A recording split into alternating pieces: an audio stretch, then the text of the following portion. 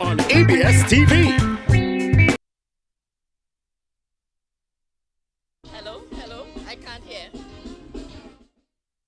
Good night, good night.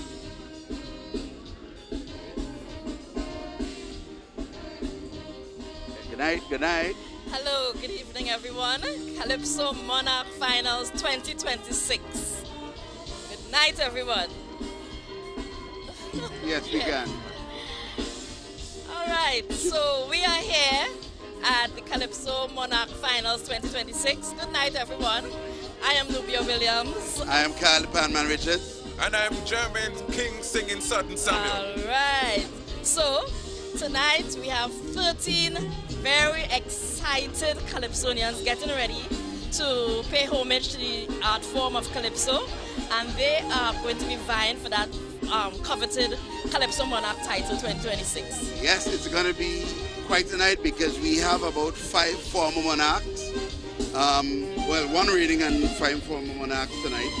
So in the form of King Destroyer, former monarch, King Zakari, former monarch, Queen Geeve, reigning monarch, Queen Talia, former monarch, and King Fire, former monarch.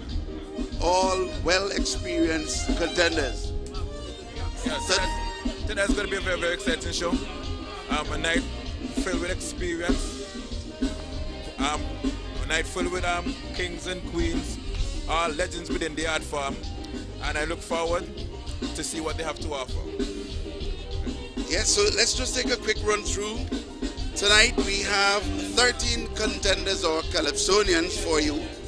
In position number 1, we have King Young Destroyer, and he will be singing Snap Election. Number 2, Faithful. He will be doing My Country, a Paradise. Number 3, former monarch King Zakari, Cultural Assassins. 4, Queen Geeve, the reigning monarch. She will be doing Blessed Are the Meek. Nubia, want to continue? All right, so then we have Queen Shibi. She is doing Life's a Mission, Not Competition. Then we have in 6th position Willy Wawa. He's singing Oh Me, Oh My, I Cry. Then we in position number 7 we have Queen Talia, A Song of Hope. Position number 8, Lady Melody. She will be giving us Upgrade the Curriculum.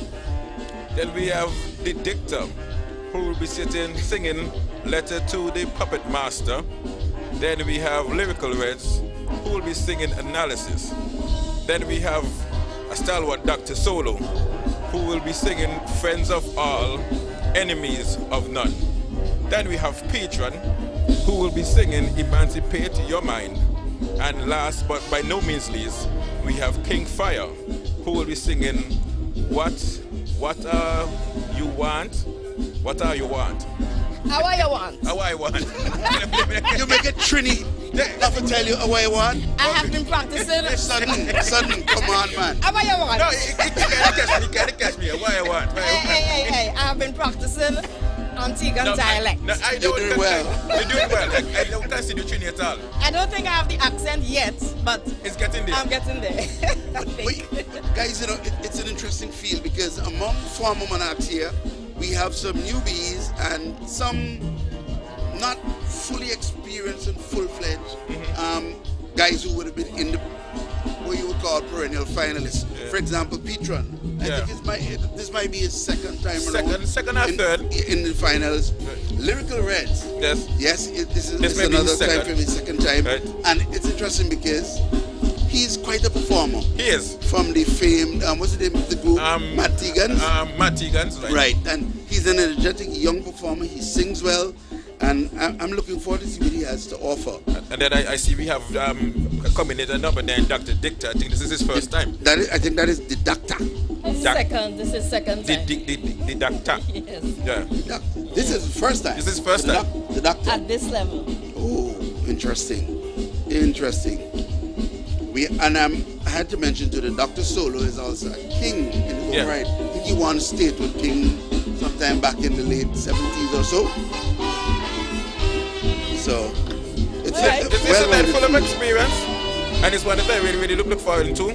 I mean, having competed against these artists, I know what they're capable of, and I'm sure they would not fall short of expectation at all. Lady Melody, this might be her second time around as well. Lady Melody. Lady Melody, I think this is the second time. Second time around, she made it last year as well. Yeah, but she has been singing since she was smaller. Yes. Really small. Under a different name, I think. Yeah. And you cannot forget the incomparable Willie Wawa again. And I think he's coming with vengeance because he had a very good year last year. And well, every Calypsonian believe they won or make the 1, 2, 3.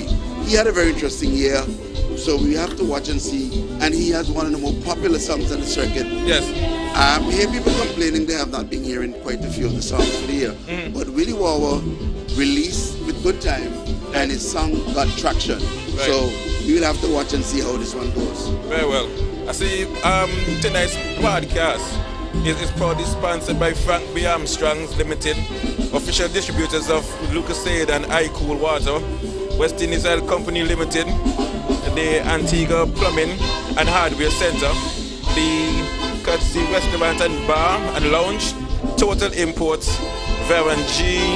Edwards Limited, and we want to say thank you on behalf of ABS to all our sponsors to making this very possible. And we must single out the title sponsors for the night, which is Cavalier Rum. Because this is the Cavalier Rum Calypso Monarch Finals, July 31st, 2026.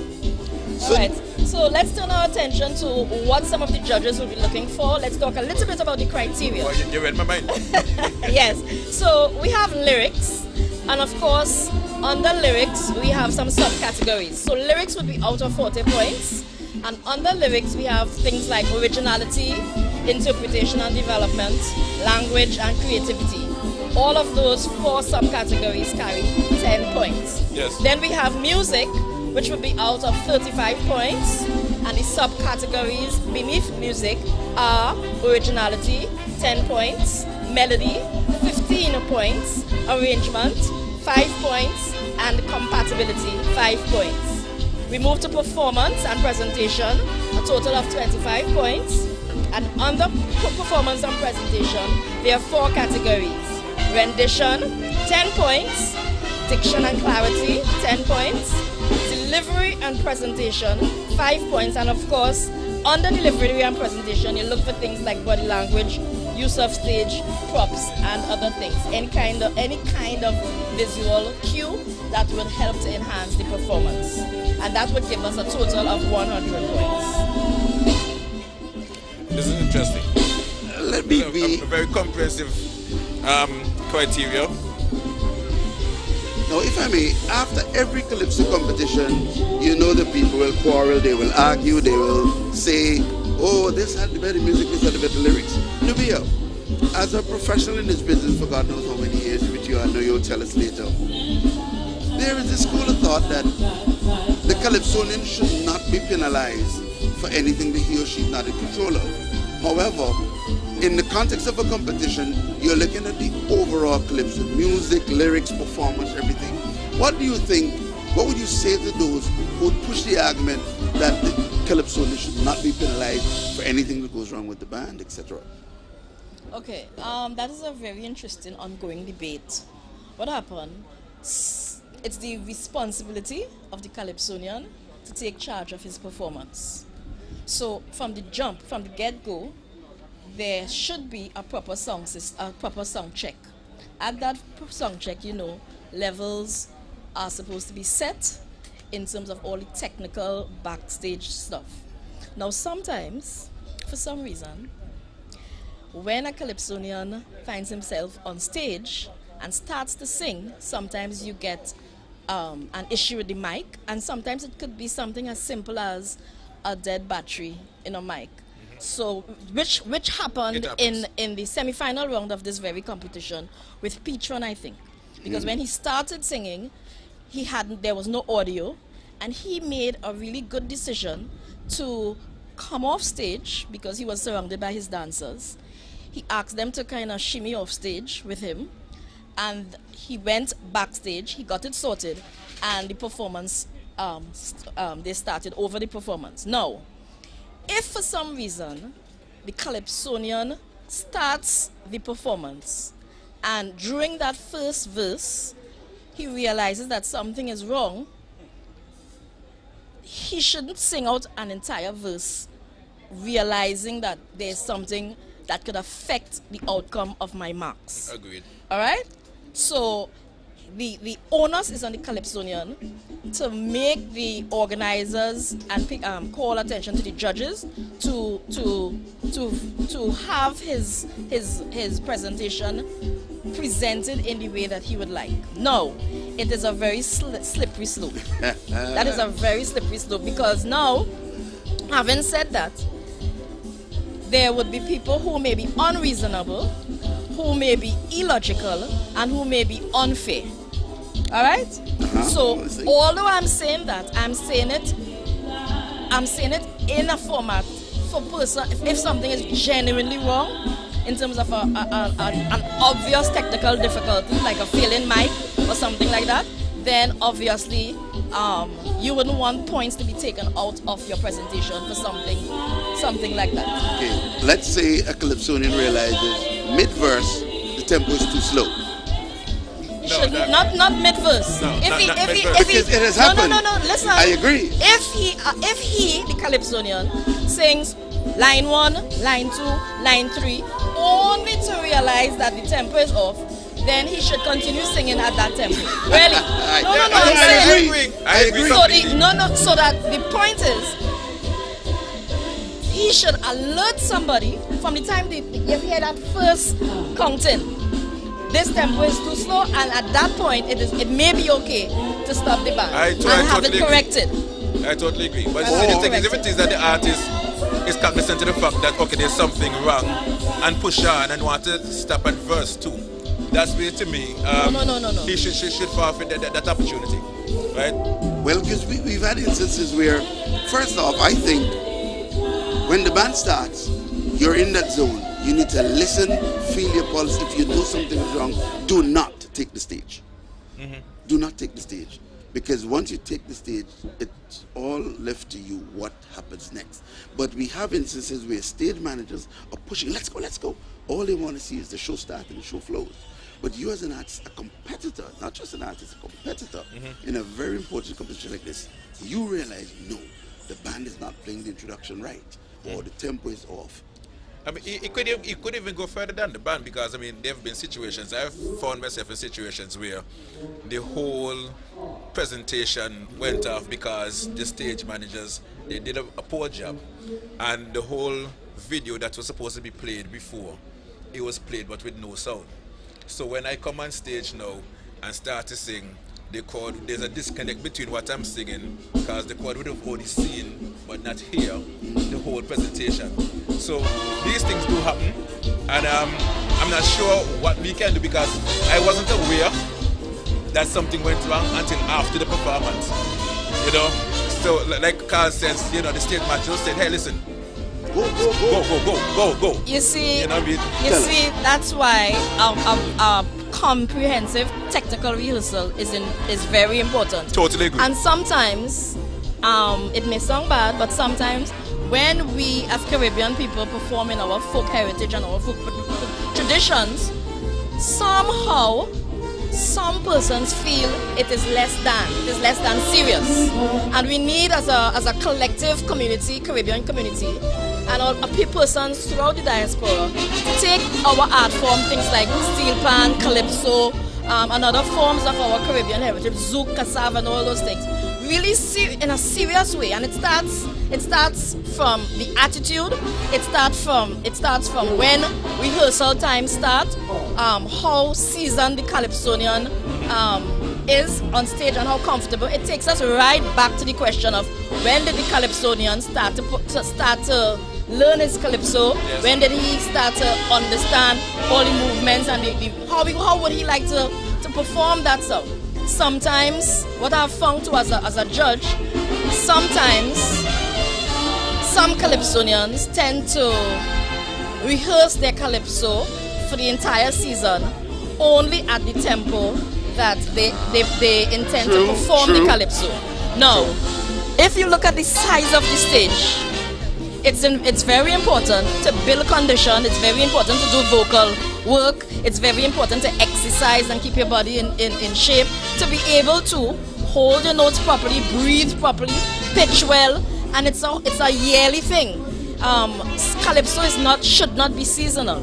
So that the question of the Calypsonian coming on stage and halfway through the first verse realizing that the tempo is off, if the Calypsonian is truly in tune and in sync with the Calypso, from the time you hear the band count, you know. Well, something's wrong. You know, because you have been singing it at the correct tempo for such a long time, it becomes an extension of your being. Yep. You know? But then there are times when you're feeling something is wrong, the tempo is off, or no, they're not playing it right.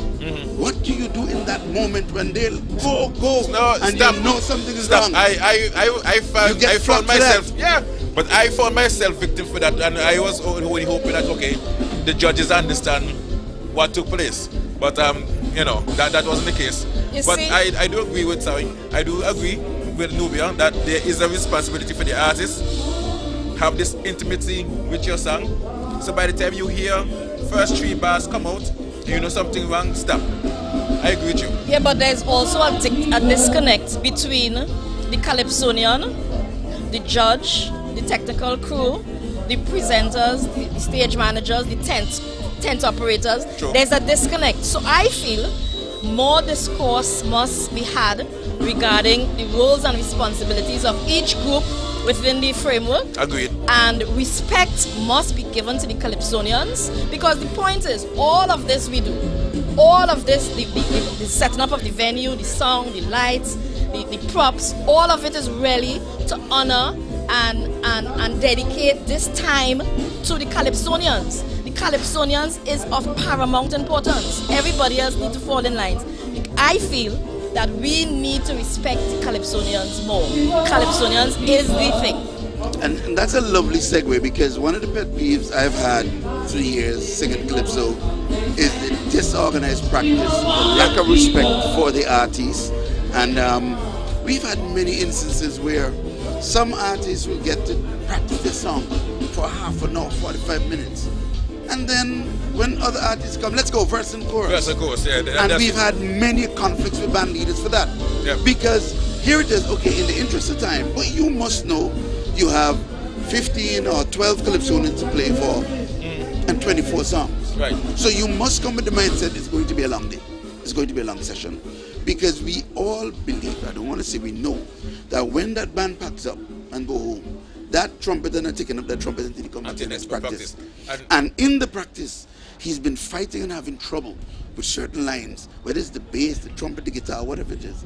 So they treat practice as though they're doing a favor to the Calypsonians, not realizing the enormous responsibility they have in considering the overall production. All right, so while I agree with that, and that's a really, really important point to make, but there's also a view of Calypsonians, or not only Calypsonians, but some persons who sing and they don't understand the difference between rehearsal and practice. Right. The difference between rehearsal and practice, you don't, as a performer, you don't go on stage to be able to learn lines and try to figure out your change key and your tempo. And you need to, and lyrics, learning lyrics. Because the point is, remember, the band members, they are living, breathing human beings. And it takes a level of commitment and dedication and breath work and talent and skill to be able to carry a rehearsal of, let's say, over 25 Calypsonians, to be able to play scores after scores after scores. So they too must be given the correct respect and the correct appreciation. Agreed. In the context of all of it. So I feel that's why I said we really need more collaboration and more consultation, more meetings, so that everybody could understand their role, everybody could have this thing in a way that is sacred, in a way that is meaningful, in a way that we are interested in progress. What we did last year was very good, but now we need to get together and do better. Yes. I'm not talking about Antigua, I'm talking about Calypso everywhere. I'm saying that the issues we had 5 years ago, from any aspect of the Calypso art form, can't be having them now. whether it's technical, whether it's stage managers, whether it's whatever presentation, in 2026 and going on, we should not be faced with some of those issues. I don't understand it. We need to go forward, and we need to stop quarreling with each other. we need to try to really figure out ways to move in sync with each other and grow and develop. Well, I don't even want to call it quarreling. I want to call it an emotional expression. We all are in the pursuit of perfection. I call it quarreling. I call it quarreling. You don't mean, look at it, I call it quarreling. We all want the same thing. To have a grand product that is, typical of Antigua's Carnival, the greatest summer festival. So once we work together, as Nubia says, we can achieve that. But it takes the organizers, the calypsonians, the musicians, the government, everybody to come on board. Yes. We keep calling for it. I don't know what CDC has in mind. I know they're trying. But for all the disciplines, I know some people are tired of the workshops and the seminars, but guess what? If we don't do something, we're going to remain the same place. Yeah, the workshop and seminars are we important. need to hire professionals to come and to help us hone the craft. We don't need anybody to tell us how to write our calypso. No. The Antiguan calypsonians know how to write this calypso. We do slang, fire and these boys really wow and so on. Right? However, in terms of this product called Carnival, we have a lot of work to do. We do. We're not worse than anybody else, but we have a lot of work to do. We really do. Because we need to go back to the glory days of the shots and swallows and absinthe and so on. Because we were the envy of the Caribbean. You have sparrow in the kitchen now. But when we speak of the greatest summer festival, we speak about that with pride because we know it is true. That's true. It is true. That's so true. And although we are kind of pulling out the things that are not working, it is very important for us to celebrate the things that are. And to have Calypso living, breathing, and to have so many people who love Calypso, people who are dedicated to Calypso, people who give their everything to Calypso, they spend all their finances. You all know. Both of you all know. Of course. Both of you all know. Yep. People spend their last bit to make sure that they have everything. They go to the studio and so on. And so we must really pay homage to the Calypsonians in the first place, as well as the organizers, the Calypso tents, the festival commissions and the government of so many Caribbean countries for keeping Calypso alive. So many organizations throughout the Caribbean for investing in Calypso, investing in our local folk art forms, and really maintaining our heritage and our tradition. So those things must be commended, because this didn't start now. This is decades and decades and decades of distilling and putting in the work and the finances. So we must also celebrate that fact and move forward and grow. And I agree with you 100%. But another reason why we must get it right, I had the opportunity of watching snippets of the Junior Calypso. By the way, congratulations. He's the father of one of the young monarchs. Sorry? He's the father of the young monarch. The age what, 9 to 12? Or? Yes. Congratulations. Right, yes. But we have to get it right for them. Because they're enthused, they're all worked up, and we see some young talents. There was a little one, although he was doing soca monarch, just to see how enthused and interested they are in the art form, both Calypso and soca. We have to get it right. So by the time they get to this level, all they have to do is to sing, perform, and then take it on. The future looks bright for Calypso and Antigua. I must say, I had the opportunity to work with the juniors, and I'm impressed with the quality of the calypso that they're singing, and I must say the future does look bright, and it's a heartwarming experience for me to listen to them, to watch them practice and so on. I had some concerns about the future of calypso, the age range of the artists that we have now, our ability to push on. But then when I had the opportunity to interact with the juniors this year and see what they have, see how they operate, see their willingness to sing and their love for the art form itself, I do believe that Calypso has a future, and it's just for us, the senior artists, to keep them together and nurture them so that they can become good Calypsonians. Beautiful, beautiful. So let's do a little run through once again to give you an idea of who we have in store for you in the competition this year. Position number 1, King Young Destroyer, singing Snap Election. Number 2, Faithful, My Country of Paradise. Number 3, King Zakari, Cultural Assassins. Queen Eve takes up position number 4, the reigning monarch, Blessed Are the Meek. Number 5, Queen GB. Let's see.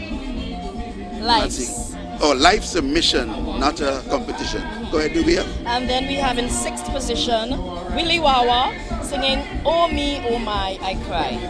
Position number 7, Queen Thalia, A Song of Hope. In position number 8, Lady Melody, Upgrade the Curriculum. The Didacta, Letter to the Puppet Master. In position number 10, Lyrical Reds, Analysis. Then we have Dr. Solo, Friends of All, Enemy of None. Then we have at position number 12, Patron, who sings Emancipate Your Mind, and King Fire, A Why You Want. Okay, so we get it right this time. Listen, we're not playing. I helped you. We're not playing judge and jury, but who do you like this year?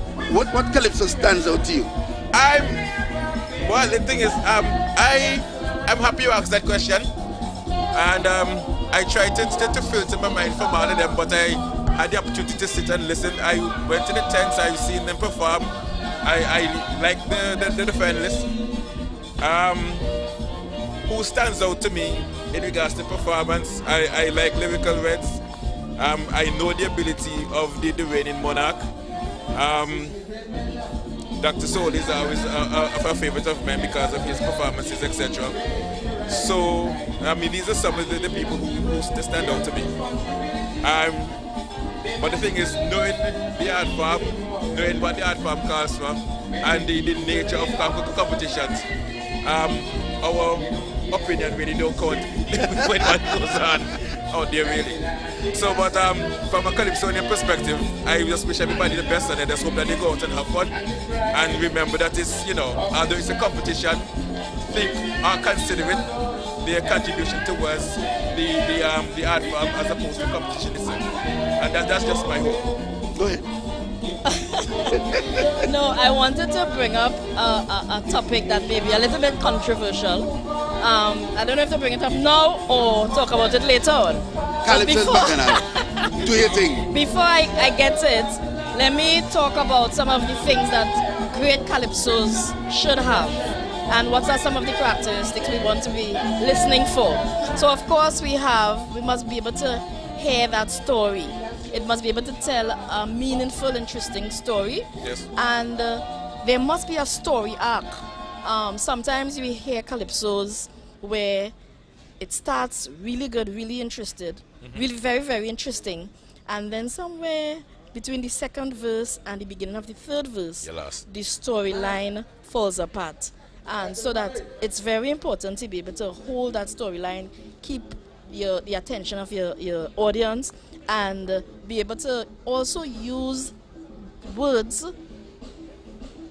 carefully, economically, in telling that story, using literary devices, things like double entendre and satire, pun, wit, and those types of things. Of course, we have social, political commentary, and of course, those types of calypsos tend to discuss current events or things that happens in politics or social issues and so on. Then we have, I was alluding to a minute ago, very clever lyrics. Some persons can write using clever lyrics, and only if you understand what is happening on the ground, like some of these calypsos here tonight, especially the political ones, if you understand or you are in tune with Antigua politics, you'll be able to really follow along, and some of them would have been using things like double entendre and so on in making their statements. You use a lot of wordplay and so on. Of course, you have humor and satire, and sometimes people use humor to entertain, of course, but they have some real punching lines, and they sometimes they even have really, really serious discourse within a humorous calypso. But can I cut you for 1 second? Sure. There's a general consensus within Antigua that humor it's not properly judged within competitions like these. For some strange reason, what you find is that judges look for more strong political commentary as opposed to humorous actors. I'm a humorous calypsonian. I like humor. I like the nice things in life. Okay. But what you find is that humor, in my humble opinion, is not judged properly. I'm glad you segued into that because let me frame it for you, Nubia. Let me ask a question that a lot of people ask. There are some people who have the thinking that a humorous calypso cannot measure up against a big social commentary. Exactly. And a party tune should not be put in the same category as a social political commentary. Yes. But is it me versus you or me versus the criteria? I think that there's a misconception regarding standard. And you can have a political commentary calypso or even a social commentary calypso that is very, very diluted or very didn't handle the topics in an artful way. Just straightforward, nothing to really write home about. And then you may have a humorous calypso that is so rich in how the words are stringed together, the form of the calypso. Sometimes you have calypsos that are written and the form or the structure of the calypso is questionable. Why not have a humorous calypso once all the characteristics are in there and it meets the criteria and it meets a standard? Then obviously that calypso should be considered for. Yes, because specifically as you relate to lyrics, one is going to say lyrics in a big political commentary talking about the economy versus lyrics in a little satire talking about he run on the dog or something of that nature. But it's lyrics in the context of the storyline and lyrics in the context of the way you craft the lyrics to bring out what you're trying to say. You know, so it's not a fancy language versus simple language. Sometimes when I look at the calypso competitions of the past where they have a political a commentary section and then the party section, like second half, I see the wisdom in that, because sometimes what you find is that having a song, especially in competitions like these where it's a one song competition and you have commentary, you have humor, and you have party, everything is just one. And I am yet to see what kind of mechanism, you know, how the criteria is applied. Yeah, how the criteria is applied 2 or 3 different type of calypsos in one competition. I personally like the 2-song competition. I love it because what it does, you get an opportunity to really test the acumen or the ability of the calypsonian, especially if they choose to do 2 different styles of calypsos. Perfect. So if you are going to crown the monarch, the creme de la creme, the best of all, I believe that there should be an opportunity to be able to see a wide gamut as possible, the widest possible way this calypsonian could treat with different styles of calypso. Now, although I say that, I like to give these caveats. Although I say that, sometimes the prize monies or the remuneration or the input and the output may not always match each other. Because if you have to really prepare 2 calypsos at a high standard, it's very, very costly. So it's really a labor of love to be able to do it. But it's another kind of discussion for us to collectively start to talk about and figure out. It's a lovely segue because it was on my list of things, because that is like the elephant in the room as it pertains to Calypso and Antigua. I am not a proponent for the one song. However, I understand that Calypso needed a shot in the arm, and if it is that what the organizer said, let's try something to see what happens. Well, I think you've done it. You now need to do the evaluation and move on, because we need to go back to our 2-song competition. I'm a strong advocate for that. I think it's a matter of looking at economics as well, because, and also if you have a 1-song competition, the possibility of more persons qualifying for the the different rounds of competition may be more. If you have a 2-song competition and you look at the length of the entire show, then you may have to select less persons at the quarterfinals or the semi-final round or even at the final round to be able to get in that 2 calypsos for a show. So when you're looking at the financial aspects of it in terms of putting on a production, putting on a show, there are pros and cons for whether it's the 1-song or the 2-song competition. So that's why I said we need to sit down and try to figure it out. Definitely need to. But I like the 2-song. But let me play devil's advocate as well. Because now, here it is. In the glory days of Calypso in Antigua, it was the 2-song. It was the 2-song. And the thing is, the 2-song. Having the 2 songs, it separated you from any, I call it Antigua cliche, Pia Calypso. Yeah. And then, but I'm not thinking about separation. What I think it does is that it forces the Calypsonian to dig deep and come good. Because to make it to this stage, it's not an accident. You have to work to get there. Right, but you see the thing is, having the 2 songs, one of the biggest benefits I find with the 2 songs, it gives you the artist the ability to sing 2 different types of calypso. One giving a strong message, if you so desire. If you so desire, and one having a party atmosphere, which is you know, I think should be what they do, and that now creates 2 separate criteria for judges to actually be able to judge. Because for me, I don't see in a 1-song competition like this where you have the ability to be singing 3 different types of calypsos. To separate them, as Carl say, I mean, how do you separate a strong political commentary with a strong humor song? And you find, for some strange reasons, judges, in my humble opinion and in my experience, kind of look down on humorous calypso. They see them as good entertainment and good fillers, but not enough for a crowd. And that's my observation. Or is it that the judges need to understand how to adjudicate the humorous calypso? I'm going to side with you with that. I start with you there. You see, the thing is, what you all are talking about, I'm looking for my notes. What you all are talking about is judging genre or style of calypso. That is not what you're judging.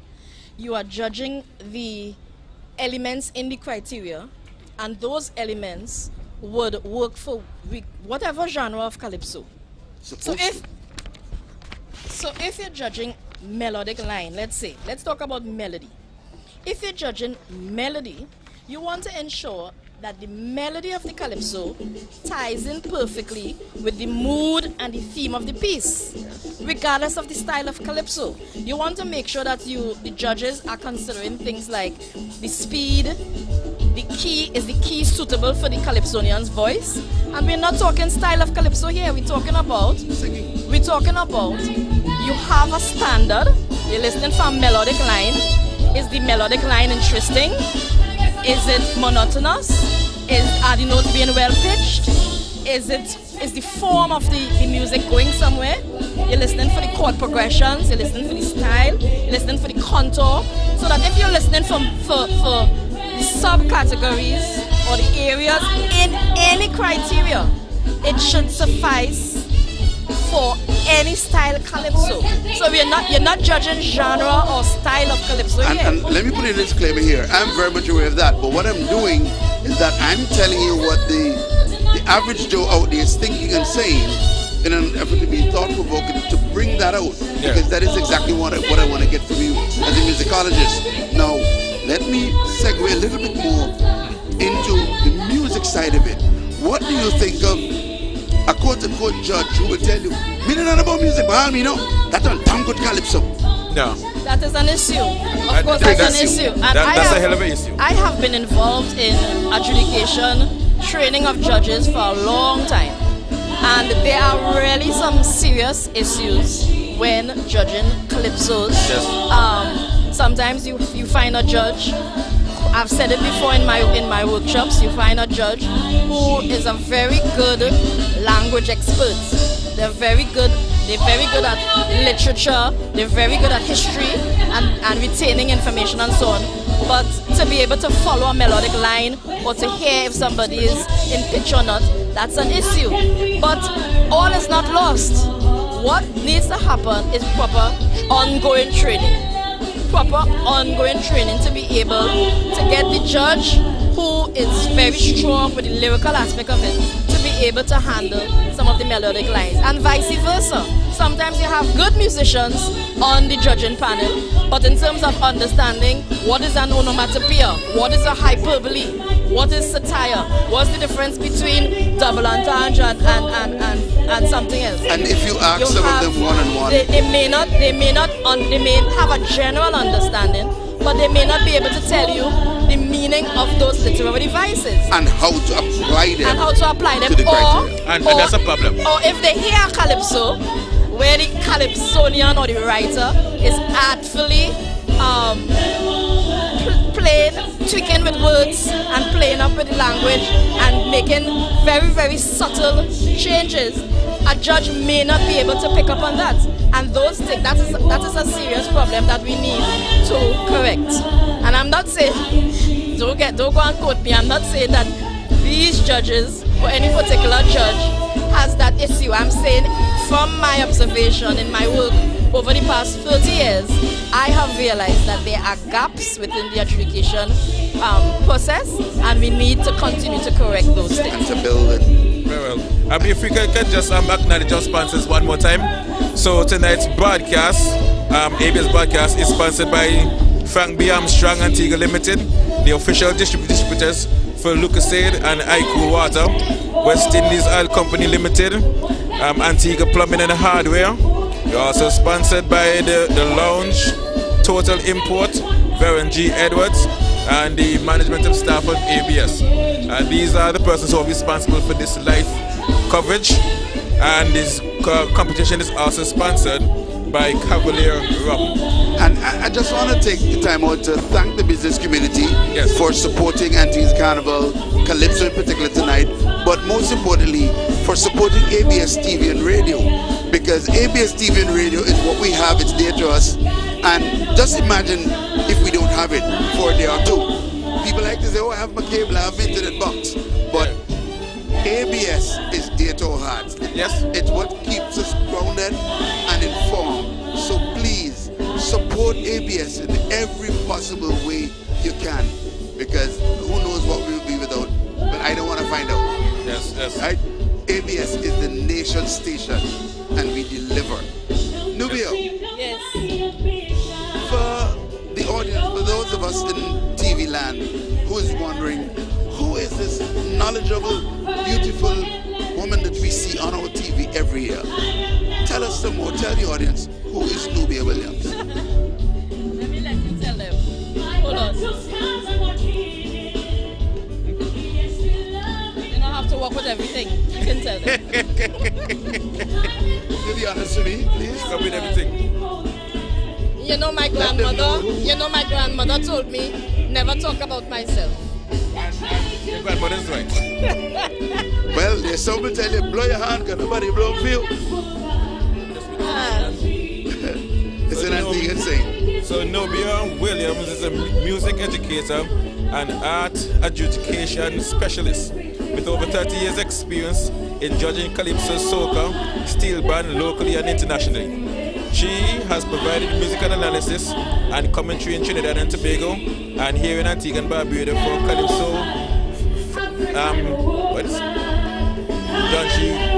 the Marsh, Calypso Soca Monarch Panorama shows over the years. She is the founder of Adamni Industries Co Limited. Ms. Williams is the lead in development of the Innovation, Music Education and Adjudication Training Program throughout the region. She's a very well-rounded woman. Her work has introduced the background of methodology that incorporates artists' perspectives and elevates adjudication standards. More notably, she... Back on stage? Oh. No, go ahead. At the Queen of Queens Regional Calypso Competition in Montserrat. Wow, boy, you're well decorated. As well as the National Calypso Monarch and National Panorama competitions in Trinidad and Tobago. She is committed in preserving the legacy of Calypsonians worldwide. And this is the bio, a very short bio for a very powerful woman to my left. And the reason I did that, folks, is so that you understand that Nubia Williams is a professional. She's accomplished. Yep. She knows what she's talking about. You have to use Antigua cliché. And she's no pure. And she happens to be one of the leading facilitators when we have work, well, across the Caribbean for Calypso and Pan Workshop. So when she speaks with authority, knowledge, and of course humility. As you know, she just said, let me not speak about myself, give it to you. No, but let me ask you a question. And it's something I see creeping in to Calypso, where I see people are singing things and calling them Calypso that are not Calypso. Calypso being a genre as it is, just like country and western, just like gospel, just like R&B, it comes with a pattern, it comes with a type of music, it comes with a pattern of singing. You can identify country and western just by listening to a person's voice, etc. What I find in recent times is that people are singing something that resembles Calypso. And it's a merger of Calypso with maybe R&B, a merger Calypso and Kadas, Cassava, something. And it's not what I would consider authentic Calypso. However, some musicians like the merger, they endorse it. But what's your opinion as it pertains to that? Would you consider it Calypso, and would you consider it judge-worthy? All right, so this is a big topic, and it's an area that we need to really, as creatives, start talking about it. And it really has, it's linked to the whole question of using AI. And that's a problem. AI for creating calypsos. All right? Now, remember, AI is a tool, and it's a very valuable tool if used well. It's a very valuable tool if we know how to use it. But if persons are making the decision to use AI wholesale without liaising with the writers of calypsos, or without liaising with the musicians or the producers, then we would have exactly what you just described. We would have an idea of a type of music that has some nuance of Caribbeanness to it, but because of the algorithm, it's picking up musical genres from other places and putting everything in one and spitting it back out as calypso. And what you have happening is things like, for instance, the form being diluted, or you have, if you type in whatever prompt you give it there, sometimes you get 25 lines of something, and with no form or no structure. So to figure out where the verses are or where the chorus might be, you may just have a straight continuation of lyrics.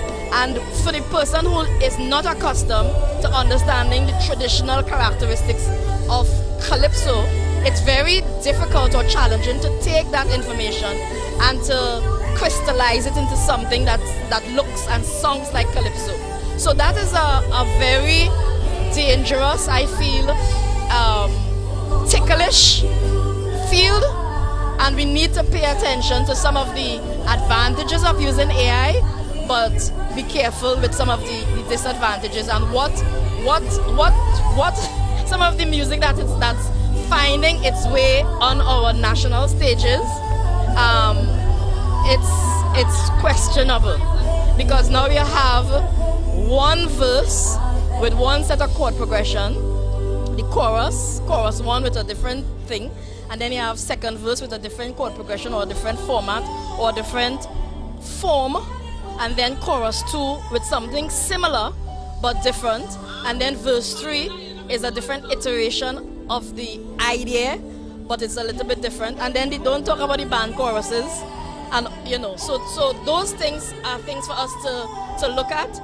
We've been hearing some calypsos in inverted commas sounding very country-like and jazz-like and so on. So we need to look at that and figure out how we move forward on that.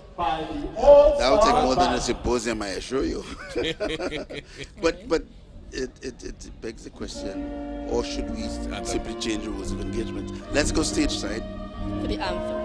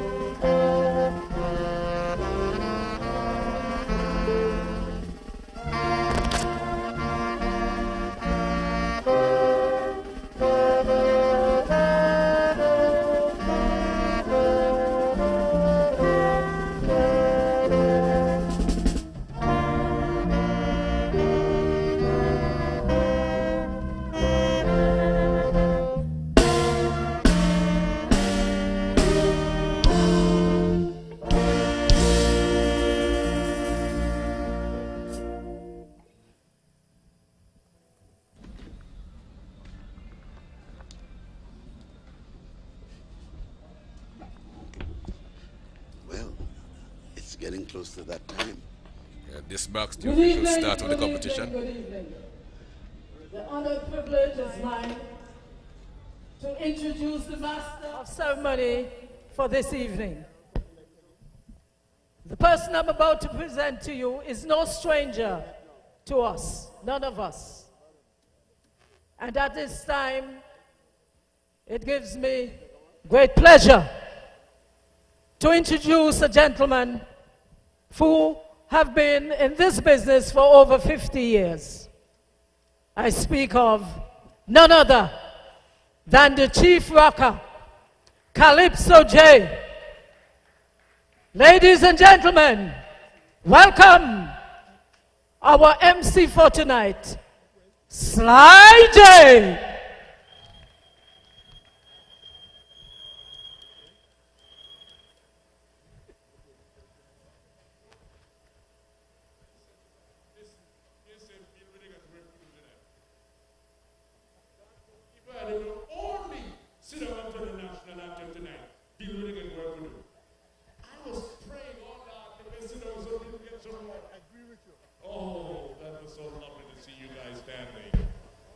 Anybody behind your suite? I ask you, anybody behind your suite? Because we will know. Okay, good. Thank you. Well, good night, everybody. But I like how this man can't hear myself good in this Sunday, please. So turn them up, please. Right? Careful. Turn them up as Bill get what? Thank you. Yes! They must stop their sinking to here, are we? Yeah, man. Beautiful. Well, Bill, say good night to everybody. Yes, I hope you don't have no work to do tonight. But protocols observed, ladies and gentlemen, and welcome to Feel the Rhythm of Calypso. Welcome to the Cavalier Calypso Monarch Finals 2026. And your chief rocker, Carnival J, is in your neighborhood. Is Mr. Hurst here by any chance, ladies and gentlemen? You see? I see anyway. Okay, no reach yet, no worry about nothing, everything good. Tonight is going to be a very special night. Tonight, ladies and gentlemen, let me tell you something. Tonight, the rhythm of Calypso is going to be in full swing. Tonight, you're going to feel what Calypso really means. Taking us from emancipation, taking us from resistance to resilience. Calypso, the story of our life, that is Calypso. Ladies and gentlemen, welcome. And it's great to see so many of you fine folks here in Carnival City tonight. How we're going to do this right now, I want us all to stand, ladies and gentlemen.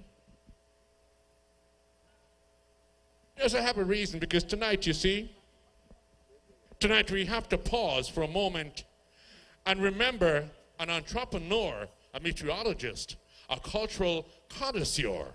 I'm sure by now you know who I'm referring to. He would have been sitting right here in front of me here. Tonight, we pause to remember and respect Filbert Mason. He was a household name in Antigua, Barbuda, and the region with his commanding and authoritative voice guiding us through all those hurricanes in his time. Ladies and gentlemen, we all know him. His passion for culture and the arts, and especially Calypso, spoke loudly every carnival season.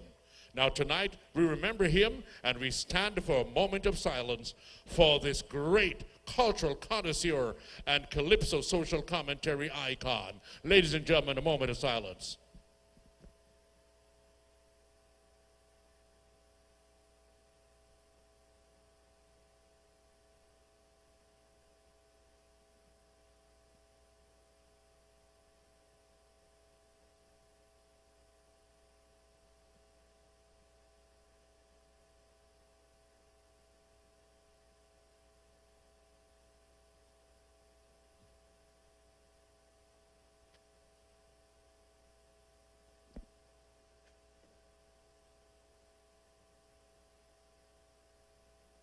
The moment they're done yet?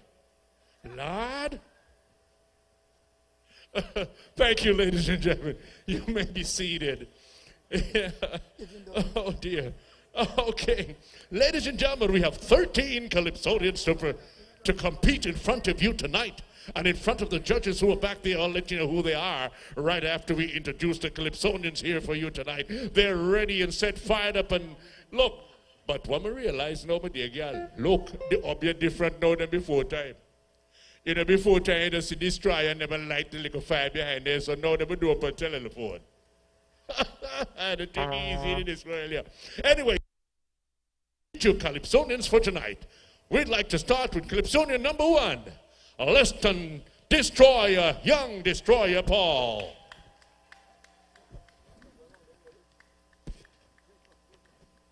Well, Brown and Jacobs. George H. Henry. Can you imagine who that is? The Faithful. Followed by Trevor King. Such a lovely names their mothers gave them. George H. Henry. He called himself Faithful. Here is Trevor King, King Zakari tonight. He's going to be the cultural assassin. Queen G.E. Phillip. Queen G.E. Blessed are the meek tonight. Followed by Gloria Benjamin. She is Queen G.B. Tonight she's letting us know that life's a mission, not a competition. Followed by Lester Wheelock, the mighty Willie Wabba, again. Since 1972, a drunk in a Cavalier in English, Rob. But now top out. Thalia King is also in here tonight, Queen Thalia, and she's going to be giving us a song of hope. And if you think that is enough, we still have Arian Marsh, Lady Melody. She wants us to upgrade the curriculum. We'll see about that later. Wayne Constant Jr., he is the doctor. He has a letter to and for the puppet master. He names her. Calypso come to Lord of mercy. Congratulations, son, you're so awesome. Rafiq Edwards, Lyrical Reds. He's doing an analysis tonight.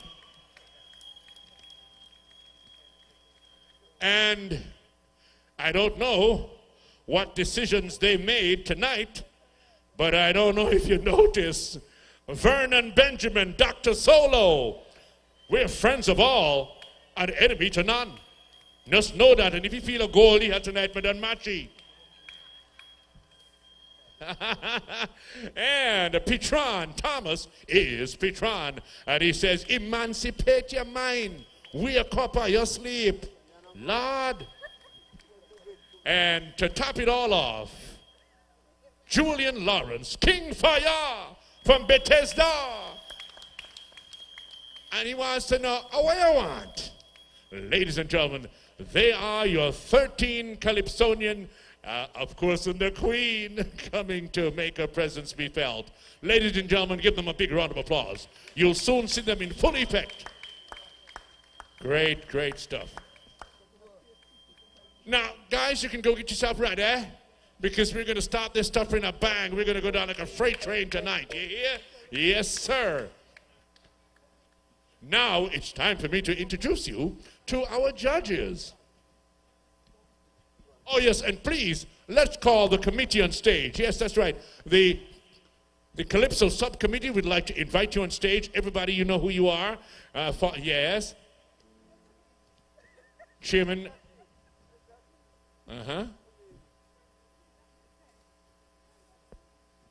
The hard-working people that put this stuff together, I don't know how the hell they do that, boy, because this is not an easy task. And every year they seem to, be able to come up with, oh, Lord, a show like this tonight.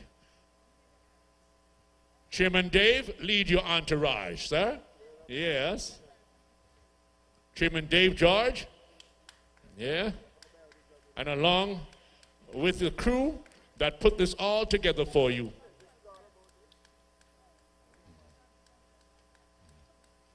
Insurance money, somebody walk and look around here, walk a paint type spray a beard, gray for make hair look old.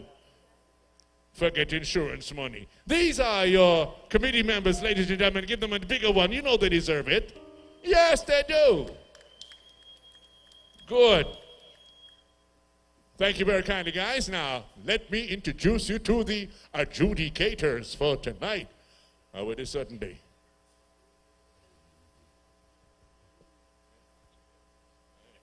Come aboard. yeah, good. Perfect. Yes, ladies and gentlemen, our judges for this evening. Let me tell you who the adjudicators are. Tonight we have Alicia Zakars, we have Catherine Christopher, we have Carrie and Philip, Patricia Nicholas, Claire Brown, Antonia Liburd, and Clement O'Garrow. They are the adjudicators for tonight's show, ladies and gentlemen. Give them a big round of applause. Taking time from their busy schedule to be here because of culture and their love for this culture, this art form we call Calypso. And tonight, ladies and gentlemen, you are going to feel the rhythm. You want to know what the judges are going to be looking for? By now, you're supposed to know what judges are looking for. I had a judge in here so much time, I was supposed to know. Well, tonight, lyrics gives 40 points, music gives 35, and performance and presentation 25. I mean, no, I can't count, especially when you come to money. So you know that is 100 points. And as we go along with the show, we'll tell you what all that means. But I know you know what it means. But for those who don't, we'll let you know. All right? And tonight, ladies and gentlemen, you don't want to be disrespectful. Yes, the judges have been named. And the criteria that the judges are going to follow is as follows. Lyrics, which compose of 40 points. Lyrics consist of originality, interpretation, and development, 10 points each. Language, 10 points. Creativity, 10 points. The judges will also take into consideration music, which consists of originality, 10 points. Melody, 15 points. Arrangement, 5 points. And compatibility, 5 points. The judges are also going to take into consideration performance and presentation, which consists of rendition, which is 10 points. Diction and clarity, 10 points. Delivery of presentation, 5 points. Delivery of presentation that consists of body language, use of stage, props, etc.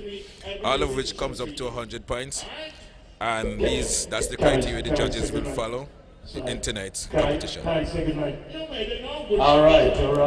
Good night, everybody. Yeah. Can you hear me? Now, it's really first time I'm on the stage. So we have 13 Calypsonians vying for that Calypso Monarch. And we're going to go stateside now to get a sense of that. Got the government of Antigua and Barbuda and everybody else. All right, so we good? All right, folks, let's go. We're ready. Are you ready? I'm asking you a question. Are you ready? Or should we, delay a little more? All right, let's begin then. Yeah. As the chief rocker of this nation and carnival J of this nation, I declare the Calypso Rhythm, Feel the Rhythm Calypso competition open. It is that time now, ladies and gentlemen. We're not playing. Tonight is a competition. Tonight is not a performance. It is a competition. Everybody wants to take off the clothes of that lovely little lady. Well, not in that fashion, really, but it just, how I'll talk. They want to take off your clothes in here. Tonight, I will see if them can. Take off your clothes. Are we ready, judges? Are we ready, band? You have been ready since last week, Monday. Yeah. Since last week, Monday, you're ready, ain't it? Good. The band. Sigh. I have to commend the trumpet section of my band. I don't know if you guys know this or ever checked it out. You notice their wives never complain? Because when one can't work, the other work. Especially the one basket mason, no. You don't notice Jackie now move on there? Oh, all right. You ready, son? Not yet. You like a Freddy? No, come so. Where you talk? Up now, my shoes? No, everybody. I don't know if y'all see what's happening here, right? Yes. Brand new. Spanking. Because Solo have it in his mind that he can outshoes me, but then I know what happened to me wardrobe. Oh, and as a matter of fact, folks, thank you for saying that, son, because this is a A.G. Morgan outfit. Kevin M. Morgan Classical Male Collection. That's where you can get all this stuff. But he always bring only one. Because when he give me a style, nobody else in Antigua is supposed to have that. You understand? What's going through your mind? I'm thinking about this exciting show, Calypso Monarch 2026 in Antigua here. I can't wait. According to the younger people, it's about to go down. You miss it? Me? You miss it? No, I mean, well, okay, to be quite honest, yes. I mean, it's not intentional. But bet your button dollar next year, I'll be back there. Well, I've been listening to the All-Star Band. I think that's the name of the band, the All-Star Band. Yeah, I do believe so. And they've been sounding pretty good. They had quite a bit of time to warm up now, so we want to see them hit the road running. And I think we're going to have an excellent show because the Calypsonians are rearing and ready to go. So we're getting ready for first contestant, King Young Destroyer. He's going to be doing snap elections. And his topic, snap election, was inspired during the election campaign period, April of this year. His creative process began with developing the melody first and the initial lyrics, and he took approximately 2 weeks to write and develop the verse and the melody and figure out what the music direction was. In our interview, he said winning tonight would mean everything to him. His musical career would be on the right track, especially since this calypso represents the second song that he ever wrote to advance to the Monarch title stage. So this is the second song he wrote, and he's at this level. That's interesting because when he started reading a while ago, I was going to say the Destroyer writer his father, but as you said, you interviewed him and said it's his song. So we have to watch and see. Incidentally, would you happen to know the first one that he wrote? And we're ready to go back on stage. Well, show them my socks. Them they know the foot. They're lucky me here in the red yet. Red. Yeah, red. Now, can you imagine if he was wearing a short pants with this? Right? They'd like to see what they'd love to see what they see. And a long red socks of Christ. Oh, Lord, nothing wrong. Red socks, Jocko guy. That are overdoing all the way up here. But you would love to see the texture on it, yeah. Because I don't want to believe that because me and color are cousin that me a dab. And me tell her I have natural foot. Natural foot. Look there. Natural foot. No dabbing so that. Look there. Wait. So you see that? Hold on. Color no foot. blemish. Wait. Color foot have on something? Me no know. He looks so. Yeah. Oh, can't I feel because wait, me here cousin. You could get him now? Hold on, let me help you. Hold on. The problem is, and if I get in, I get out of the problem. Look. Go ahead. Yes, so we were getting ready. It's warming up here. Yep. We have the MCs on stage. You heard from Basil Chambers and the other gentleman. So they are very, very comedic, as you would experience as the night progresses. Yes. They are calling on stage now. The first contestant. So let's go stateside now.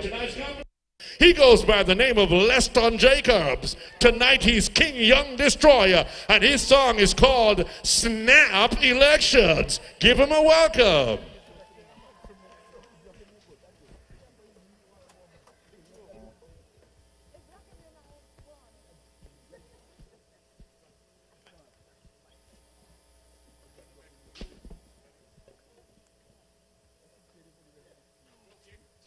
The 100% unified, and our focus is to dethrone Gaston Brown and his Labour Party, and we're committed to that and delivering a government that works for the people of Antigua and Barbuda. The whole idea is to go after all 17 seats, including Barbuda.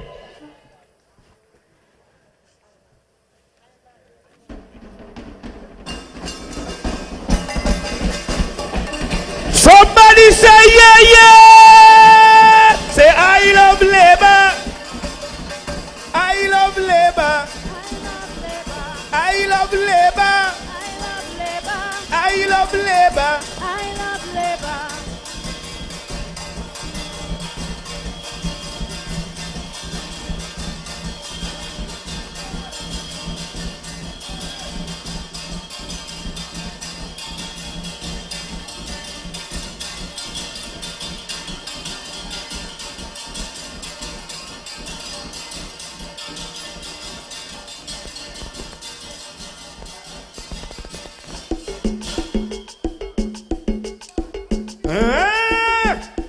Good night. Antigua, how you feeling? Best on a true story. There we go.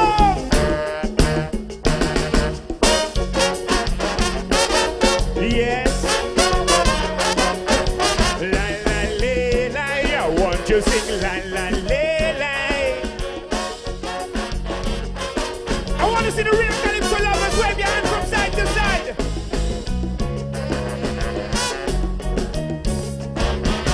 La la la la lay, la la la la lay.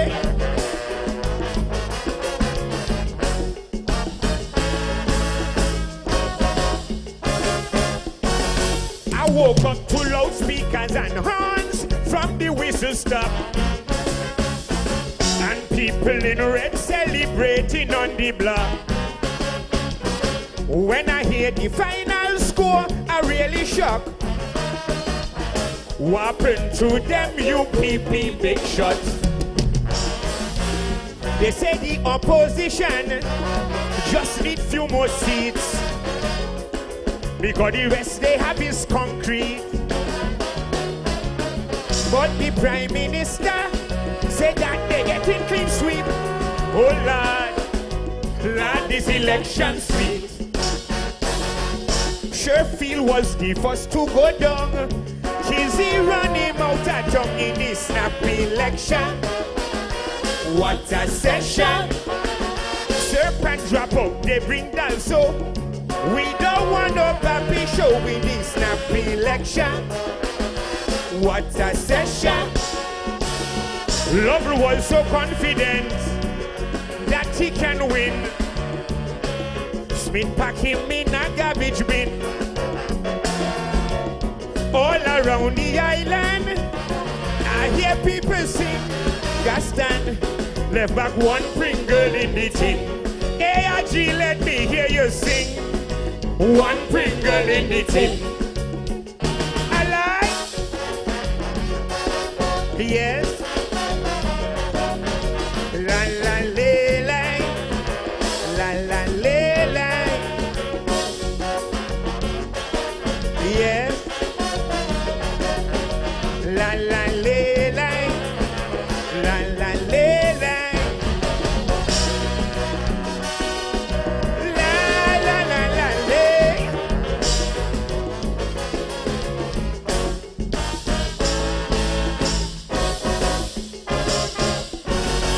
After the date announced, politicians start going door to door. If you vote for me, your future is secure. They're marching all around in the community, trying to sell you their policy. You know France defraid us real good with his lip. He said Liberta people should raise rabbits, and the next one tell we he giving us 6 months salary. Trust me, I wonder who tell he we hungry.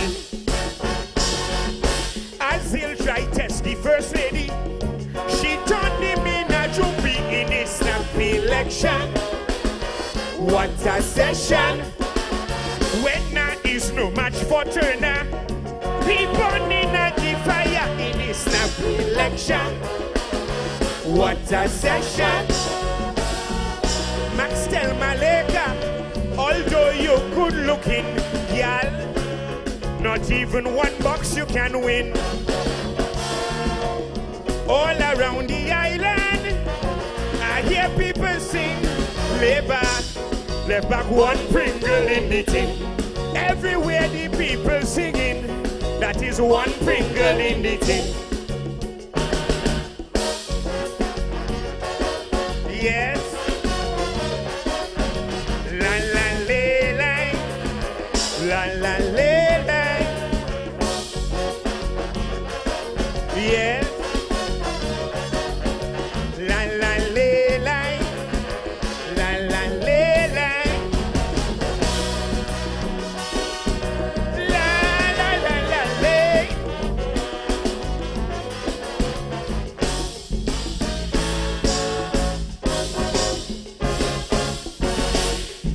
battle in the West was decisive but predictable. The talk on the street, somebody in trouble. I know it's not gassy dread or Nicholas, cause in them the people put their trust. Just across the water, they have a youngster that have Lewis under pressure. He challenged the leader and think that he better. Look ya, you people throw him in the gutter. Alistair must a knocky head. He's no match for gassy dread in this election. What a session. This time Melford is no close call. Pearl Queen in the caravan in this election. What a session. Louis wifey telling boy leave the UPP, cause they don't love nobody. But he didn't listen. It's like he had a hearing. Look there, now he's one Pringle in the tin. You want to lead and you cannot win. There's one Pringle in the tin. Kaiser! Yes. La la la la. La la la la. Yes. La la la la. La la la la.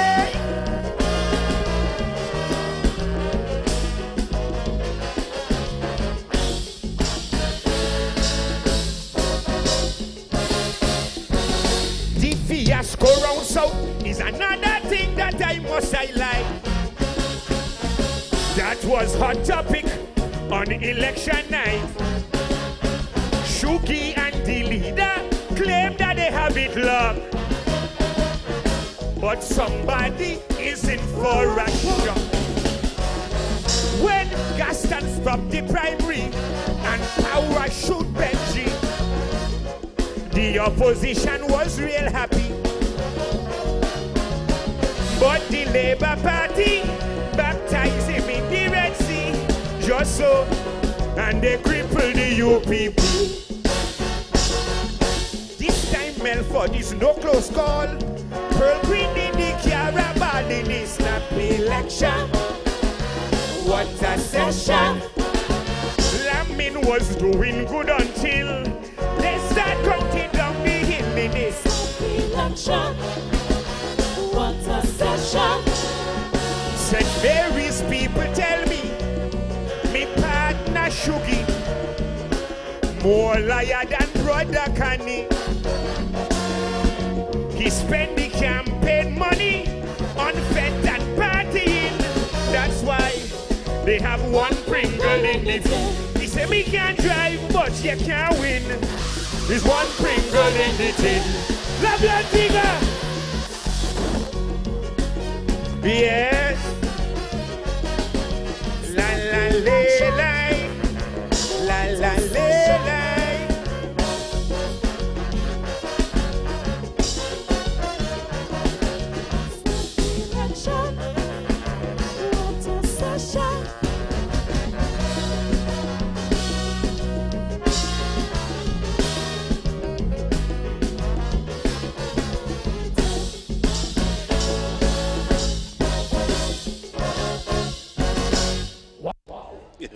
King Young Destroyer, Leston Jacobs singing Snap Election. This calypso explores the circumstances surrounding a snap election, focusing on the themes of promises, doubt, loyalty, and trust. King Young Destroyer questions political credibility and allegiances.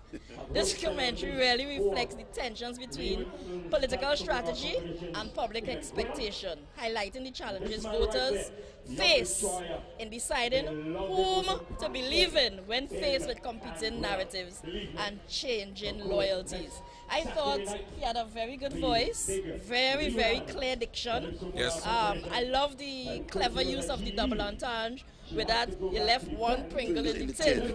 And if you are aware, as I said earlier, of Antiguan politics, and that play on that Pringles, that word Pringle, and that oversized, that supersized Pringles can on stage, I thought it was very effective.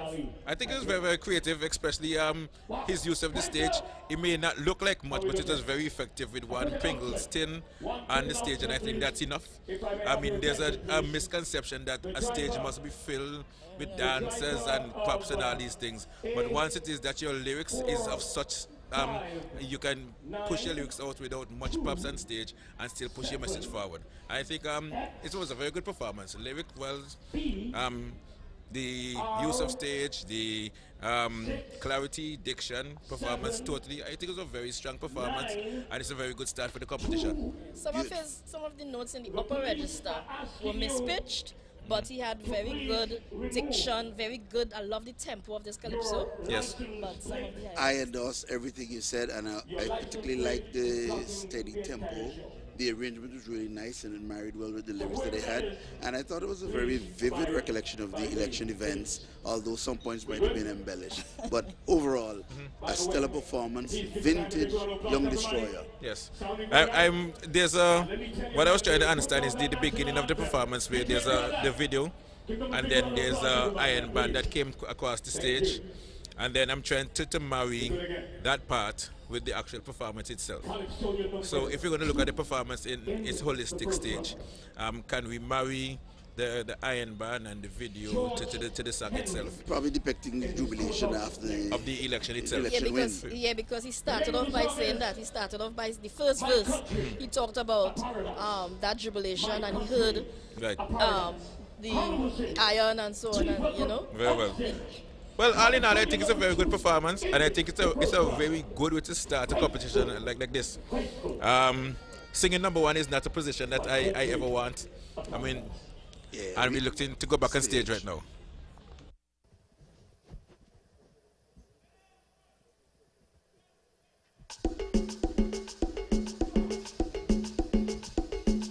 Where sand, sea, and people makes beauty. My country, my home, my paradise. Ayo, Antigua!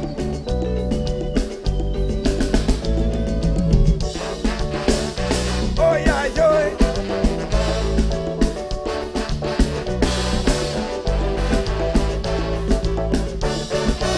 Ay, ay, yo.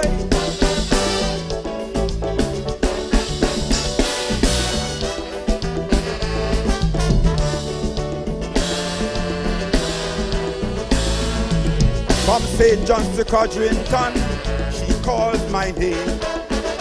Glorious sun rising, never today the same. She teaches me to dance, laugh and fight. In her arms, I find peace every night. Sweet like sugar cane, cold like a flame. Every beat of her heart puts mine to shame. Dressed in colors the rainbow can't wear. My country, my home, beyond compare. Antigua, Barbuda, love of my life. Through joy and sorrow, peace and strife. You raise me up, you make me proud. Your name I'll sing forever loud. You are my rhythm, you are my song. In your sweet heart is where I belong. No place on earth could ever suffice. My island home, my paradise. Oi.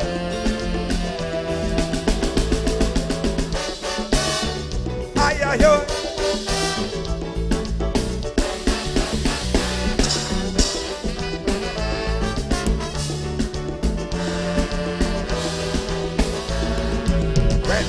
Band ring, it makes me feel alive. It reminds me how strong we survive. Mass on the street, our people so free. This love I have, as real as can be. Punji and pepper pot, our local dish. Children playing carefree underneath the mango tree. No king or crown could ever make me sway, because she's my sunrise at the break of day. Antigua, Barbuda, the love of my life, joy and sorrow, peace and strife. You raise me up, you make me proud. Your name I'll sing forever loud. You are my rhythm, you are my song. In your sweet heart is where I belong. No place on earth could ever suffice my island home, my paradise. Oi.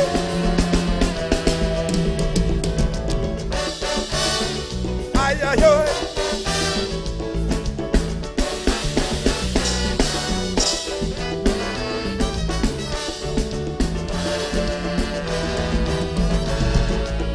She cradled my dreams when nights are cold, whisper sweet stories that never grow old.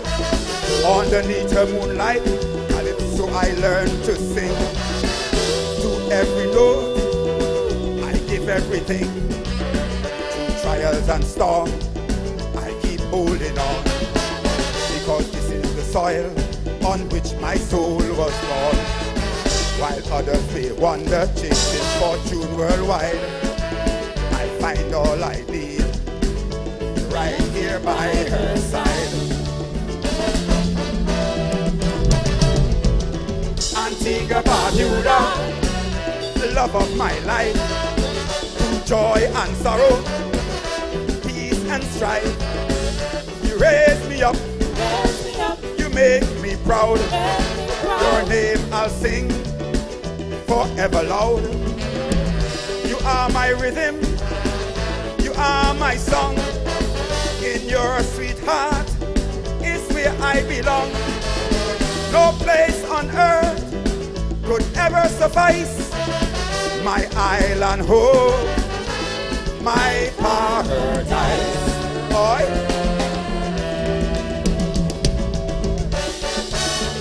Ay, ay, ay.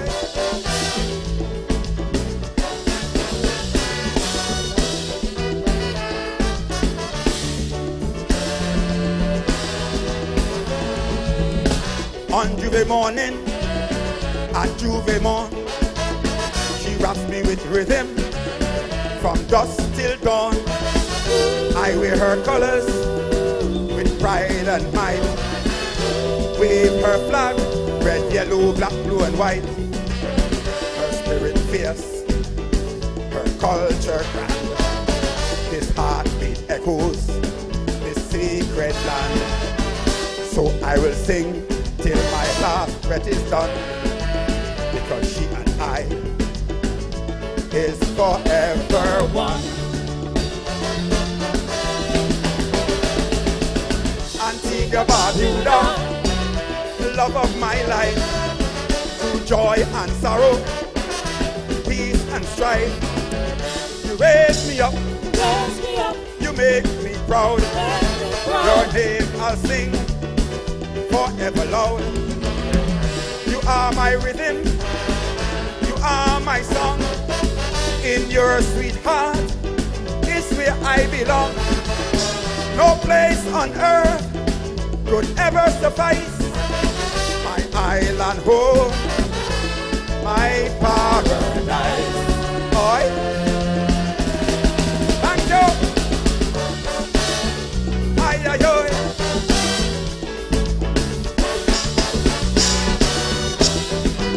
Home is where the heart is.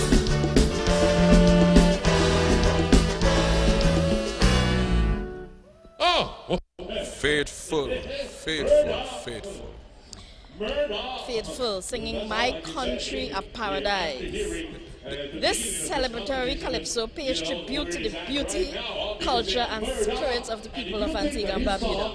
He personifies Antigua and Barbuda as the love of his life, highlighting all the natural wonders, the traditions, and unique characters.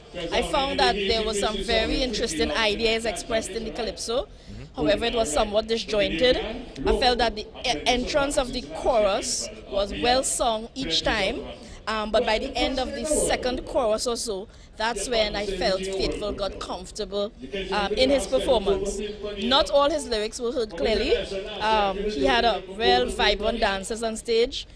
There was a real sweet bounce to this calypso, and it was reminiscent of the feeling and the nostalgia of Antigua. Of course, he used some beautiful images on the screen, but I felt that generally the calypso felt disjointed, and we missed some of his lyrics. It wasn't very clear. Okay, very nice voice. I'm in tune with you because I too recognize that nice bounce, a very colorful presentation. I refer to it as a nationalistic calypso, well received by the audience. However, that disjointed flow that you talk about, I'm seeing the melody needed some work, but all in all, it was a really well performed calypso, and he performed with conviction and truth. He truly loves his country, and that was very obvious in his presentation. I agree with Ms. Williams.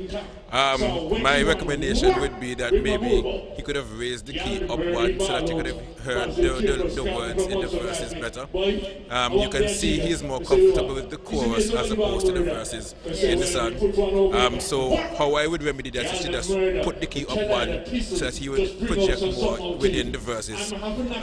Generally, I think it was a very good performance. I think it's a up for Faithful as it pertains to performance and calypso. I think there was a bit too much with the video and the dancers, but there were times where it was a bit distracting.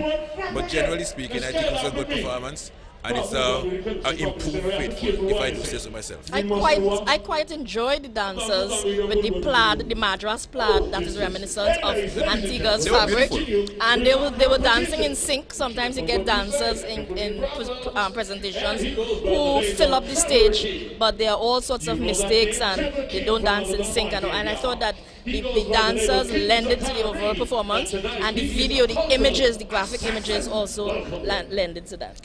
So we're moving on to King Zakari, a titan in the business, and he will be doing Cultural Assassins. And you know Zakari, when it comes to Calypso Finals Night, he has his game on. Yes. Comes with his game face. King Zakari, he was inspired by the challenges facing Calypso and Calypsonians throughout Antigua and the wider Caribbean. So he decided to write this song. He described the writing process as relatively smooth because he is accustomed writing calypsos. He said that a victory tonight would be deeply satisfying, but the greatest achievement is being given a platform to represent and speak for the people. And you know, if anybody knows of the challenges, it's Zakari. He has lived it, he's been there, and he can speak to it. Now let's go stage right. King Zakari. Young queen. He will find out. Trevor King is King Zakari, and his song is Cultural Assassin. Give him another big welcome. Thank you. Breaking News Bulletin. This is a special national broadcast from the Antigua and Barbuda Broadcasting Service. We interrupt all regularly scheduled programming to bring you this urgent developing story. Good evening, citizens of Antigua and Barbuda and members of the Caribbean community. Our nation is under a state of cultural emergency. Reports coming in from across the Tune Island state indicate that Calypso, the heartbeat of our people, the voice of the oppressed, the conscience of the nation, and the guardian of our history, has come under vicious attack. Authorities confirm that an attempted assassination of Calypso has taken place. Medical teams rushed Calypso to the Cultural Intensive Care Unit, where doctors report that its condition is critical but not hopeless. A specialist in the sacred art of Calypso is desperately needed. We are searching for someone who understands its heartbeat. If such a specialist is among us, We ask that they come forward immediately. The future of our musical heritage depends on it. Ladies and gentlemen, stand by.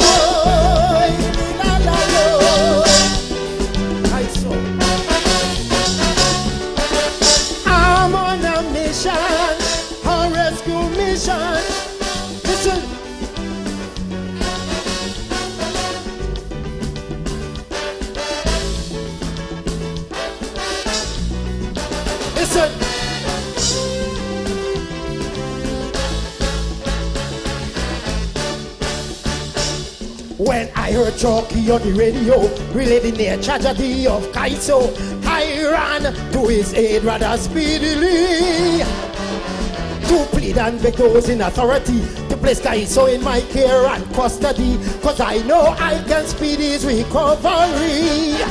For though his lyrical structure is no weak and frail, his spiritual stature have never failed. His pulse and heartbeat is forever strong. So I know that Kaiso could live long, long. And all them cultural assassins who want special assignment to give Kaiso the trashing and have him in this predicament. All those in personal vendetta who thought they could murder our culture and make sure in the ground Kaiso will live on and on. While the families mourn, Kaiso will still live on.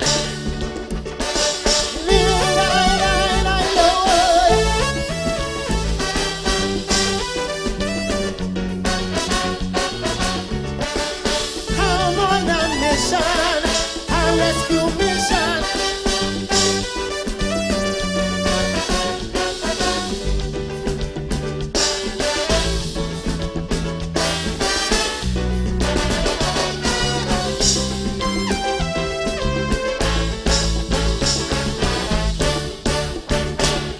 Give him a dose of old-time remedies of good lyrics, topic sweet melodies. I'll work feverishly to keep Calypso alive. I won't get him drunk on repetitious wine. I'll keep him conscious, won't let him lose his mind. I'll do anything to make sure that he survives.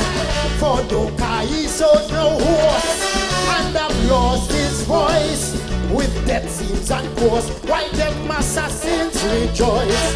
His body is now lead, I'm in verbal paralysis. That's why I aim to be his lyrical therapist. And all them cultural assassins who want special assignment to give Kaiso that trashing and have him in this predicament.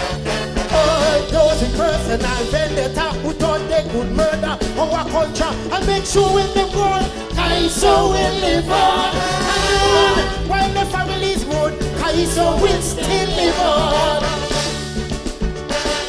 I'm on a mission, a rescue mission.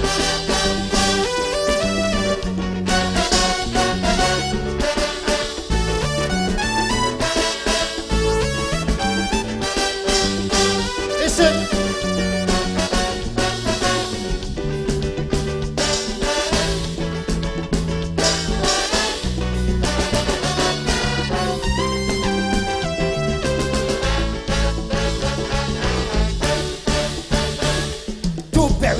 So they have this spot 108 square miles back. We were lucky that a trace of life still remained. The assassins thought they had seen this fate, but Kaiso said they miscalculate. So I know we'll hear Kaiso's voice again. And while Kaiso's mind, them assassins pollute to unconsciously whine like a real prostitute. Kaiso lose key to one sense of direction.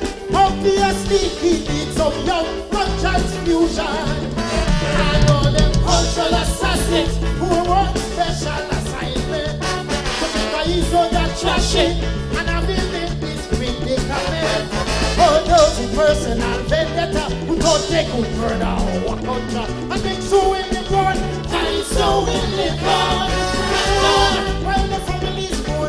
Calypso will still live on. I'm on a mission, a rescue mission.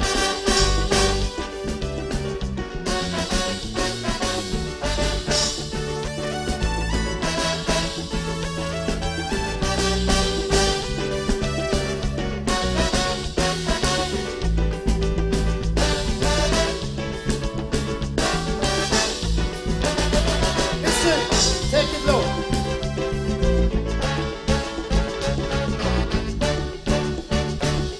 Them assassins like they take pleasure to assess him and apply pressure. Want to contribute Kaiso's early demise. But when Kaiso done, they can't kill him. Everybody know Kai's the greatest thing. I know that they can't take him alive. While Kaiso's mind, them assassins pollute to unconsciously whine like a real prostitute. Tonight Kaiso will show his strength and power in some sweet, sweet harmony this hour. And all them cultural assassins who want special assignment to give Kaiso the trashing and have him in this predicament. All those with personal vendetta who thought they could murder our culture and make sure in the born, Kaiso will live on and on.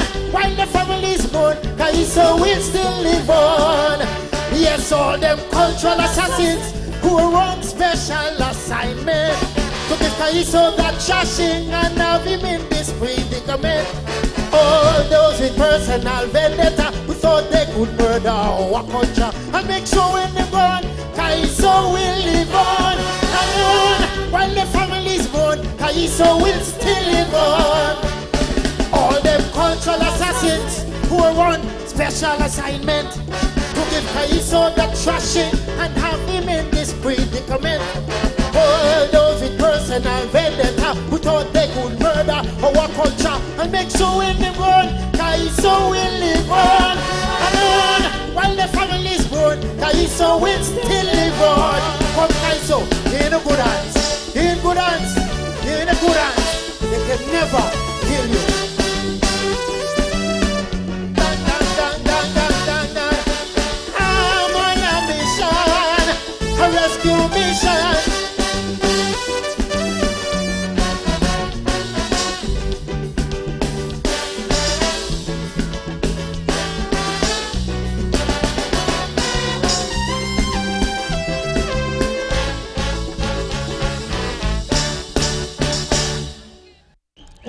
That's King Zakari with Cultural Assassin. Alright, so Cultural Assassins in this Calypso, King Zakari, he is examining the challenges threatening the survival of the Calypso art form, including declining support and personal agendas. He reaffirms Calypso's role as the voice of the people and calls for a commitment to its preservation, promotion and growth. Rather than accepting its decline, he makes a bold declaration that he is committed to preserving, promoting and defending the art form, ensuring that Calypso continues to inspire, educate and thrive for generations to come. I thought that he had a very full performance in terms of how he presented his song. He has a very clear voice. We heard some intonation issues, that's mispitching. Most of the lyrics were heard. We got a very clear message. The ideas in this Calypso, they were well thought out, very good speed, and of course King Zakari, he has that very distinct vibrato that he uses aptly. Yes. On a musical perspective, originality, I would give him yes. Melody, yes. Arrangement, yes. Compatibility between the lyrics and the music, yes. I agree with your sentiments as it pertains to performance itself. It's generally a good performance from King Zakari. I like the use of the stage. I've I'm assuming the gentleman on the stage is Calypso, and he gets a lot of licks. You know what I mean? So I understand his performance, that's just me. And I think totally it's a very good performance, and it's one that's up so far on the charts. Well, this is another twist of Kaiser in the Hospital drop this. And artfully written, as we know and expect from Zachary. Very well, he's a true Calypso doctor. And I must say that he delivered tonight. I had some issues where there were some lines that appeared to be slightly too wordy. So one has to be careful not to compromise diction and clarity, trying to get across a point. But all in all, this is vintage Zachary, accomplished and a master of the art form. Well done. I see a lot of seniority in his performance, being a master in the art form, as you say.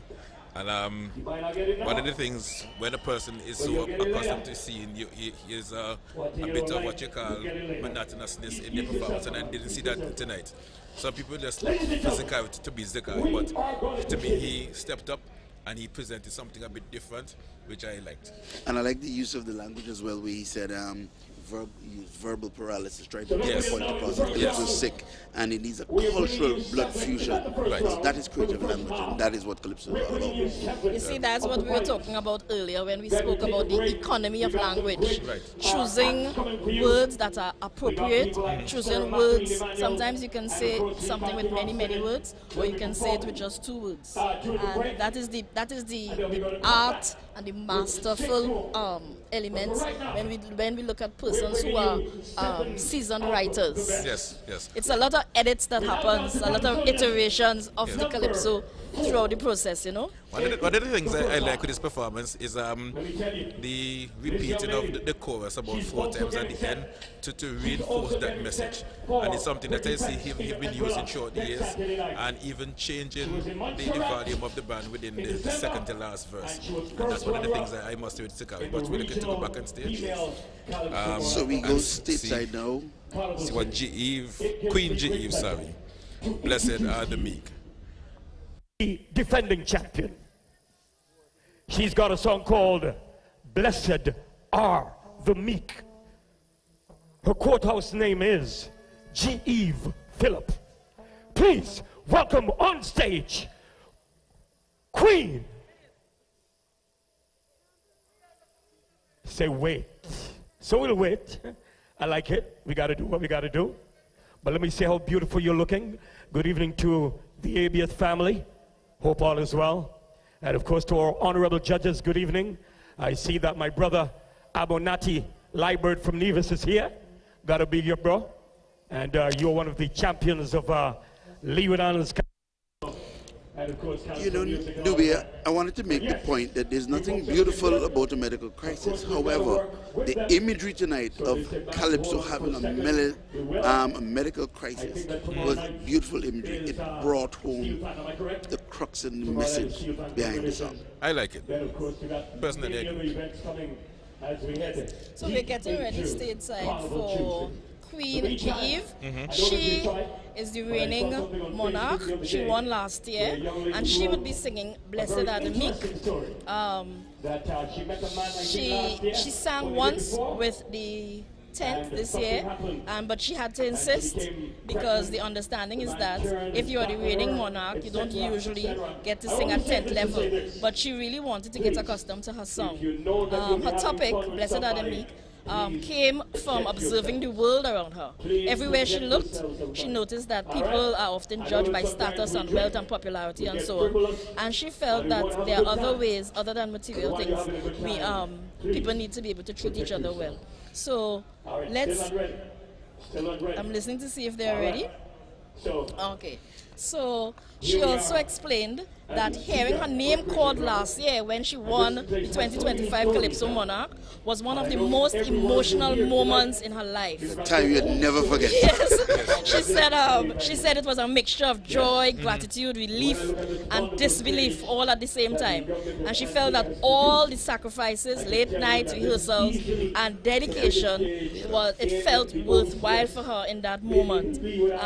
But she also said that she likes to challenge herself, not necessarily focusing on defending the title, but on growing as an artist. Beautiful. Her performance last year was wonderful, and because of the standard of her performance last year, I think it's one of the most anticipated or look forward to performance for this tonight in this competition. I still remember her performance of last year, so I'm looking forward to see her better in this one. Yeah. She mentioned if she wins again tonight, it will be an incredible honor, but more than anything, it would represent consistency, growth, and purpose.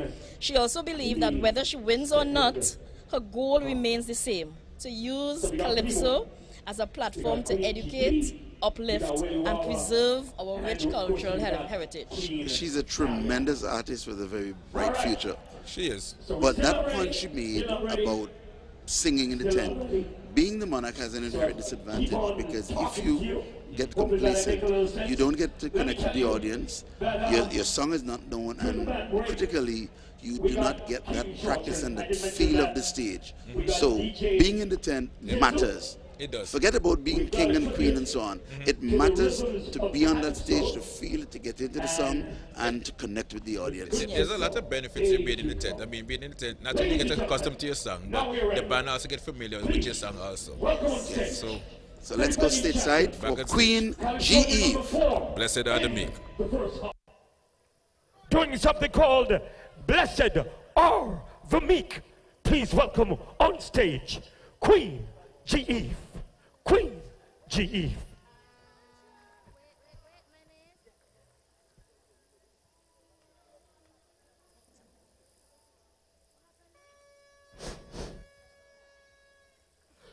The Queen is coming, and she has a message for you, and you, and you.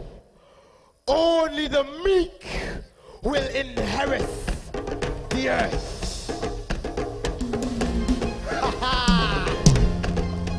Too much war, too much destruction. We call for peace.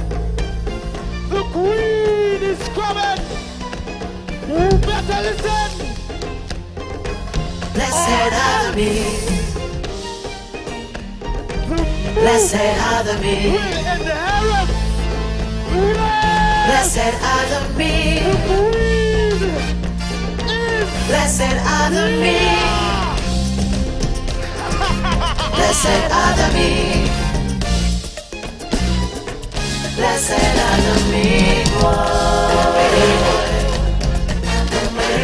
Good night, Archie. Whoa.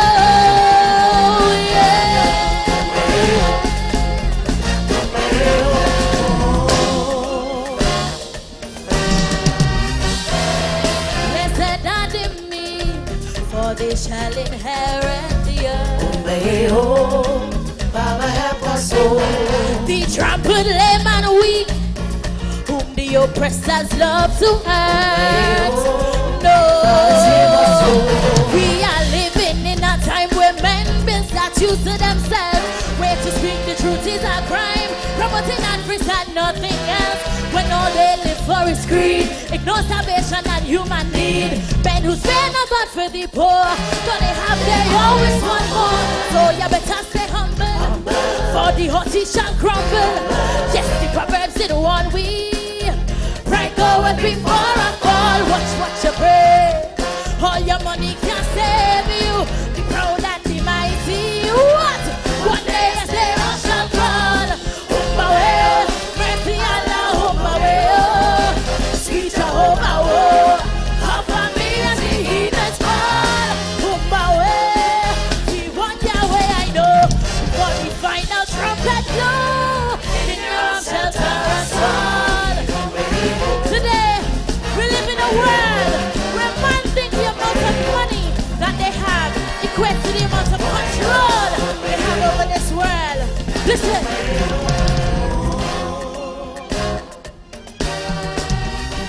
We are living in a world filled with chaos and confusion. Where those who are in control practice deceit and delusion. you peace. But all we see now is war, from Ukraine to the Middle East. Drones and missiles evermore, right here in the Caribbean. That was tranquil and serene. The man say better choose a side. Cuba's friend or USA's pride. So you better be careful, of the scriptures be fearful. So when they all screaming peace, peace, sudden destruction. Since pride is the altar, they shall stumble and falter. All the proud and the mighty, what? One day as they all shall crawl. Hoop away, mercy Allah, hoop away, oh. Sweet Jehovah, oh. Cover me and the heathen's fall. Hoop away, the one Yahweh I know. For the final trumpet blow, in your arms shelter us all. Hey, hey, oh, oh, hey. Listen to this verse. Man have become lovers of themselves, only seeking their own interest. Put their promise on a shelf, all they feed you is lip service. What? And they promise to serve you well, make you comfort them in concern. Not to get to see them is hell. In your troubles you're all alone. All the family, all the friends, driving Beamer and fancy Benz. Nepotism is the word, helping people don't be upset. Blatant lying the master, but they'll soon face disaster.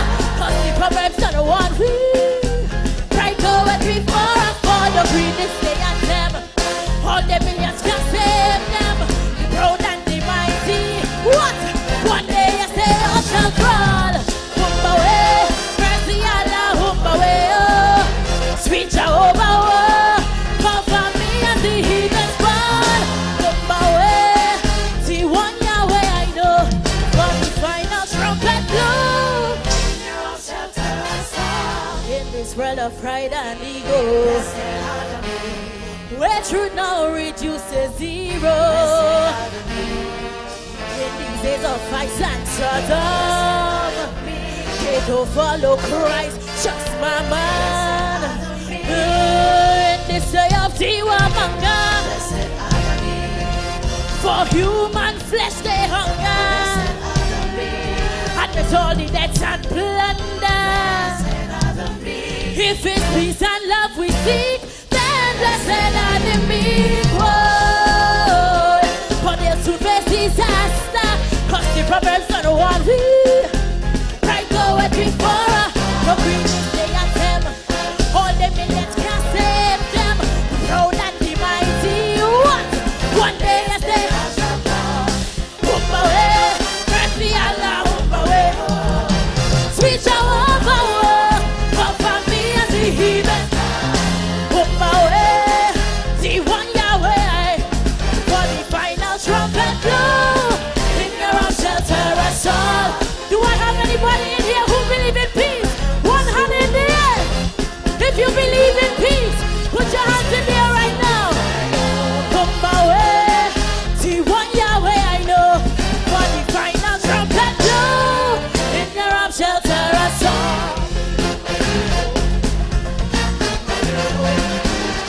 Whoop away, whoa, yeah.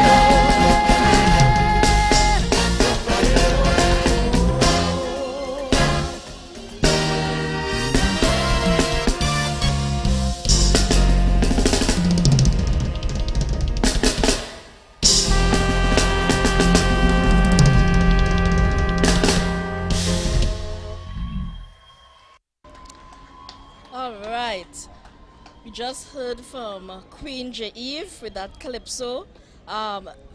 This reflective calypso examines the moral and social challenges of a troubled world, addressing ideas surrounding vanity, greed, dishonesty, conflict, global and Caribbean political tensions, and the misuse of power.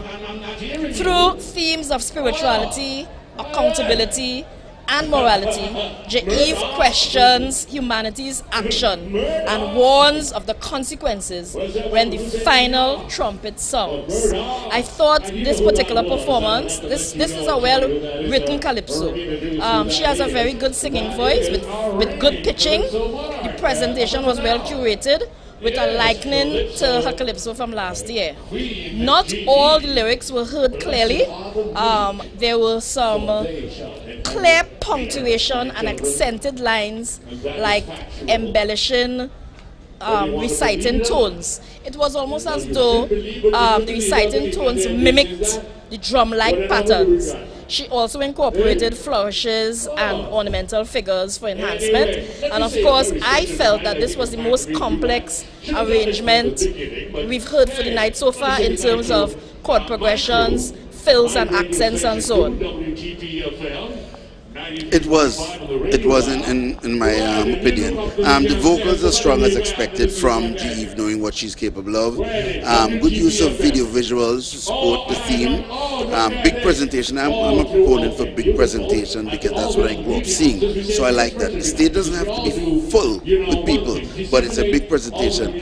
I detected the use of some stems and electro, but I have no problems with that because I believe in bringing that quality CD sound to the stage.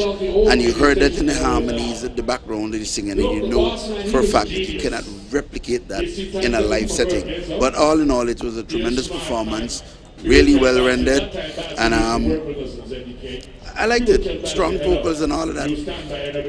I wonder though if I might take a chance and step across the line, how the judges or someone might say, does your outfit, does that fit in with the theme and the message of blessed are the meek? You know, that humility. Here it is, you're saying one thing, but then your outfit might not exactly fit what you're saying. But that is for people to interpret how they see it. But wonderful performance. Generally, I think it's a very good performance. Lyrics, diction, clarity. I agree with Mr. Williams. There's sometimes, there's some words that, don't come out very clearly. I like the fact that her choir forms part of her pops, and there's a theme of white and bigness going across the stage. Generally, I think it's a very good performance. I too detected the stems within the music. I have mixed feelings where stems are concerned, but it does enhance the sound and general performance. On a musical perspective, the originality, the melody, the arrangement, the capability, compatibility between the lyrics and the music, I think they were all balanced. Generally, I think it was a very good performance, and it's one that I think is it should be taken into consideration.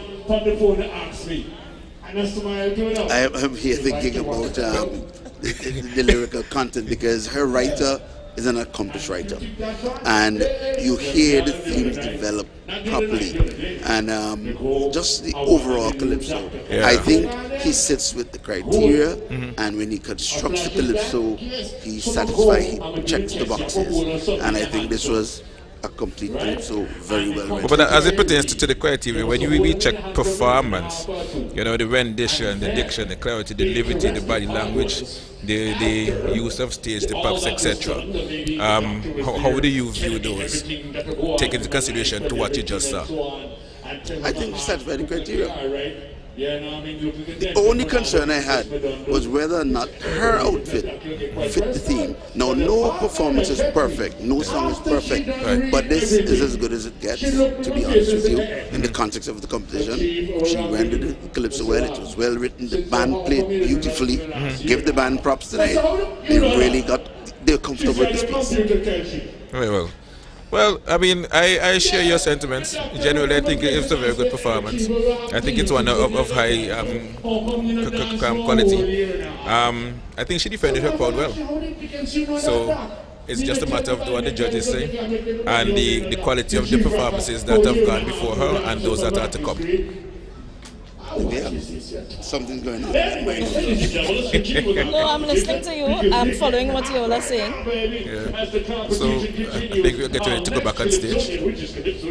Coming up, Queen GB is next doing life's a mission, not a competition. And she's also a veteran on stage, no stranger to the stage at all. And this is one of the things I must say, like with this competition. There's a combination of seniority and youth and those who are just middle. You know? So let's go back on stage and we see Gloria Benjamin, Queen GB. Life is a mission, not a competition. Put your hands together. You know who? Queen GB.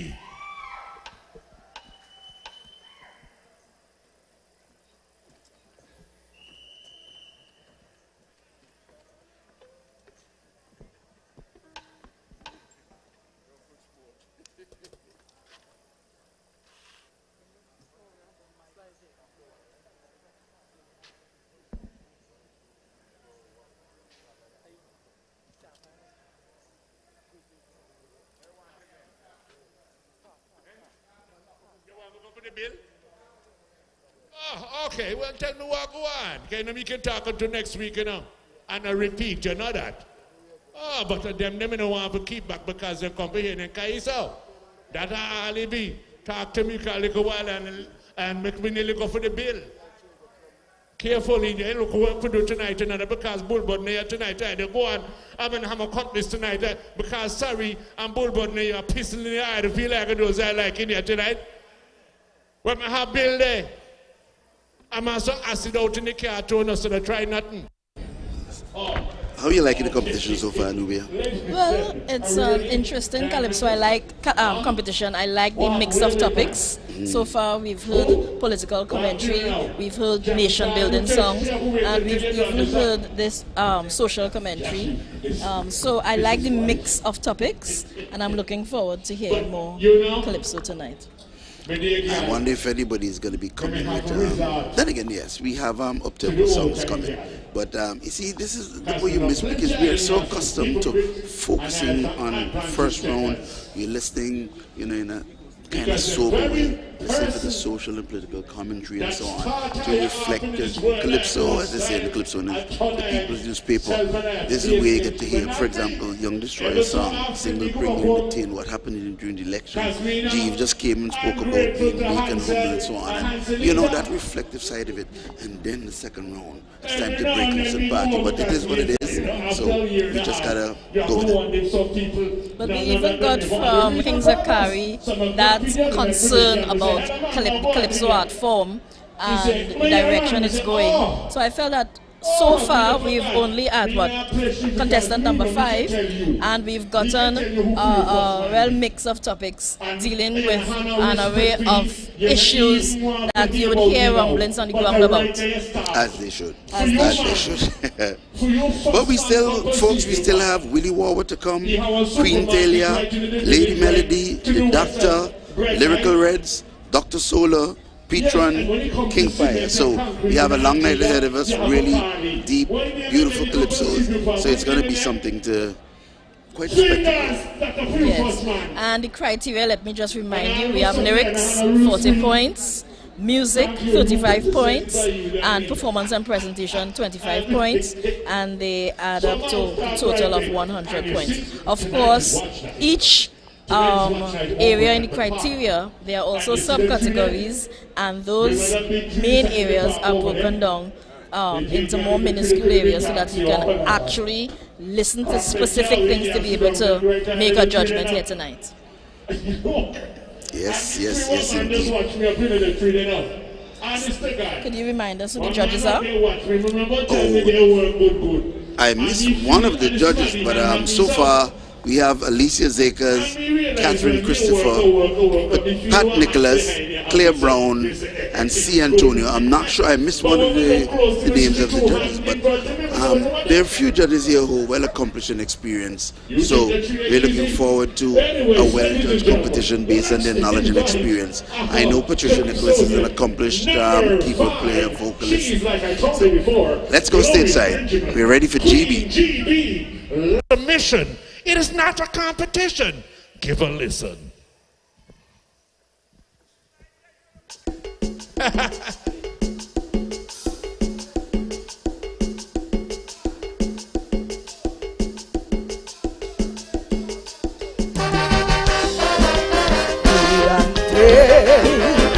Good night.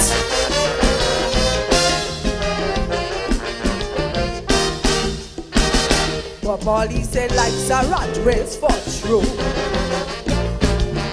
And everything monkey see, monkey does do. I search every day just for peace of mind. My purpose on earth I try to find. How best I can serve this country, this precious gem we call Wadadli. How can I help the poor and the weak? These are the things that I always see. And then said I go walking round town. Whatever you do, quick to put you down, want to cancel you in word, deed and thought. Everything you do must amount to none. But when they start to play, they better than you. Life's a mission, not competition. Fighting to see who have bigger than who. Life's a mission, not competition. They live in large like them best superstar. Life's a mission, not competition. And as you buy a van, they buy a car. Life's a mission, not competition. I live in my life, not looking for stress. All I can do is my very best. So all of them will live in just to contest. Life's a mission, not competition. I strive every day for personal success. Cause life's a mission, not competition.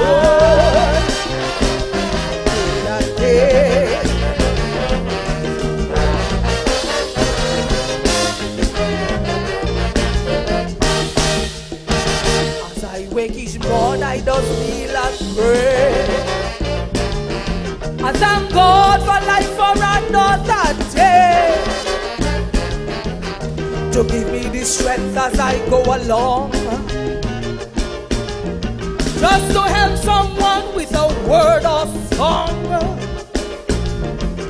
to give me the wisdom to understand how I can help my fellow man, to touch me with his amazing grace, to contribute more to this blessed place. So all of them who so gone in life is to cause mischief and stir up strife. The words I utter are very few. Father, forgive them, they know not what they do. So when they start to play, they're better than you.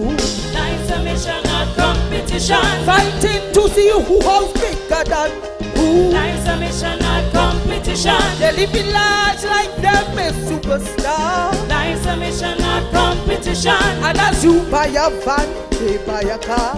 Life's a mission, not competition. Well, I live in my life not looking for stress. All I can do is my very best. So all of them will live in just to contest. Life's a mission, not competition. I strive every day for personal success. But life's a mission, not competition. Day and day.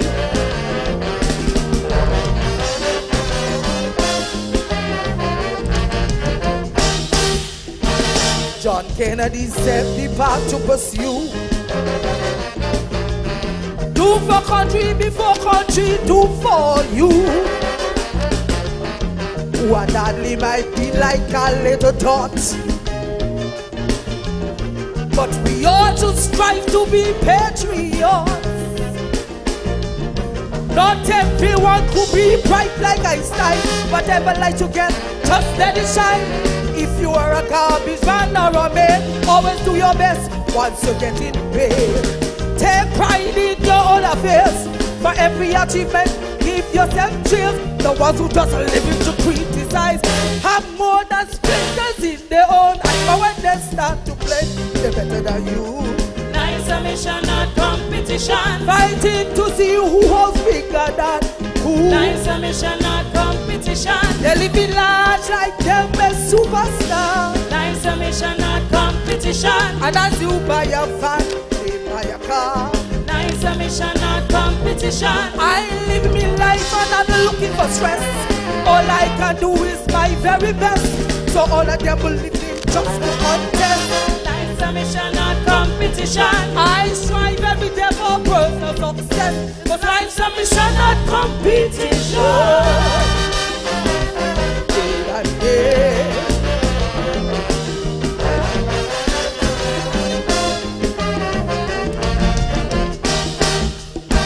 I believe the true measure of a man the fallen a helping hand. Search and seek as you go along.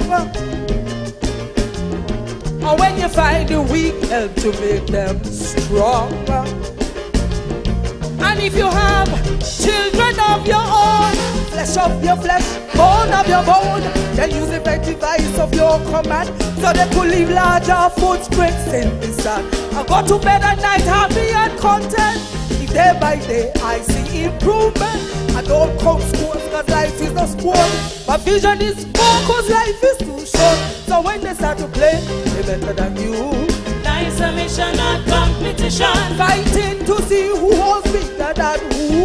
Life's a mission, not competition. They living large like them a superstar. Life's a mission, not competition. And as you buy a car, you buy a car. Life's a mission, not competition. I live in my life now looking for stress.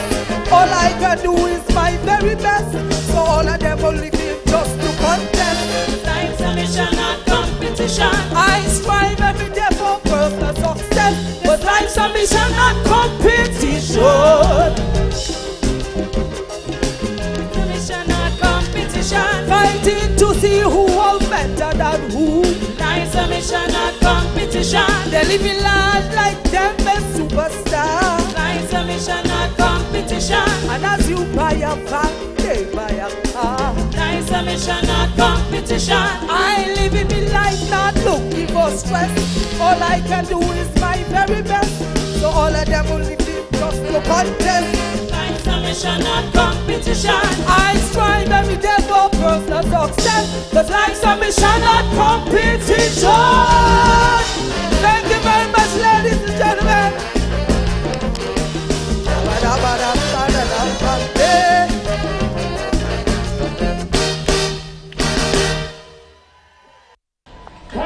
Life's a mission, not a competition. Queen GB. So true. All right, so this reflective calypso delivers an interesting message about the true purpose of life. She reminds listeners that life is a mission, not a competition. Through themes of jealousy, leadership, and self-awareness, Queen GB challenges society to replace unhealthy rivalry with mutual respect, support, and collective progress. I felt that her voice, she has a very strong, distinct voice. Some of her lyrics in the faster passages were not always clear, and also when she went down in the lower register, we lost some of the lyric as well. But she handled the stage well. She seemed as though she's a very seasoned performer. She was very, very comfortable on stage. And all in all, I felt that she gave a good showing for herself. Miss Gloria Benjamin, Queen GB. Listen, I put my neck out and say I think this is one of the better songs we've heard tonight, lyrically. The arrangement was nice and suitable for the theme and the lyrics, and there's some sentiments in there that resonate well with me and will resonate with a lot of people who love calypso and just think about life. Apart from the main theme that life is a what do they call it again? Life is a mission and not competition. You'll be amazed at how many bosses and people fight down people just because you have something that they don't have.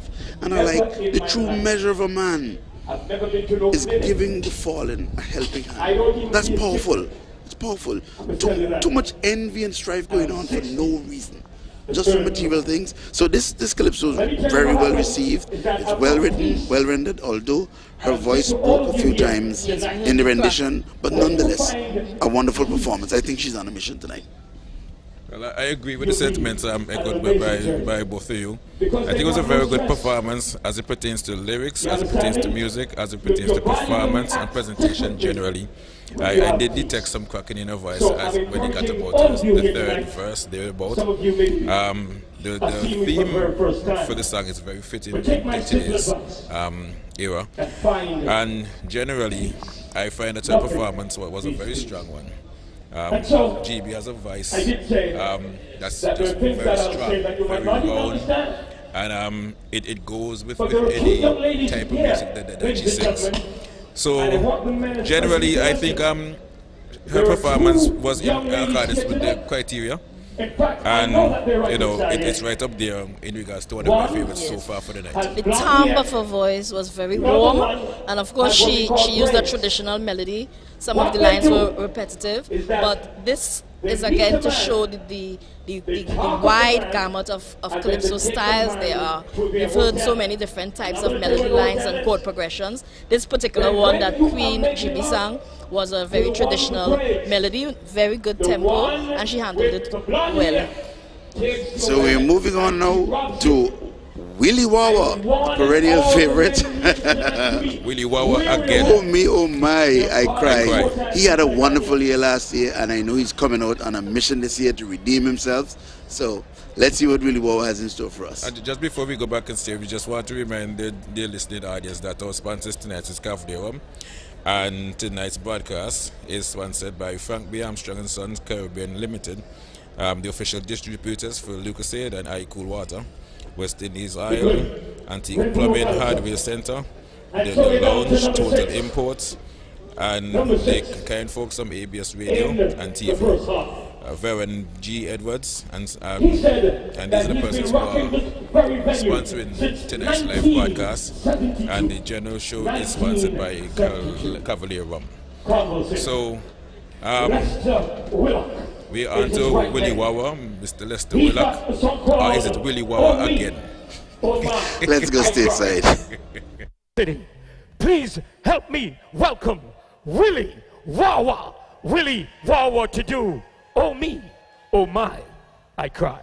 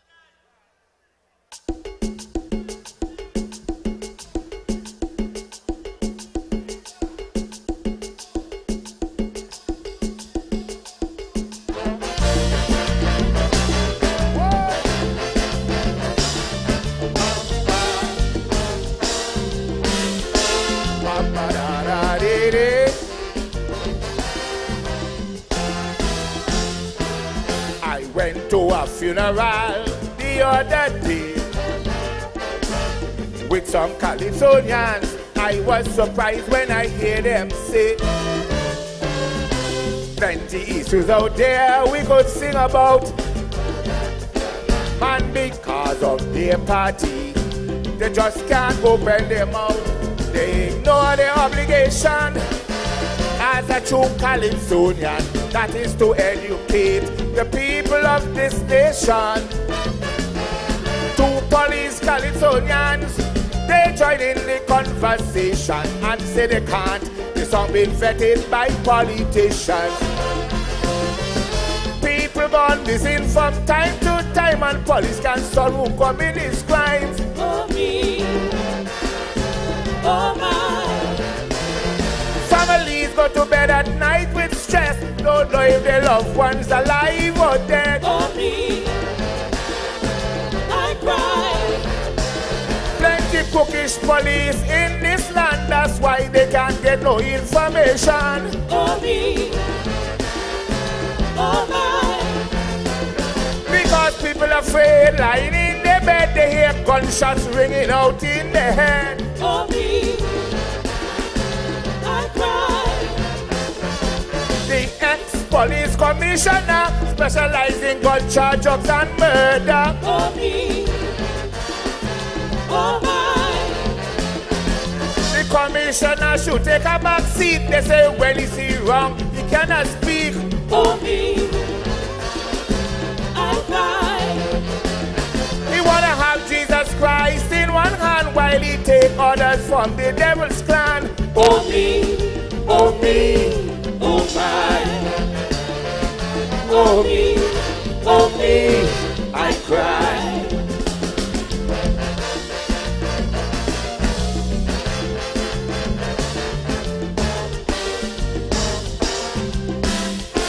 Bam ba da da dee dee.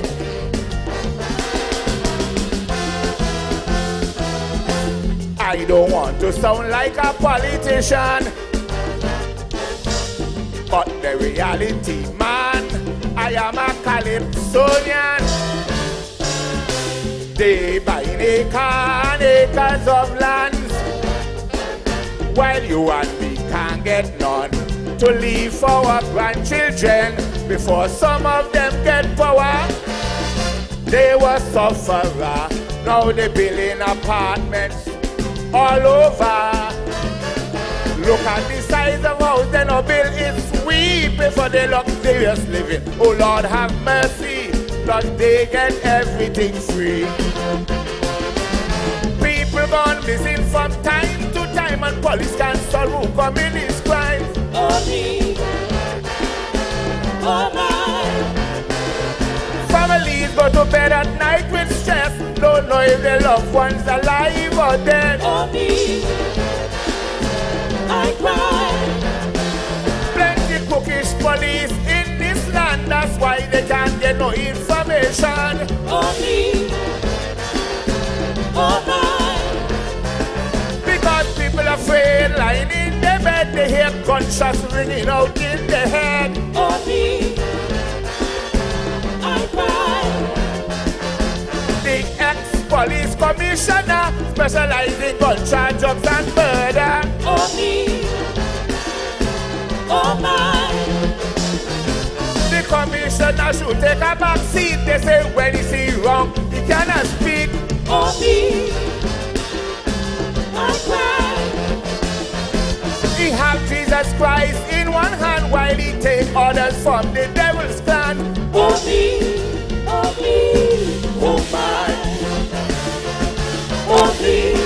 oh me, I cry.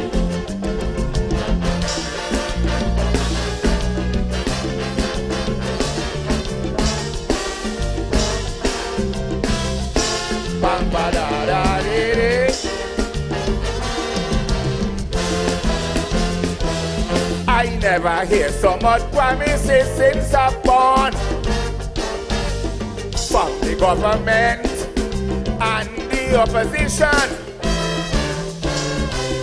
Their aim is to win 2 terms and 1. Man, that is their plan, to collect their big pension. Plenty gun crime in the land, but they never mention what they going to do to curb this situation. The lawyers don't give a damn, they don't care to lend a hand, because they make big money to set them criminals free. People gone missing from time to time, and police can't solve who commit these crimes. oh me, oh my. Families go to bed at night with stress, don't know if their loved ones alive or dead. Oh me, I cry. Plenty cookish police in this land, that's why they can't get no information. Oh me, oh my. Because people are afraid, lying in their bed, they hear gunshots ringing out in their head. Oh me, I cry. The ex-police commissioner specializes in gun charge, drugs and murder. Oh me, oh my. The commissioner should take a back seat. They say when he see wrong, he cannot speak. Oh me, I cry. He have Jesus Christ in one hand while he take orders from the devil's clan.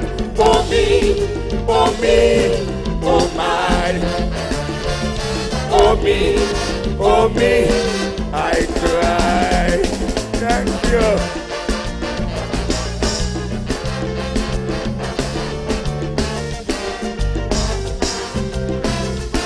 Ba-ba-da-da-dee-dee.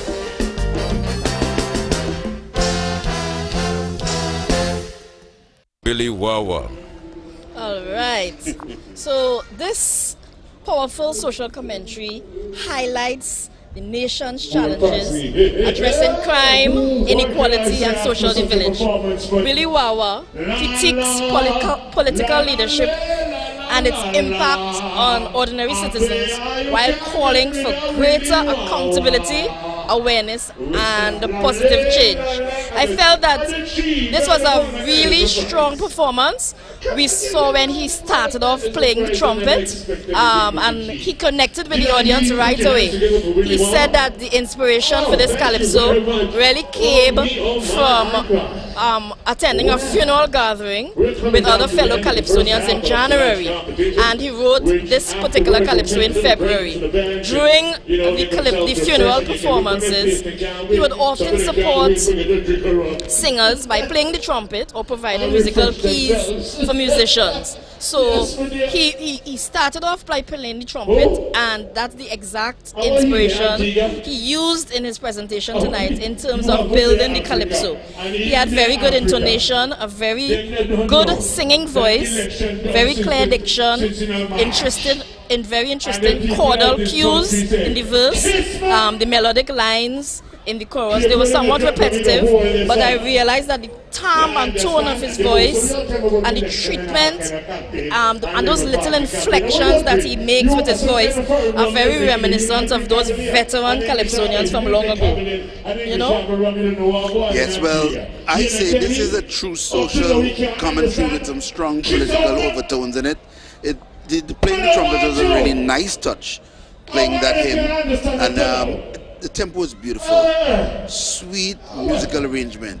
His voice was crystal clear to me, and I like the other calypsonians supporting him, saying, we endorse this message, essentially. And I'm talking about calypsonians who are competing tonight. King Zakari, and they saw them in the back. Crystal clear. The chorus, you mentioned the chorus being repetitive, but that was for a reason. I think to drive home the message.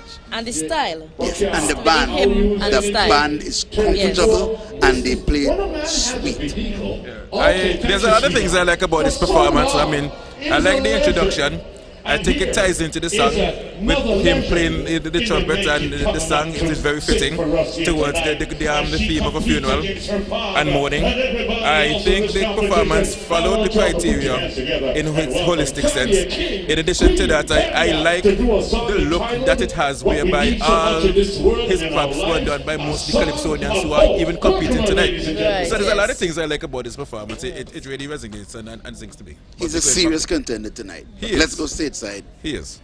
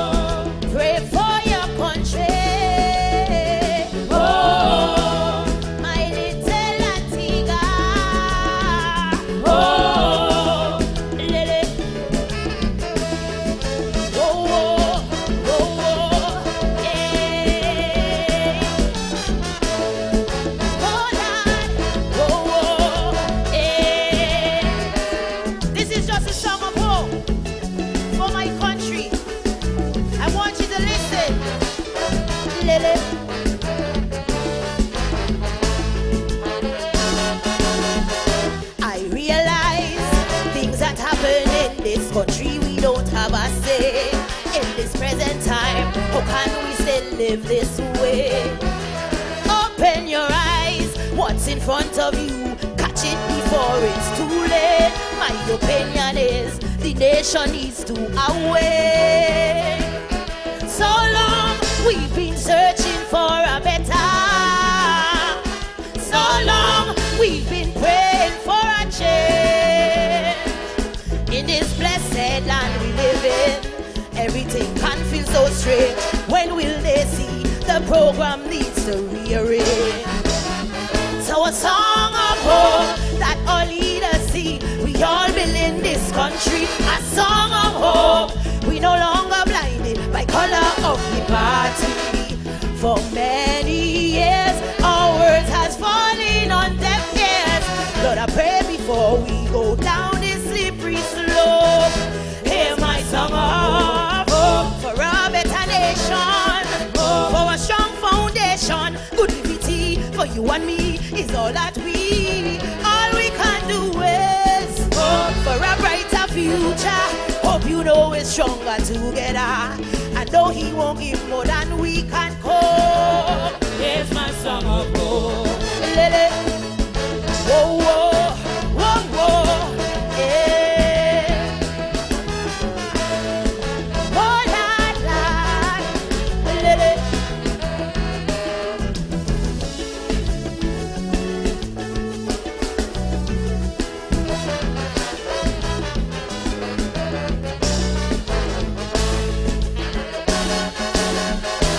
selfish mind and greediness in quest for power will lead you astray.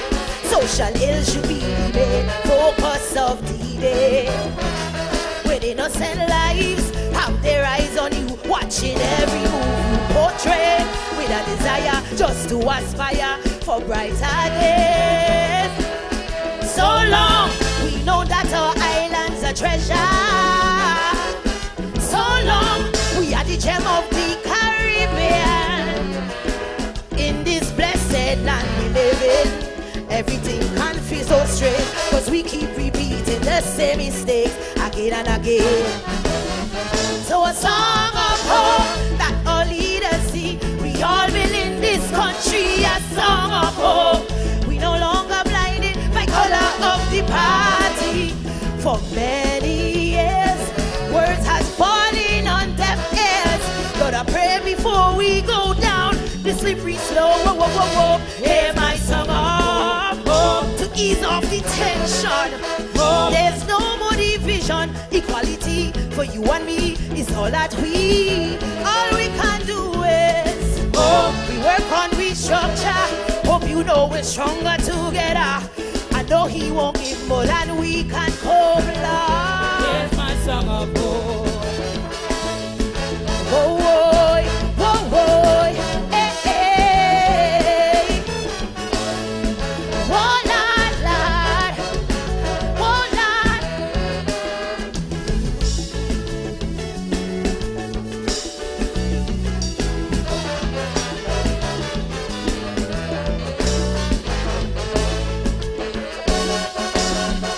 The bigger heads we put in place to help the people empower themselves, push us aside and only assist their friends.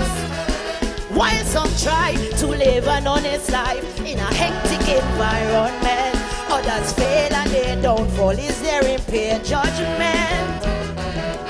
So long we try keep we heads above water. So long we still drowning in our tears. In this blessed land we live in, it's like we going back way. Now all we can do is get down on our knees and pray. So a song of hope that all leaders see. We all build in this country a song of hope. We no longer blinded by color of the party. For many years, words have fallen on deaf ears. Lord, I pray before we go down, down, down. Hear my song of hope. We suffer no longer. All trials we conquer. Good liberty for you and me is all that we can do is hope. We work on restructure. Hope you know we're stronger together. I know he won't give more than we can cope. Here's my song of hope. Give it to them. Oh, that we learn to love one another. Oh, we can be our brother's keeper. Hey. Oh, we unite in one agenda to protect our treasure. We are stronger together. Give it to them.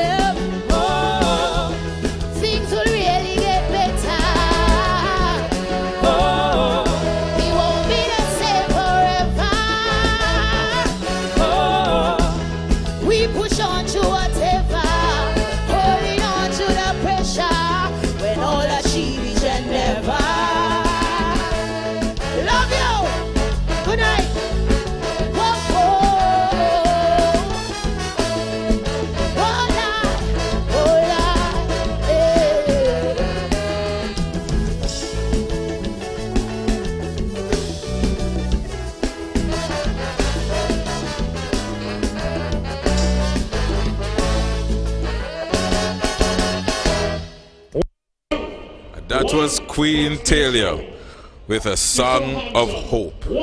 All right. A Song of Hope, Queen Talia, acknowledges society's challenges, including hardships, divisions, and political mismanagement, while delivering a message of resilience, unity, and optimism.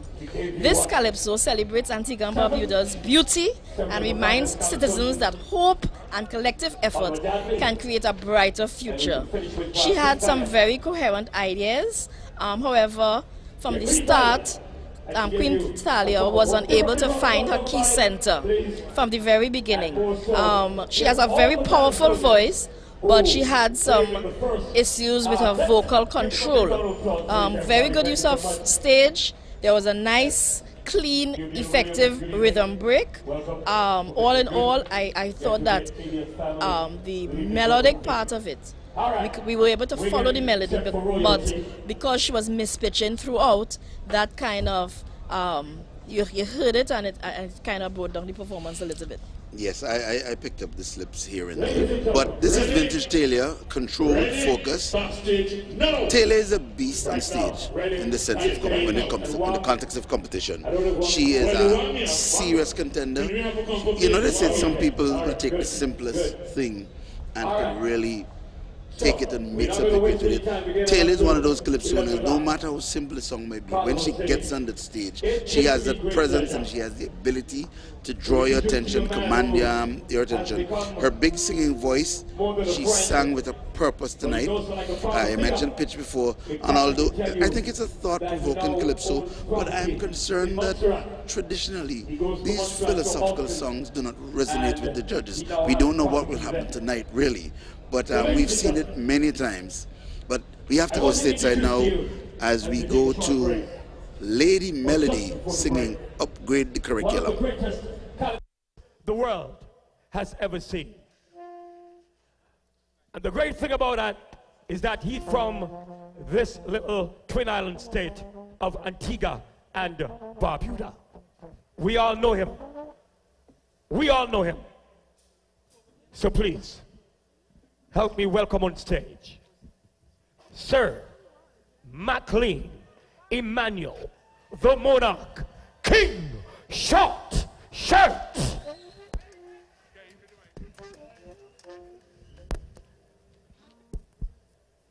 Okay, I think this is just about intermission. Yeah, so we're gonna have some entertainment from the great King Shortshot. So we have to get back to that. But just to finish the point quickly, I thought it was a powerful message, keeping us grounded while still stirring that inner spirit to reach for higher heights and unity as a people. So let's see what the judges do with that. But generally speaking, I think Queen Taylor's performance was a good one. I do agree with the tone and the pitch in which she sang. All the sentiments shared, I do endorse them completely. Generally speaking, Queen Talia is known for her strong voice and her performance, and she has a way of using very little on stage to do a lot with. All in all, I think she followed the criteria very well, and we're going to go on stage to listen to Mr. McLean Emmanuel, the great one. The great one.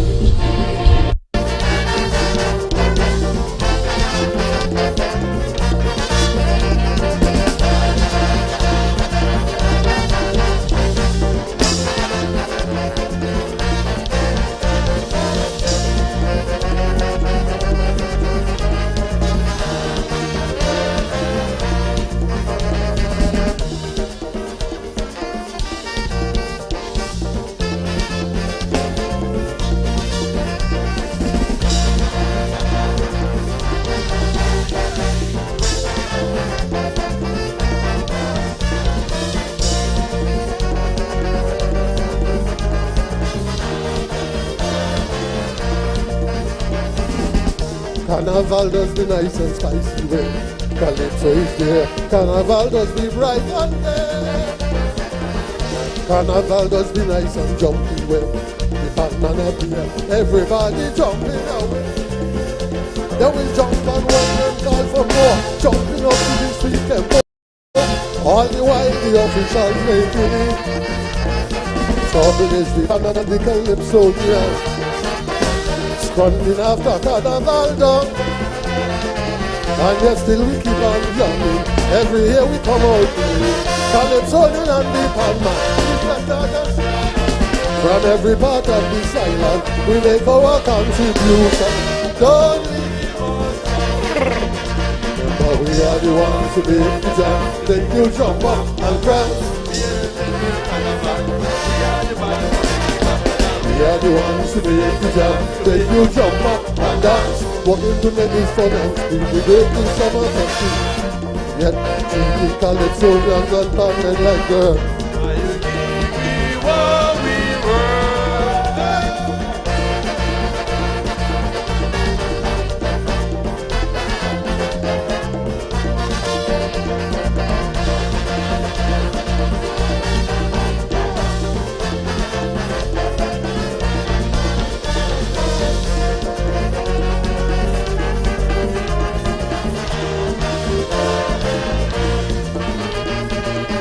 Setting the artists against each other while getting out the land, frustrating the very heart. Putting thoughts inside the discard. Keep us apart. Through all the years we fought and fought, little changes we have brought, still behind, way behind the time. Artists of other land, living fortune and fame. Calypsonian and Palma only look. But yet still we keep on jamming. Every year we come out Calypso, East, West, North and South. From every part of this island we make our contribution. Don't leave us alone. Remember, we are the ones to make the dance, to make you jump up and dance. We're in the middle of the carnival. We are the ones who make the jam, make you jump up and bounce. Walking to make this fun and spring, making summer country, and yet treating Calypsonians.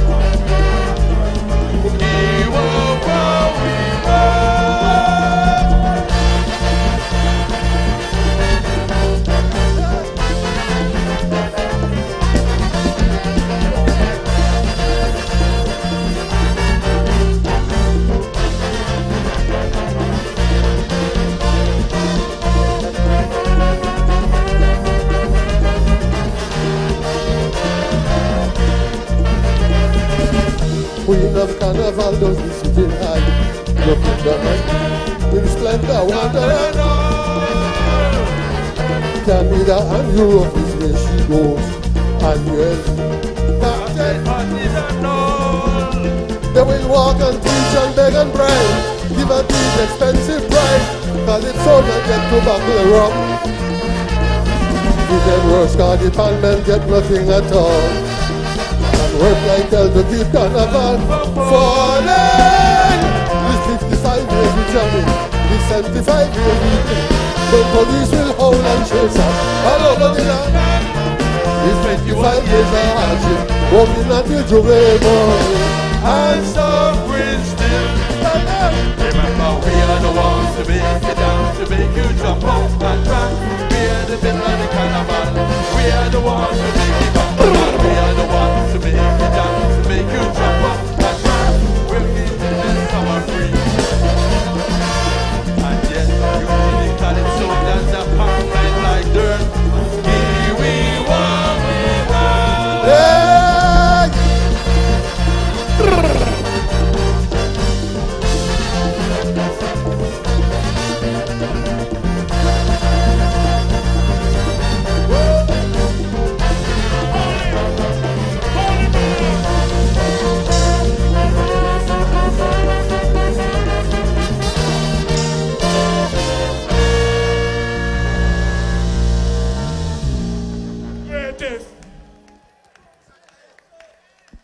You know, old people never go on, so no.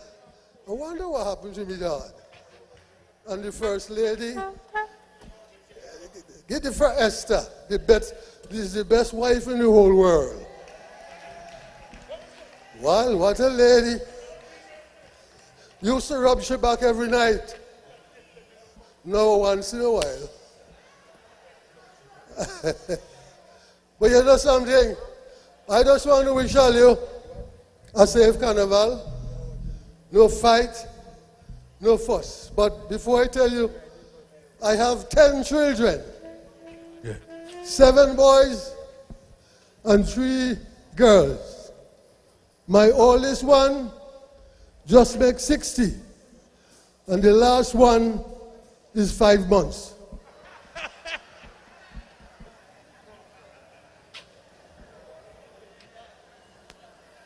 One, tell them what they call me. Oh, live wire. What? They call you live wire. Live wire. We have a song, seems to be popular wherever I go. And they call the song, Nobody Gonna Run Me. So, go ahead, guys.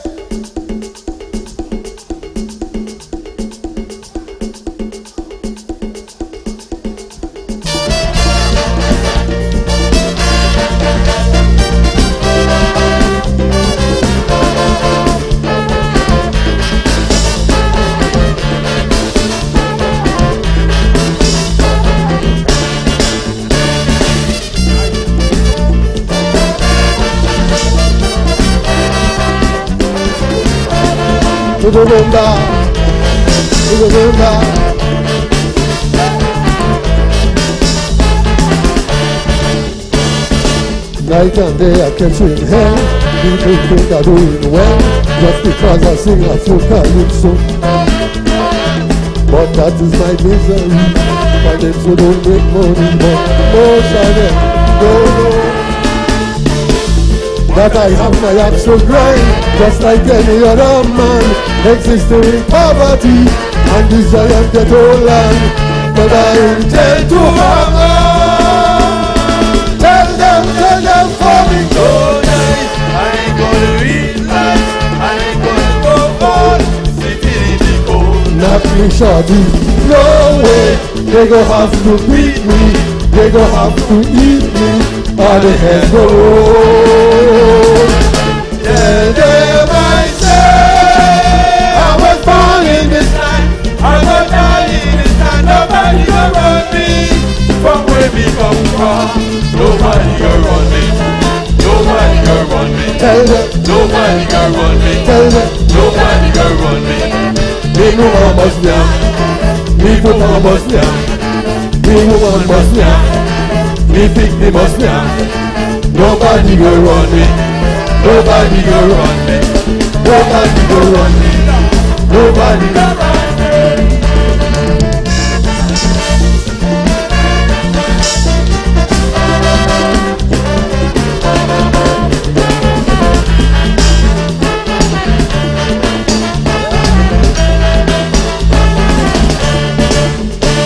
Well, desire TBC, what that house and for free. When they went back up and had no money, because of my tolerance, they gave me the assurance the job belongs to me. But it got some people high in our society who feel that they paying God, they can't control me, so they try to kick up my head. Don't die, I ain't gonna eat life, I ain't gonna go on, sitting in the cold and no way, they have to beat me, they have to eat me, or they can go roll. Tell them I say, I was born in this land, I will die in this land. Nobody gonna run me from where we come from. Nobody gonna run me. Tell them. Nobody gonna run me. Tell them. Nobody gonna run me. Tell them. Nobody gonna run me. Right. Me woman must be me woman must be me woman must be and Esther must be. Nobody gonna run me. Nobody gonna run me. Nobody gonna run me. Nobody gonna run me. Hey. La la la la la la. La la la la la. Pa pa pa la pa pa. La la la la pa pa. Life and much for us to choose. Some will win and some will lose. Sometimes life is so confusing. I had a lot of friends one time whom I used to wine and dine and give them bread when they need it. So most of them against me, take me make me get me, simply because I am not what they all want me to be. And with the political views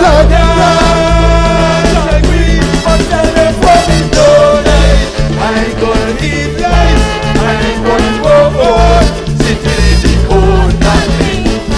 No way, they have to beat me, they have to eat me, all the heads go roll.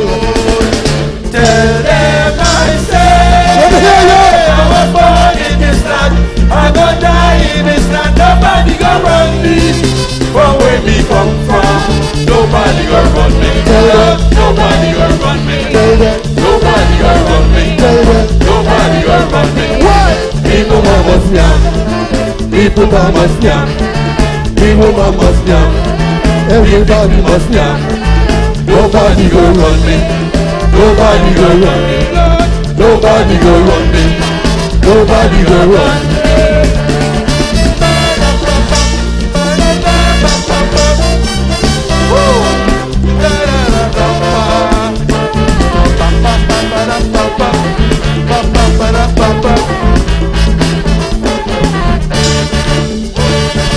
Election come and gone, some of them think they is gone, others put the whole appointment against me.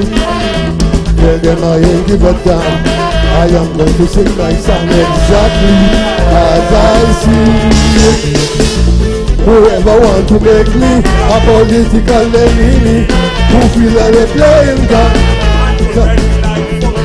tell them I ain't running away. No life, I ain't gonna eat life, I ain't gonna roll, sitting in the cold night. No way, they gon' have to beat me, they gon' have to eat me, or the heads go roll. Tell them I say, I was born in this land, I'm gonna die in this land, nobody gonna run me, from where we come from, nobody gonna run me. Nobody gonna run me. Nobody gonna run me. Nobody gonna run me. What? People must down. People must down. People must down. People must down. Nobody gonna run me. Nobody gonna run me, Lord. Nobody gonna run me. Nobody gonna run me. Okay. May the good Lord bless and keep you until we meet again.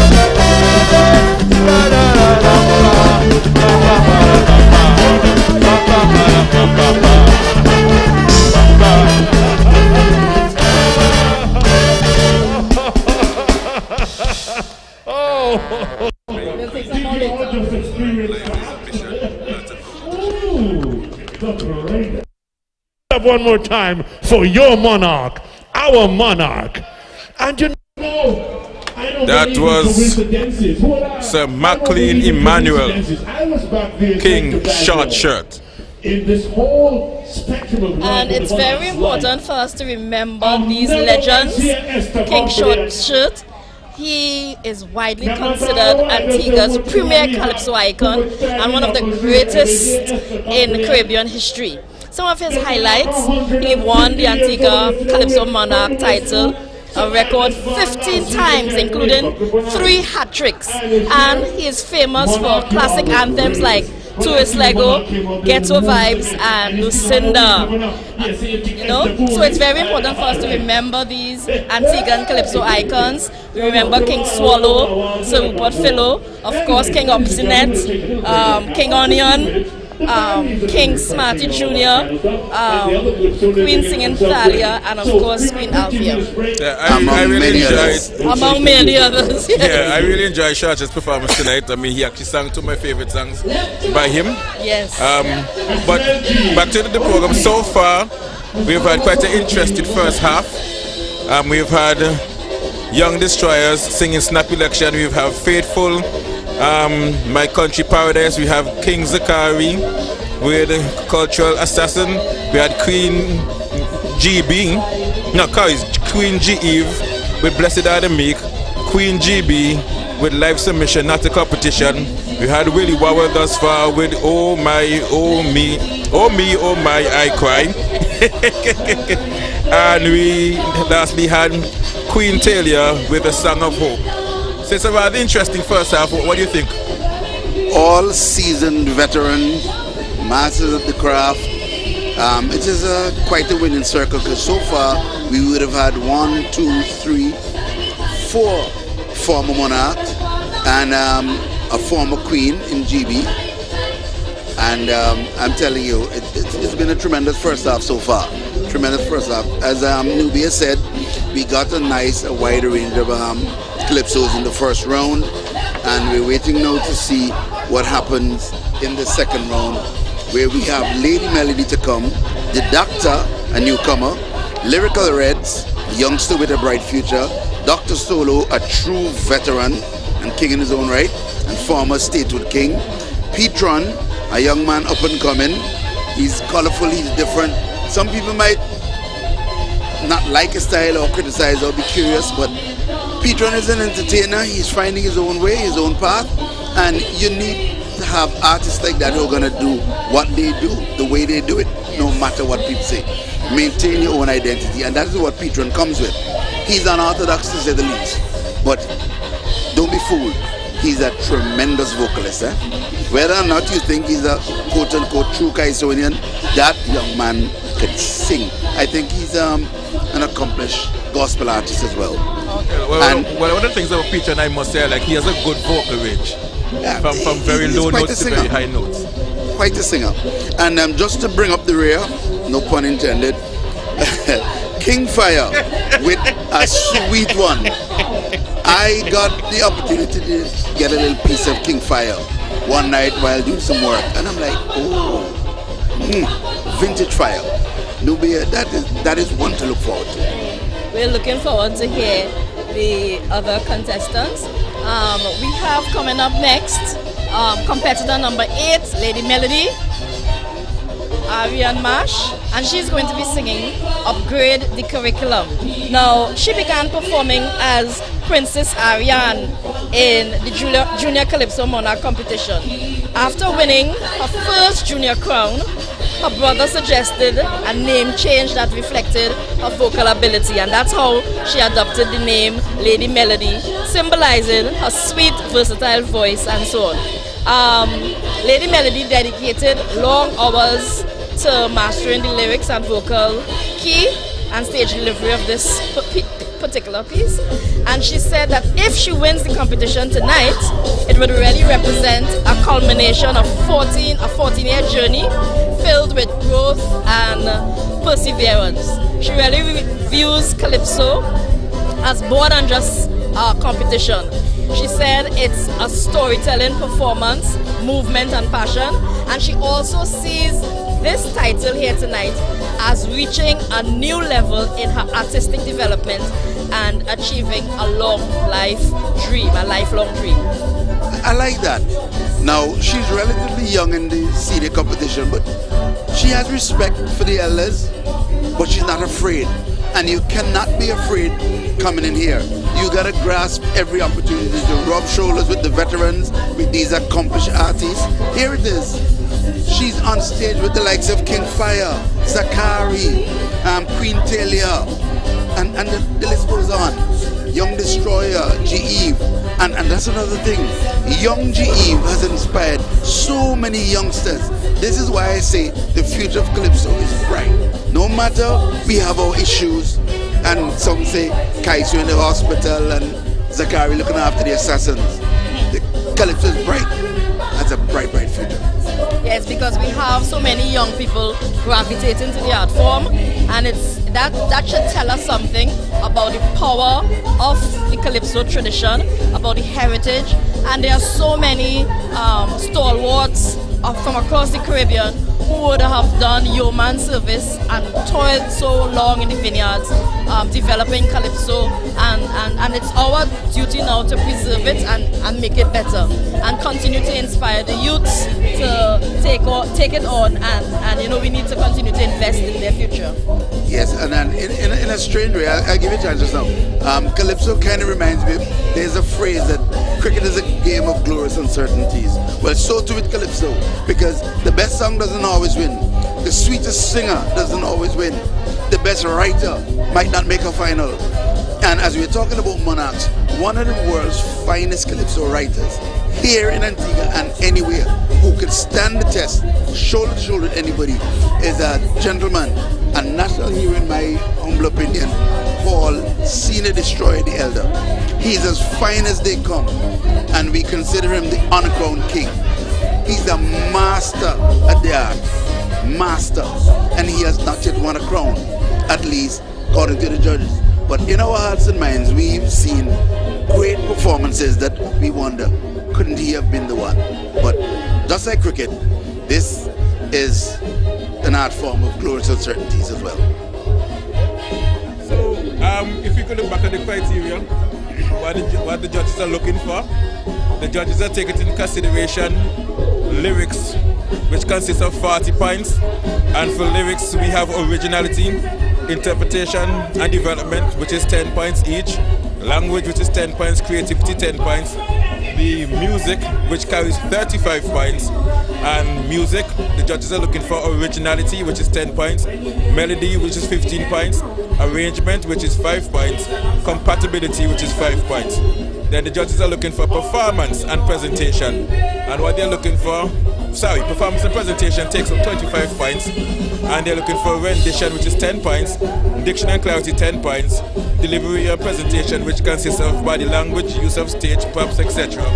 All total 100 points. And what I find interesting also is that I see something here which lists out the rules for this show. Until I find it, I'll hand the mic over to my good friend Carl. No, but I wanted to answer something for me. Somebody asked me one time, we talk about Calypso, they keep saying, when you go back in? I say, right now, I have some things going on, so no. The man say, he didn't think he go back to Calypso show, because he didn't understand how somebody gonna lead, and I want to believe, he didn't say so, that he might have been referring to somebody like Queen Althea, and we've had many instances where the person leading throughout the season, on the final night, they fade into obscurity. And he's saying he does not understand, and he has a point. Lyrics 40 points, music 35 points. Now given that the music and the lyrics remain the same, the only variable on the night is the performance and presentation. So here is it, you're leading by a ton going into the finals, and on the finals night all of a sudden you end up 7-8, somewhere down there, and the only variable, as we just mentioned, would be performance, and that is the least points, 25. How do you explain that to the average Joe who just wants to understand what's going on? I know you're trying to put me on a spot here. I know you're capable. There are a lot of challenges in adjudication practices that must be corrected, and I'll just name two of them. One, the homogeneity of the understanding of the criteria on the judging panel is not always the same amongst all the judges. So sometimes you have a panel of 5 judges, and the understanding of the criteria is different for each judge, and that could cause the outcome to be very, very varied within one sitting or one competition, or across different legs of competition. Also, the judging system. Some competitions, they like to drop the high off and drop off the low. Some competitions, they like to look at the ranking system. I do not promote either of those. I promote raw scores. You train the judges well, and exactly how the Calypsonians sing, the judges mark to suit, and you issue the points to suit. You see, when you have one judging system or one way of marking, and then because you do not quite trust the judging system, and therefore you want to superimpose another system on top of the existing system, once, like, after getting points, then you put ranking on it, or then you drop off the highest and lowest.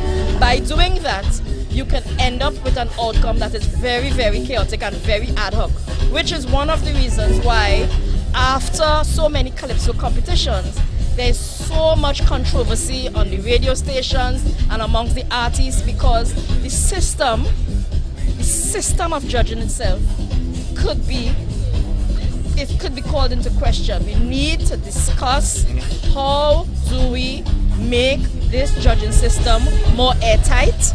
And I have done many sessions, many workshops showing a methodology that is not ad hoc. Right now, as it stands, a lot of competitions across the Caribbean, they're really playing Russian roulette with marks.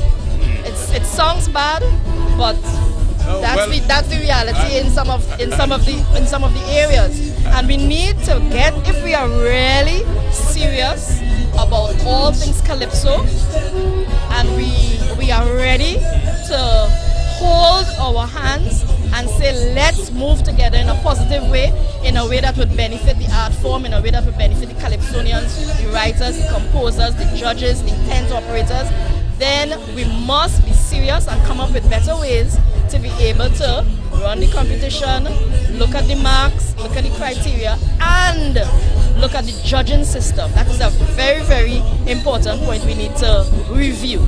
And we've noticed too that they provided a rubric to guide the judges, yet still we have divergence. Granted, it's a subjective exercise, but when you have a rubric, all three of us here looking at the same thing. So we take a subjective view of it, but once you have a rubric to guide you, we should not have such divergence. Yes, let me correct that. And many people use the criteria or the idea of a criteria and a rubric interchangeably. They are two different things, and there are lots of competitions that exist now that are not using a rubric in the proper way.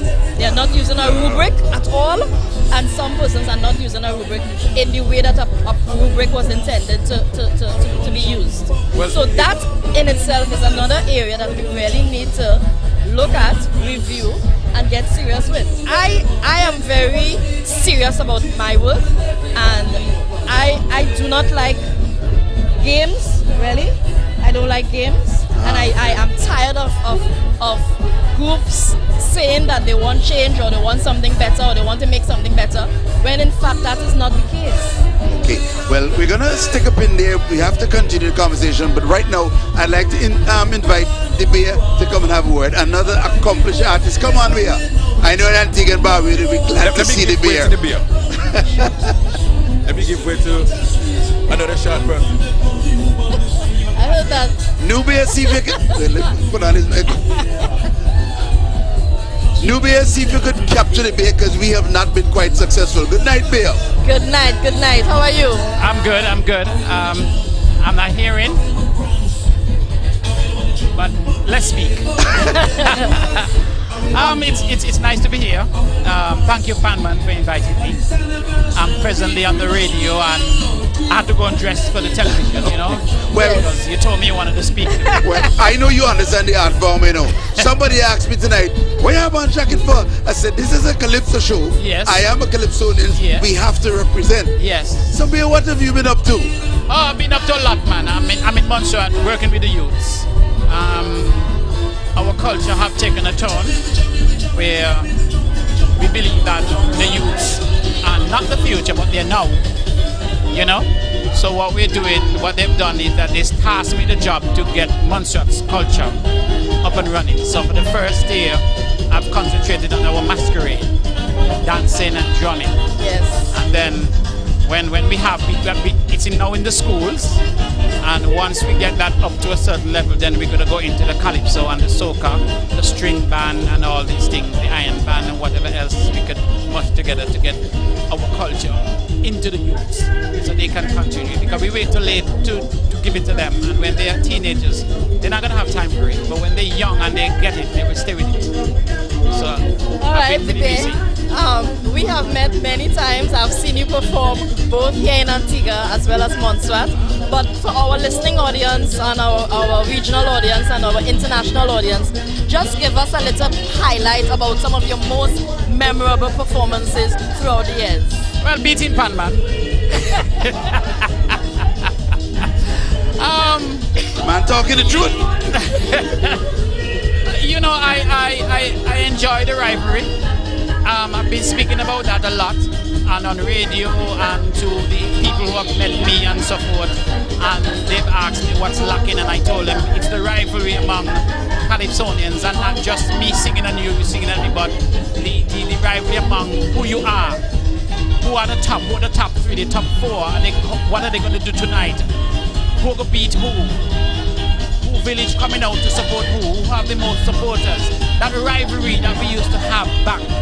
I think me and Tian tried to revive it in 2019, and then the COVID came in and knocked it out, and I don't think it's back. And I think I missed.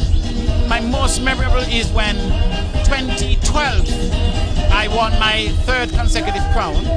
That would have, and then the 2013 they brought in 5 Calypsonians on me.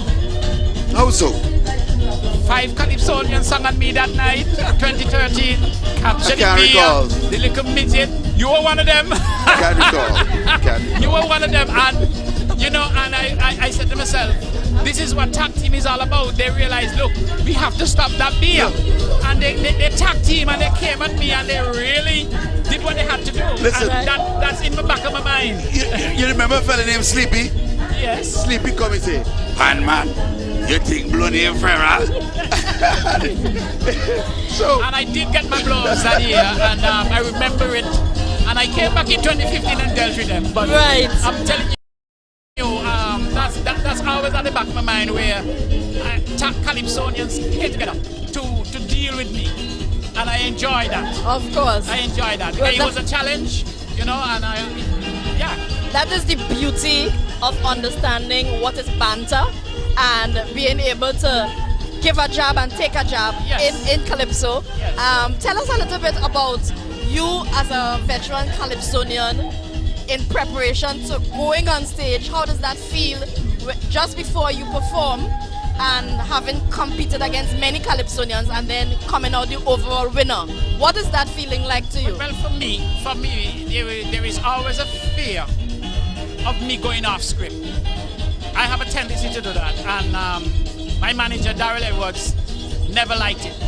He always wanted me to stay on script, but knowing me, he knows that if we come with a song that could take a 4th verse to hit somebody, it's going to happen. And it's worse if you hit me first. So, there's always this butterfly within you. Not fear of any Calypsonian or anything, fear of what you're going to do. Are you going to stay on script? Are you going to stay within your comfort zone? Are you going to go out of it? And there was always that, preparation. You prepare, but you never fully prepared until you get the mic in your hand and you say the first la la la la la la, and you realize you're in key. And when you realize you're in key and the band is playing and the speed is right and the band chorus is coming down good, but that's when the butterflies go. But before, your belly burns, man. Listen, we might laugh about that, but that is so critical. A lot of people in the don't get context over of that. a competition. You must make sure the mic is working, and to get your key, say something, pick up that chord, right? Because some people come and start singing the band in A, they're in G, and then if they're not quick to adjust, it could be downhill. But let me tell you something. Love him or loathe him, right? Bear is Calypso pedigree. And once Bear is in a competition, I'm not saying it to make him feel good, because I've been a victim of circumstance as a result of Bear being on top of his game. But what Bear does, he raises the stakes you're in a final with Bear, you have to come good because you don't know what you're getting in the night, and that is how he maintains his competitive edge. You don't know if one day he hit me and say something about out of tune pan man. I said, what the hell is this? But these are the little nuances and the subtle jabs that he takes to get in your psyche, and he's a master of the art. You have to. You see what I do, and like I said, I keep calling Daryl Edwards' name because we study our opponents. When the final list is called, we look at what is in front of us and we look at who is threatening, and we are gonna deal. See how much we can get that person off their game. Really, you have to, because without it's a being nasty. Without being nasty. No, without being nasty. It's a competition, and I'm not going to go after someone who's I know is not going to be in the top 3. Right. You're not my interest. The top 3 is what I'm aiming for. And if you're going to give me a problem in that top 3, I have to get you out. So what do you do? What do you do to get them out? Tell me how you get into their psyche. Well, that's what I said. I study your song. I study what you're going to come with. And if I can counteract you, or I can improve on my lyrics or my presentation to give you a shot, I try to get a number before you, so that I can shake. You don't want to come on stage when I'm done. Everything that's possible in the art form. I bring new lyrics.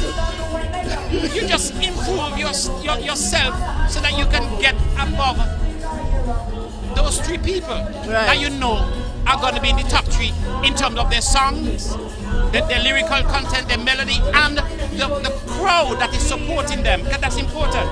So once you identify those 3 people, you have to target 1 or 2, and you go for the weakest one. And once you get that weak one out, you know you're in that top 3. You're in the money bracket. You know what I mean? So you have to. I mean, yeah, that's the strategy. You sure you want to give out the secret? You have to deal with that. Calypso Nyan, the weakest one, you got, because the one is very strong and the people are already with that. You're just hoping that he mess up. You know, talking about what you call it, rivalry. When I came in, obviously naive and all of that, I had the mindset, I ain't a rivalry with nobody. Calypso is supposed to be love and camaraderie. And I learned pretty soon that this ain't no easy game. People cutthroat when it comes to Calypso, but I understand why, because that rivalry element. And the great Tony Rose used to say that, man, you're too nice, you know, go after them, you know, but that is Calypso. And that is why, back in the day, I guess, it was so great. People came from all over, obviously Swallow Short Shirt. They understood what that rivalry was about. And Bear's right, there's no rivalry here now. But Bear, I have to ask you, when are we going to see you again? Well, that's really up to the festival commission. I'm presently in Montserrat singing. I'm the Monarch. Yes. So whoever, well, Chief is going to face me down there, and whoever, if she wins tonight, or if somebody else wins, you know. So I'll be in Anguilla on the 8th. You know, doing what I do best, complete enjoying myself. I got caught within a rock and a hard stone already, where I sang in Montserrat 1, come to Antigua 1, and had to choose. And had to choose where to... which one I was going to represent. Right. I was living in Antigua at the time. This is where my bread and butter was. And it had nothing to do with patriotism. It had to do with my situation. Right. And I had to fight 6 years to get into Antigua Calypso competition as a Montserratian. So, since I had to fight so hard to get in, I wasn't going to give them any reason to throw me out. Right. So I said, I'm going to take the backlash from my country. I could make it up to them. I'm going to sing. I'm going to represent Antigua. Nice. I'm presently in Montserrat now as the Monarch. I don't plan to go back. In my mind, I'm not planning to go back and defend. If I stop singing there, my daughter is coming. She's 13. She's the Junior Calypso Monarch right now, and Soca Monarch. Then I could, you know, have a word with the commission and see if it's eligible for me to come back into the competition here. And like I said, I've passed the stage of trying to win or trying to beat somebody. For me, it's to improve what I'm doing and to get the public involved again. Development, Get the whole Calypso interested again. And whatever it takes to make it happen, the commission can have a word with me and we can get it going. You know? Yeah. How do you come up with a topic? People. You have to know what's trending. is what's trending. And if somebody trouble me, I like when they trouble me. I mean, 2019 when Tian Winter walked into the band house and said he come to take over, and he on the radio saying he's going to win all the 3 competitions: soca, monarch, groovy, soca, party, monarch, up tempo, and calypso. I said, and reverse. So I went home and I came at him. And that spark, I just need you to say one word to me that I don't like. And you light a fire, and I'm gonna come for you. You can't hide from me. Win or lose, I'm gonna come for you. Okay, one quick shot before you go, Bear. Where do you stand in the one song format as opposed to 2? Well, I've said it on ABS radio that number one, it lacks your development, it lacks your chances of improving yourself. Because you come with one song, you probably might be third. You have a chance in the second round to make up for that. There's no chance. Or what it is, what it is. Yes. Number 2, if you're preparing for the Anguilla competition, the Leeward Island competition, what are you going to sing there? What if someone comes in new, only have one song? How are you going to send them to represent you? So we got to be careful what we're doing. I don't think singing one song is what it takes to bring the art form back. Exactly. First, we have to introduce it in the schools and start working with the children from young, which I'm willing to do if the government of Antigua is willing to bring me, and I'll work with them. That's one, so you get the youths back into it. Number 2, cut the age group in terms of how old a child can be to sing, and base it on talent and capability. That's 2. And number 3, Panman, we have to put rules in place where the first round could be political or social commentary, and the second round should be festive or humor to bring the crowd into it. We have to go that route. If we don't, and also bring the young people in, because youths follow youths, right? Youths follow youths. So and that will prevent the rivalry. And let the children write their own songs. I agree totally. If a child wants to come and sing A, B, C, D, E, F, G, that's her song. That's right. She will develop a card. Someone they're teaching her, she will develop herself. My daughter, she pen her songs, she bring them to me, and I will insert, edit, and so forth. But it's her song, so she's comfortable with it. We have to start letting these children write their songs. And also, when they finish writing it, go on the computer, find Mr. AI, and let the tool assist, because that's where we are now. Use it. Don't let it use you. Don't give it a topic and let it write for you. Exactly. You write. Exactly. You do your melody, do your arranging, and then run it to the AI and see what other ideas you can get from it. You understand what I'm saying? Yes, because it's a part of us, we can't get rid of it. But we have to start with the children. And we have to embrace the technology. Remember, not too long ago, the entire band was percussive. Now, then the rhythm box came. Yes. And then, now, we had tonight possibility that an artist use stems. Yes. Music is progressive. Yes. And we have to embrace the technology, but there must be rules of engagement. Yes. But all in all, Bea, it was really a pleasure talking to you tonight. And, well, somebody tell me afraid we can take off. Me not understand the one, Afraid we can take off. You're afraid blow. Afraid blow? Yeah. No. I mean, no. I left here as the monarch, you know. Oh, Jesus. I left Antigua 2019 as the monarch, you know. Out of fear. COVID came in 20. I got stuck in Montserrat. I was. No, you're not stuck in Montserrat. Because I decided I'm not taking no vaccine. I decided I'm not taking. Well, you didn't have any competition. 2020 you didn't have a competition. 2021 you didn't have a competition. I was competing in Montserrat. No, your first competition was 2022. And look what I did. The first competition that Antigua had after 2019 was 2022. And then as soon as I came back, they put a rule on me. Number 1, we changing. You have a 1 round for social commentary and another competition for festive. Remember, they changed the competition on me, so I had to go to quarterfinals for the up tempo. I'm a 2-song monarch, and you tell me now I have to go to quarterfinals for the up tempo. Remember that? So I came and sang my social commentary, enjoy myself, and go home. You must remember that. I was the Calypso Monarch of Montserrat at the time because I sang 2020 and won in Montserrat. I sang 2021 and won in Montserrat. I sang 2022 and won in Montserrat. So I won 3 straight in Montserrat, right? So I wasn't running. You didn't have a competition in 2020 and 2021. All right, good brother. Elbia? Oh, they won. Let's go stateside. How up now?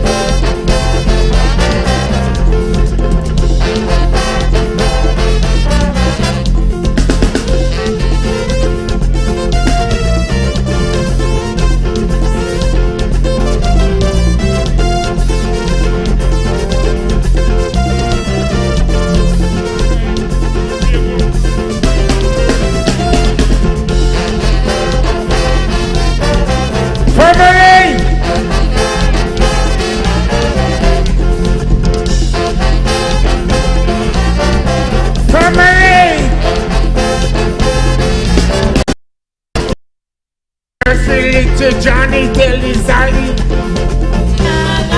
What say? I bet you can't tell me how me mommy get she big thing. She say every night, they're not out in light, but I still could see when they sacrifice. Don't pay them no mind. I can't hear you. Don't pay them no mind, it's children and they go up in time. Children melody, children melody.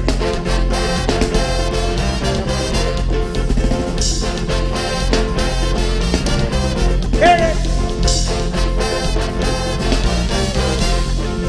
Little Sally wiped your nose and said to John, what you say? I bet you can't tell me how the water gets in the ocean.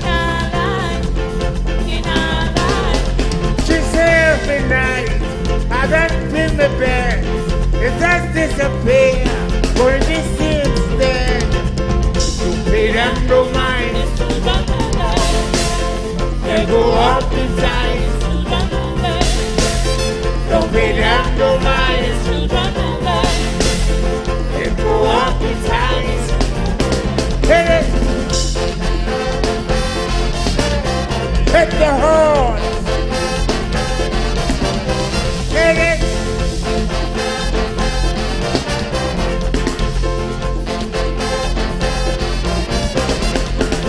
Sally said that my mommy is on a diet.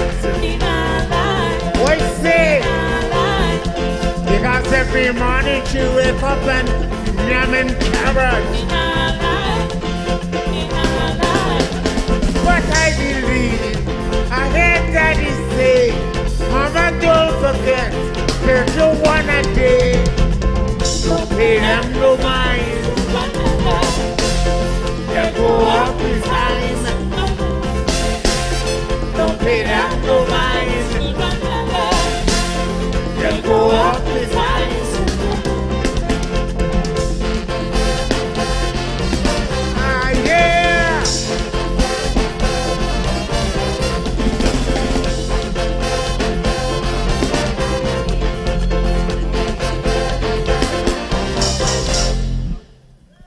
So you go.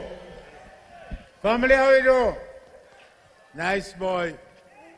What you doing with your father's shoes on, boy?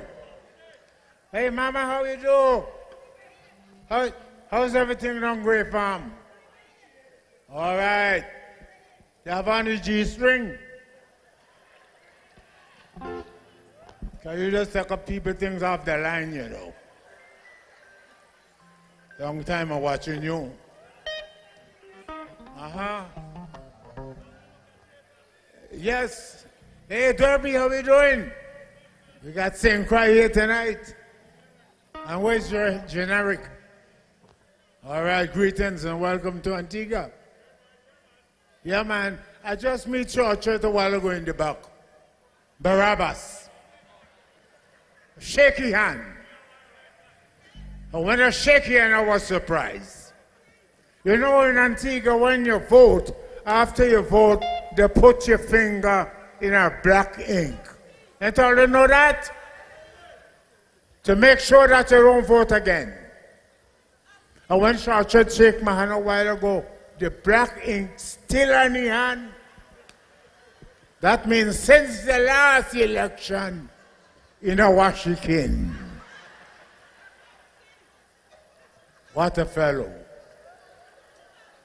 Hi, honey. Hello. Okay, I'm going to sing that for you.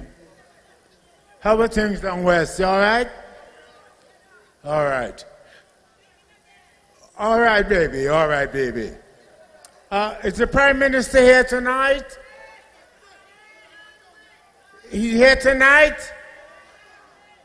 Because I have a beautiful girl from Cuba who says she wants to meet him.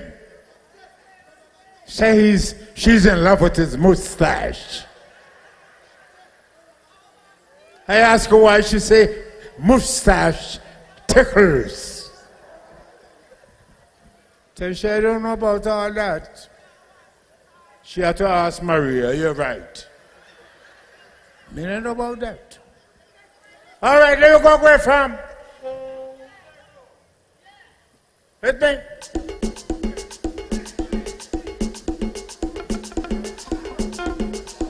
Here's it.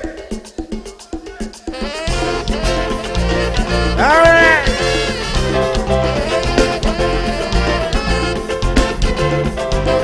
Hit it.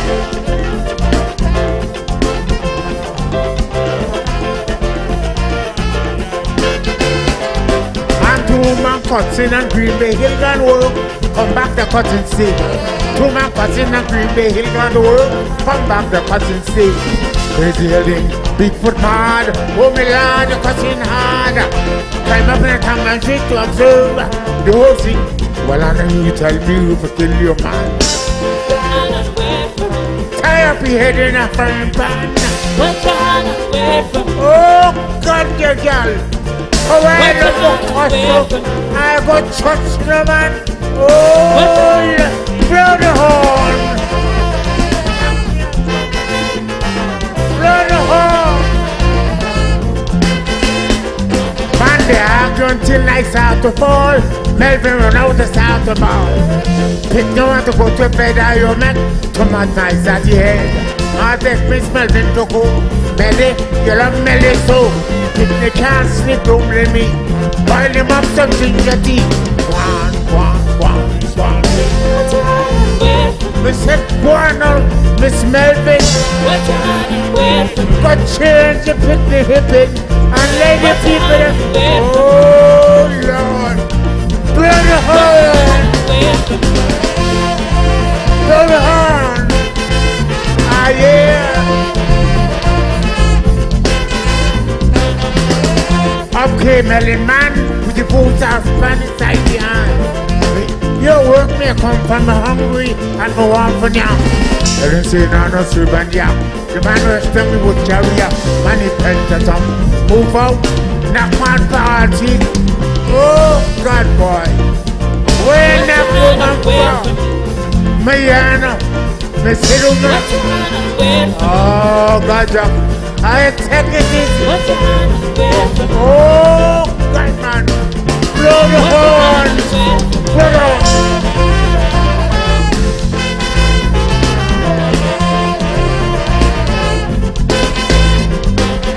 Big fight break out and the stone heap, and all the neighbors they start to pee. Come now with time when drink to observe the good scenery. Oh, came like a reed, and then those who start to bleed. Fight all night, don't stop, and up. Charge night shot. Oh God, go to the place.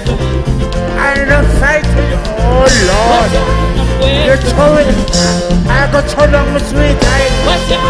Oh Lord, the back of my girl fall off. Oh Lord.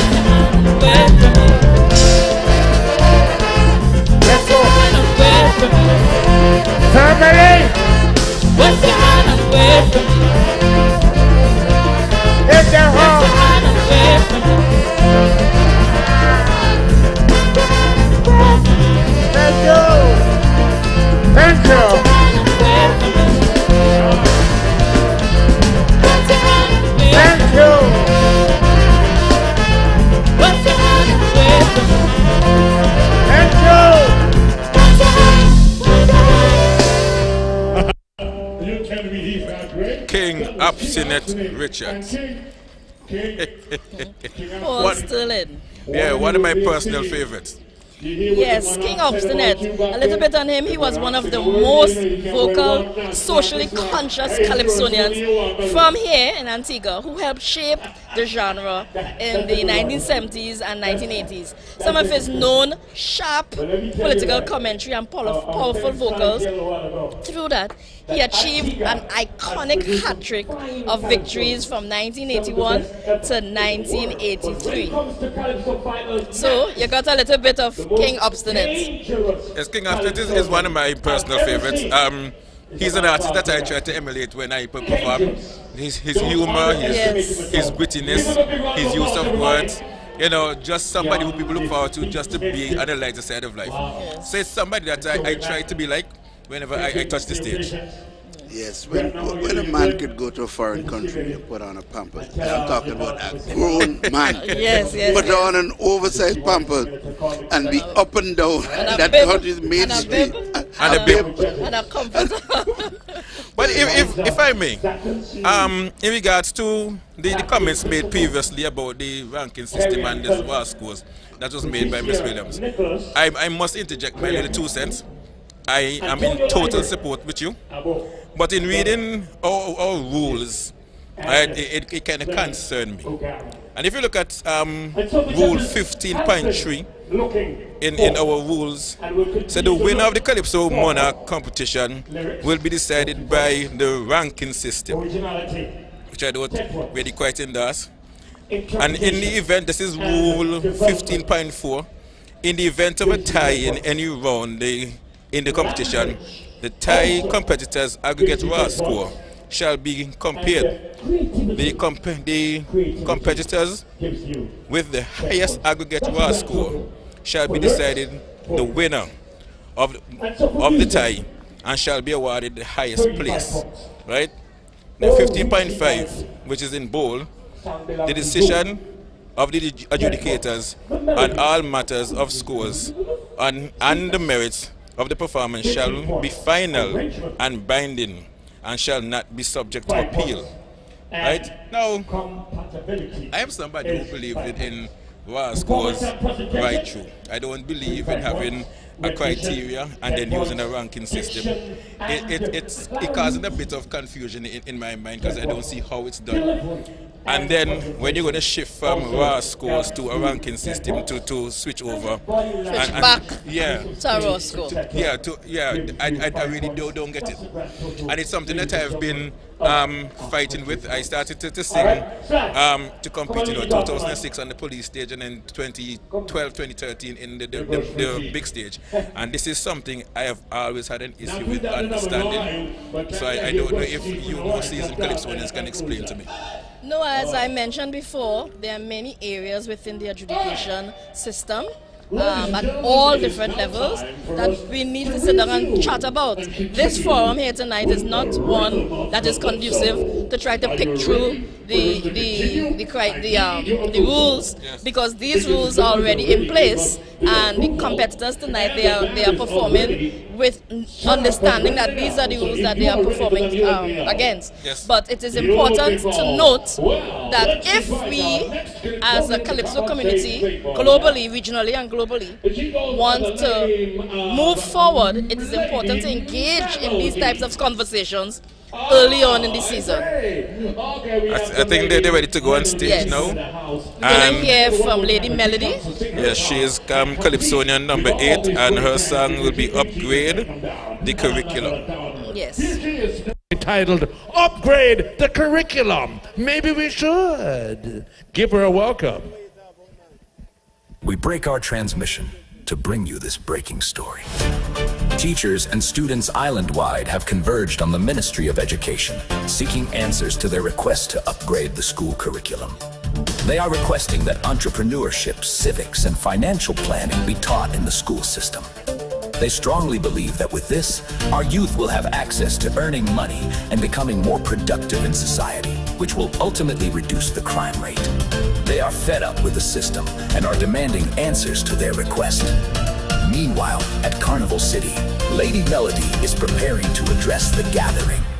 Please join her as she goes on stage. Good night, Antigua and Barbuda.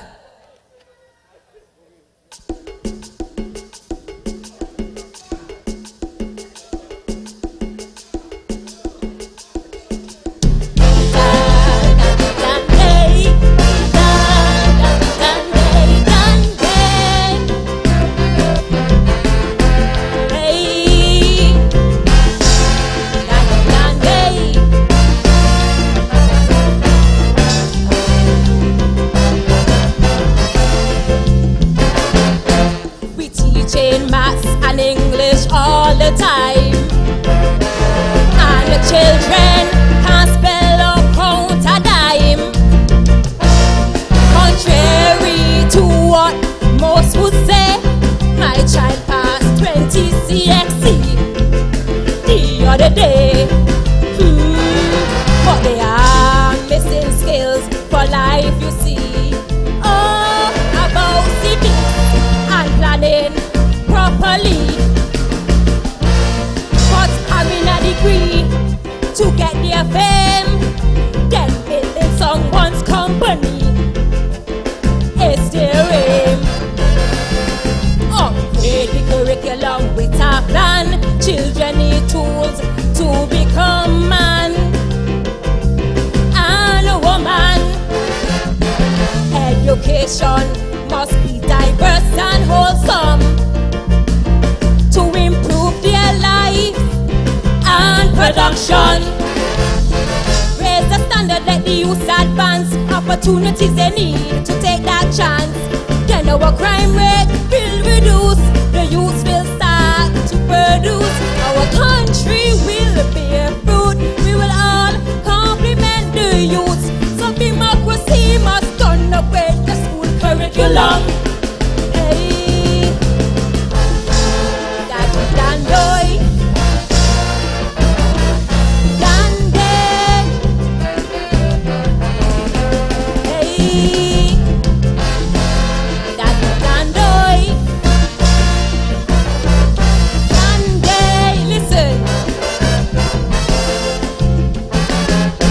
Financial planning has to be a must. Before leaving school, they won't be lost. How to handle credit and loan, to stand on their own 2 feet and be alone.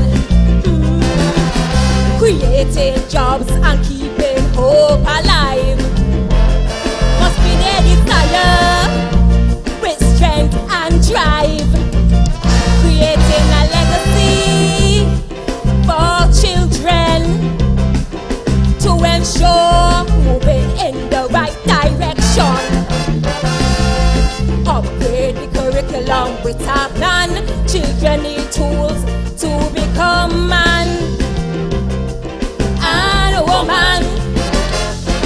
Education must be diverse and wholesome to improve their life and production.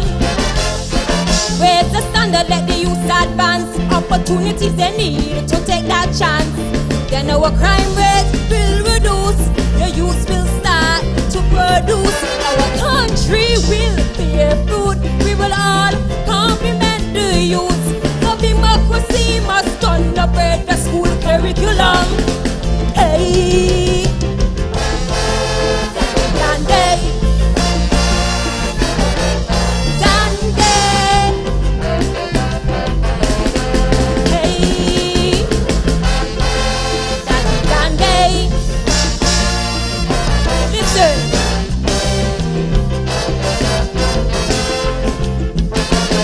Teach them civics and to put country first.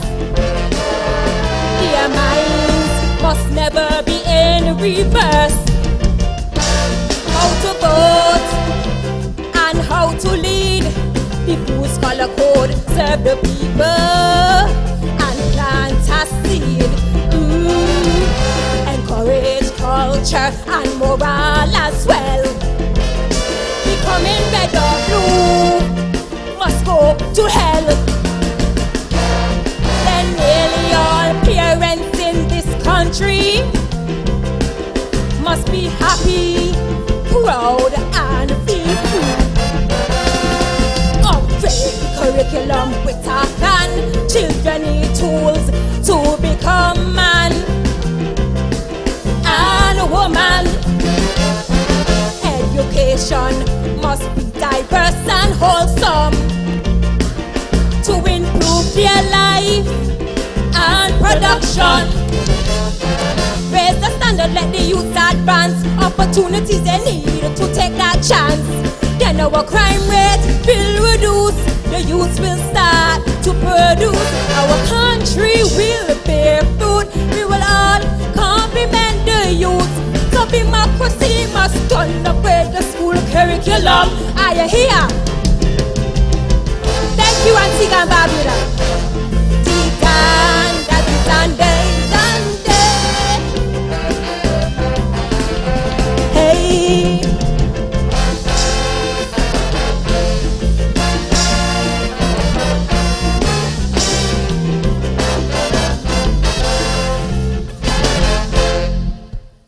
Lady Melody will upgrade the curriculum. Yes, this inspiring piece calls for modern practical education that goes beyond textbooks. It advocates for a broader curriculum, including technology, financial literacy, civics, culture, moral education, and things like agricultural sciences to better prepare young people for life and society.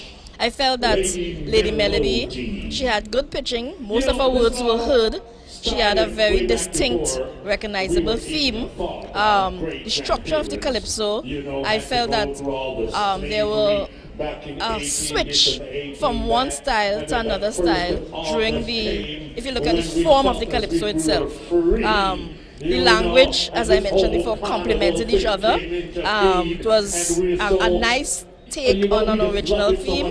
The melodic lines, most of it was suitable.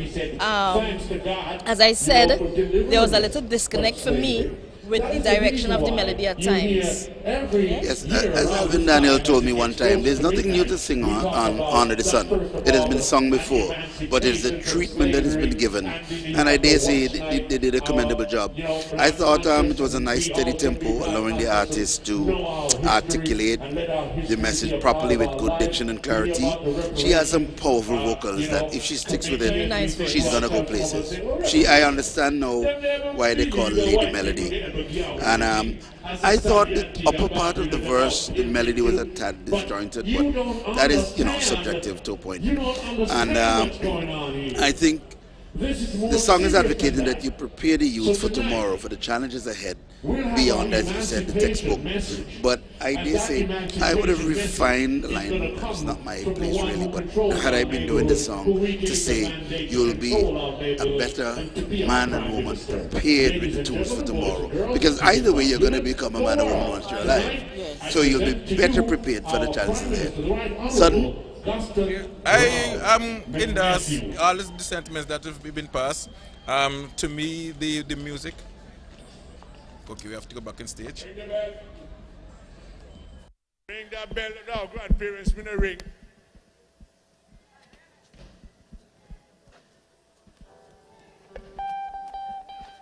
What? Yes, girl, back Mr. Hurst, tell me, can you imagine you're for me wife, and me go work late, and the penalty and the punishment for me go work late, a man have to cock me over some me. But I couldn't say the full word, because I haven't reached there yet, and I hope I'll never reach there. You understand? But a man have to cock me over, so ask me. But we can say harass me. Yes. And you and the wife go back and say. So we can continue on Lady Melody for now. Good diction, good clarity. In my humble opinion, she is an improving calypsonian. Following her from her junior years to now, I see a constant improvement. I find the message to be a very fitting one. Improving the curriculum is something I've been advocating for myself. And all in all, it's a very good performance, in my opinion. What we think we call symbols our next Calypsonian, it will be Calypso number 9, the Dictor, who will be singing Doctor. Who from Antigua? Second son, who from Antigua? You from Antigua, you see? Anyway, I come in here since 2005. Okay, fair enough. The doctor. The man's a lawyer now, you know. The doctor. He's a lawyer now, he can't speak dialect. No. Yes, I know. I've not detached myself from what is mine, which is my culture and language.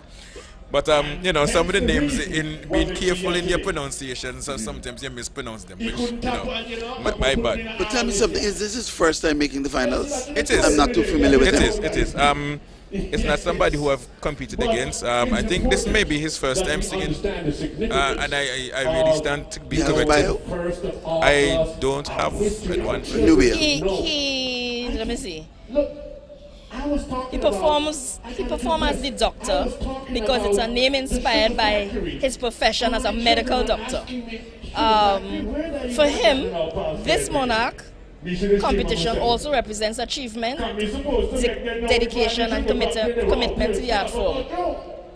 This Calypso was written between January and March 2026, and of course it was inspired by the concerns and frustrations expressed by Calypsonians here in Antigua and Barbuda, and of course the Caribbean islands.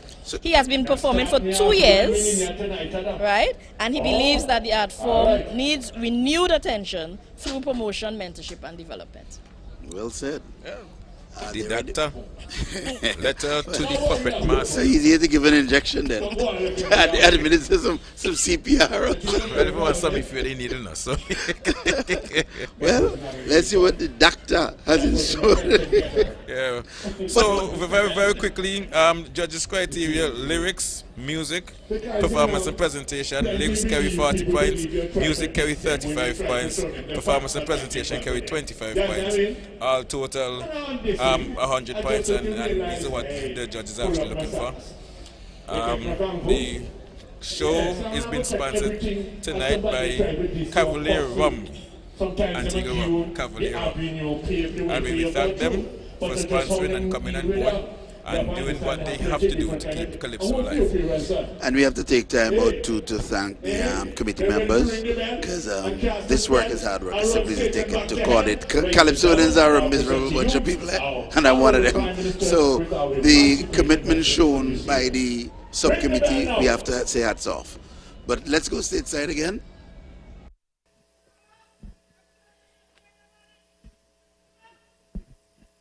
Which party they, son? You tell me, who do this here? Tell me which party they. I had the bill on the stage. No, tell me which party they. Me go look free. Because you know one of the bill cross the back, you get the bell ring quick.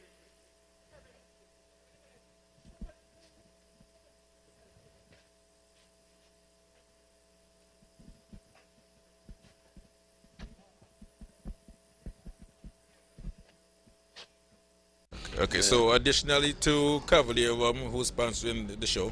Title sponsors, yes. Right.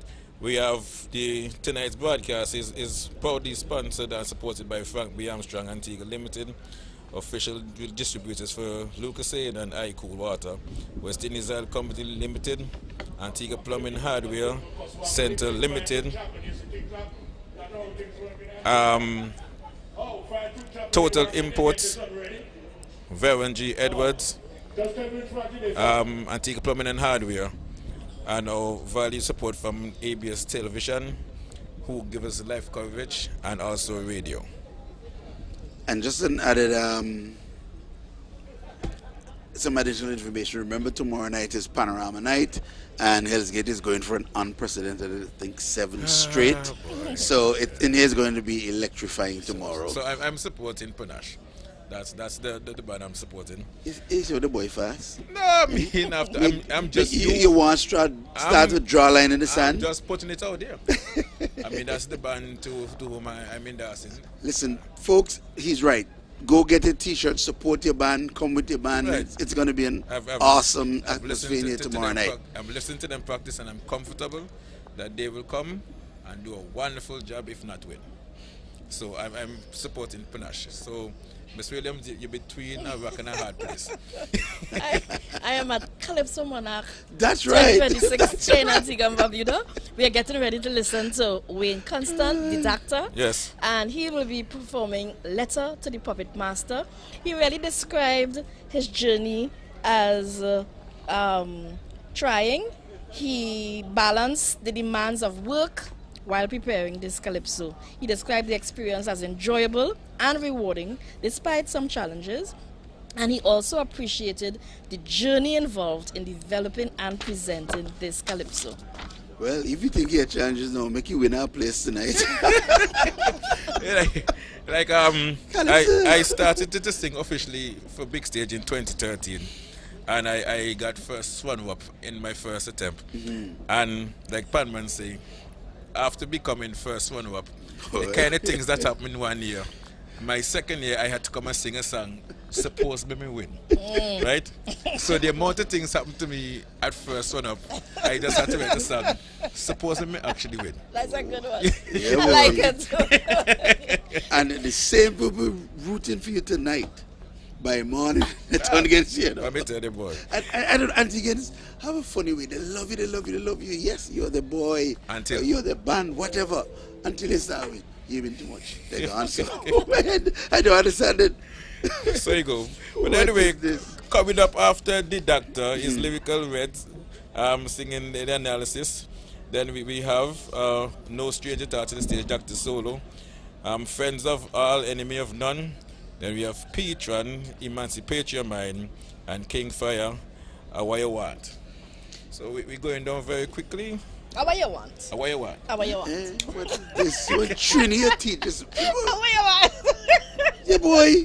Listen. National TV. When Trinidad they tell you how to talk Antigua. One time, a very long time ago, there's a Jamaican calypsonian, a Jamaican comedian by the name of Oliver. And Oliver say by the time a Caribbean person reach the airport, them accent change. Yes. So maybe my in and out of Antigua cause my accent to kind of pull away from what it's supposed to be or what it once was. So the lawyer in he. Oh Lord. It's justified mispronunciation as an Antiguan dialect lingo. So maybe we should change this to a full Trinidadian panel then. No. Try that. You could try that. Well, if you go full Trinidadian panel, you have to start with 2 voting. Here, and Pilau. Oh my. Oh. That fella's like commissar. Bacon Shack. Yeah, man. But bust up shot. We digress. Yes, but definitely, we don't know what's exactly is happening backstage, but we are still awaiting the doctor to do his song, Letter to the Puppet Master. And then we have Lyrical Red singing Analysis. The Prime Minister has an emancipation message. Let's take it in. My fellow Antiguans and Barbudans, on the 1st of August 1834, the enslaved people of Antigua and Barbuda joined their brothers and sisters throughout the British Caribbean in celebrating the legal abolition of one of the most barbaric institutions ever conceived by mankind. It marked the end of more than 2 centuries of chattel slavery, a system that extracted immeasurable wealth from the labor of enslaved Africans while condemning generations to unspeakable suffering, deprivation, and indignity. Slavery was not merely an economic enterprise. It was a calculated assault upon human civilization itself. Millions of African men, women, children were violently uprooted, torn from their ancestral lands, stripped of their identities, separated from their families, denied their humanity, and reduced in law to the status of chattel property. Our forebears, free labor, built plantations, ports, and other infrastructure, banks, industries, universities, and empires, while their own descendants inherited poverty rather than prosperity. United Nations has recognized slavery and the transatlantic trafficking of enslaved Africans as among the gravest atrocities ever committed against humanity. It was a crime against human dignity whose consequences continue to reverberate across generations and continents. Colonialism, which succeeded and sustained slavery, further institutionalized inequality, extracting the wealth of colonized peoples while denying them political rights, economic opportunity, and the freedom to determine their own destinies. Yet, despite centuries of oppression, our ancestors refused to surrender their humanity. They refused to surrender their dignity. Their resilience remains one of the most inspiring chapters in our national history, and certainly in all of human history. Our forefathers preserved their faith, their courage, their culture, and their hope. They transformed suffering into strength, adversity into determination, and oppression into an unrelenting struggle for freedom, for justice, and human dignity. Although emancipation ended the legal institution of slavery, it did not end exploitation. Forced labor was replaced by poorly remunerated wage labor that enriched plantation owners even further. Those who controlled the means of production also controlled the machinery of government, ensuring that laws served privilege rather than justice. The Labor and Contract Act of 1865 and the Masters and Servants Act of 1922 entrenched economic exploitation. On the other hand, the Elections and Constitution Ordinance of 1936 denied the overwhelming majority of Antiguans and Barbudans participation in governance through discriminatory literacy and income qualifications. As the late Sir Norval Richards aptly observed, Antigua remained a society of barefoot and illiterate people. They were deliberately marginalized by a colonial system designed to preserve power in the hands of a privileged white minority. The tide began to turn with the founding of the Antigua Trades and Labor Union in January of 1939 and the enactment of the Trade Union Act later that year. Workers were finally empowered to organize, to negotiate collectively, and demand fair wages and humane working conditions. Fearless leadership, inspired by an unwavering belief in justice, fundamentally altered the course of our history. The observance of Labor Day in 1951, though lacking official sanction, became another defining moment in the transfer of power from entrenched economic interests to the working people of our nation. The struggle for workers' rights evolved into the struggle for universal suffrage, constitutional reform, self-government, associated statehood in 1967, and ultimately independence on the first day of November, 1981. History compels us to acknowledge an uncomfortable truth. The legacy of slavery and colonialism did not end with emancipation or political independence.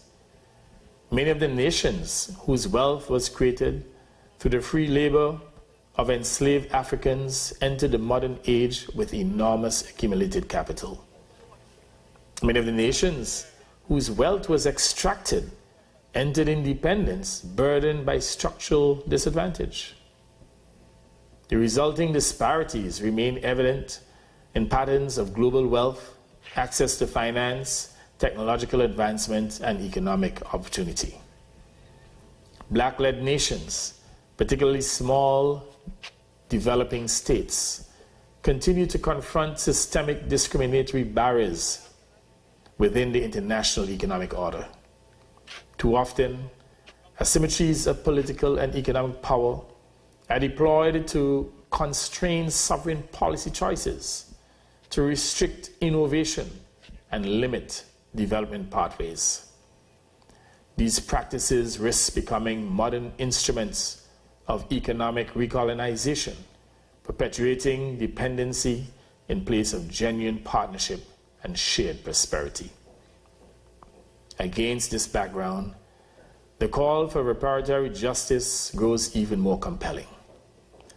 Reparations are neither an appeal for charity nor an exercise in assigning inherited blame.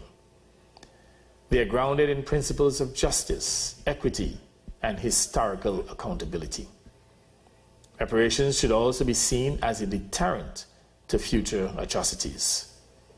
Repair requires acknowledging the enduring consequences of slavery and colonialism and undertaking meaningful measures to address the structural inequalities that they produced. Such measures may include investment in education, healthcare, technology, climate resilience, institutional development, debt reform, and equitable access to international finance and markets.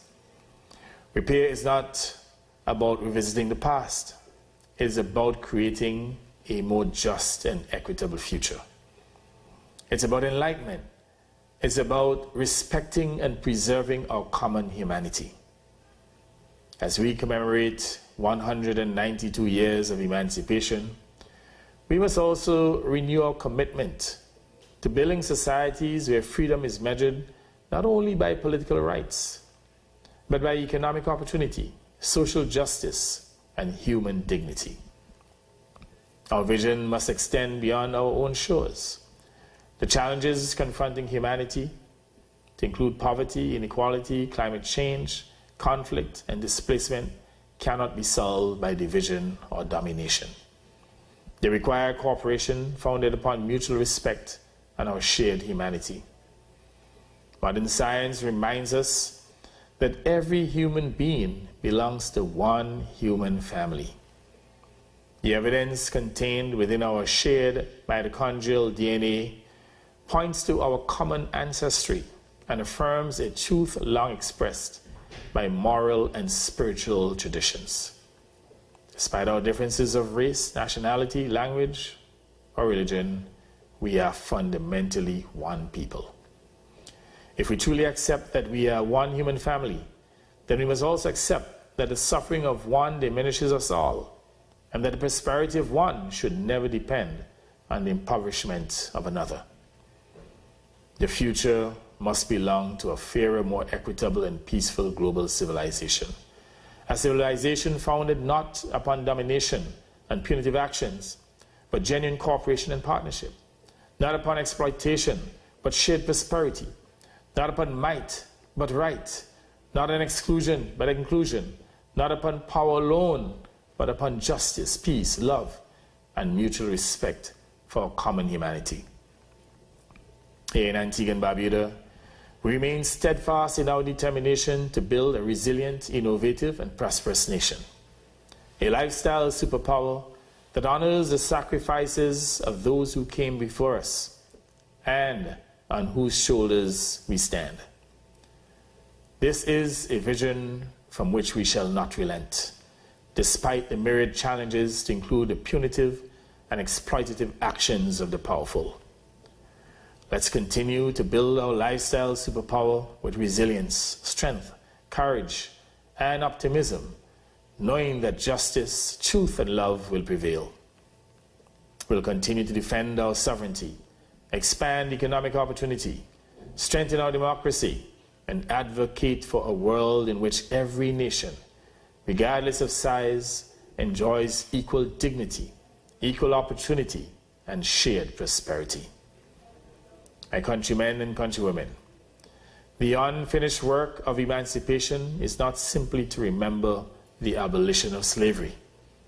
It is to ensure that justice triumphs over inequality and that opportunity replaces exclusion. That every human being is afforded the dignity with which our Creator endowed us. As I conclude, I say to you that yes, there are myriad of challenges standing in the way of our progress. But do not fear, do not despair. Soldier on in optimism for a brighter future. Do not worry, my dear people, do not fear. We are covered by God's almighty hand.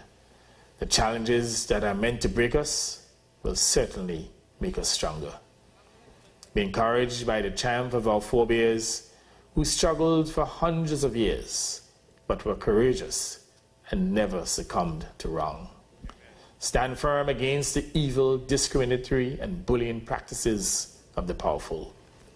Let's fight on as a fearless nation with fearless soldiers and continue to lead the transformation of our country into a lifestyle superpower. Again, do not fear. Gassi Jed told you. May God Almighty continue to bless Antigua and Barbuda. May He guide us in the pursuit of justice, peace, love, and resilient prosperity. And may He inspire all humanity to build a civilization worthy of our common origin and certainly our shared destiny. Happy Emancipation Day. I thank you. Antigua and Barbuda. Okay, so we're back. That was a message from the Prime Minister on emancipation. So we are at that point where we're awaiting artist number 9, the Doctor, doing Letter to the Puppet Master. Talk about anyway, just to remind you of the judges, Alicia Zakers, Catherine Christopher, Patricia Nicholas, Claire Brown, C. Antonio, and I had forgotten one name, but we will get that for you before the night is out. Nubia, here we are. We're counting down. We're winding down. Yes. All right, my folks. I too join with my nephew, the Honorable Prime Minister, to wish you talking about the Doctor. He's going to sing Letter to the Puppet Master, and he's getting ready to give us that rendition. As I mentioned before, he was inspired by listening to the concerns and frustrations expressed by Calypsonians here in Antigua and Barbuda and across the Caribbean, where he penned this song between January and March this year. He said, if he won tonight, this Monarch competition also represents achievement, dedication, and commitment to the art form. A victory for him would be the ultimate goal and fulfill a childhood dream that he has. To be in the competition or to be win? the Monarch. Okay, ambition is nothing wrong with that. That's beautiful. Yes, so but he has quite a task ahead of him. He would have seen some of the greats gone before him. So, but am I hearing correctly? He's a medical doctor by profession. Yes. Let's go stateside for the Doctor. And the name of his song is. The name of his song is. You haven't been following. Just when I thought you were following. You haven't been following. The name of his song is A Letter to the Puppet Master. Give him a listen, ladies and gentlemen.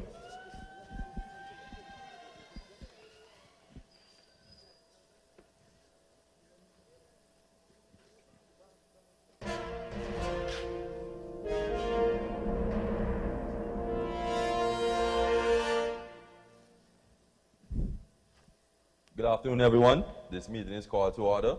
And on the night of the show, we're starting with Fear Antigua. Fear what fear? This art farm, you know, fear. You know, see from over 100 plus Calypsonian used to register, now at 37. Yeah. Outside of the bad treatment and the disrespect. Something must be done, man.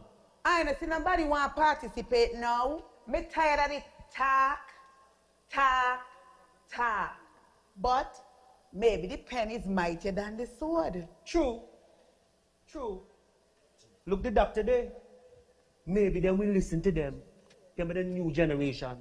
For real. Doctor, write the letter. We writing. Good night.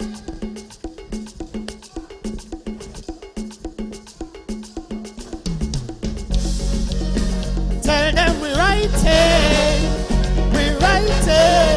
oh yes, we're writing.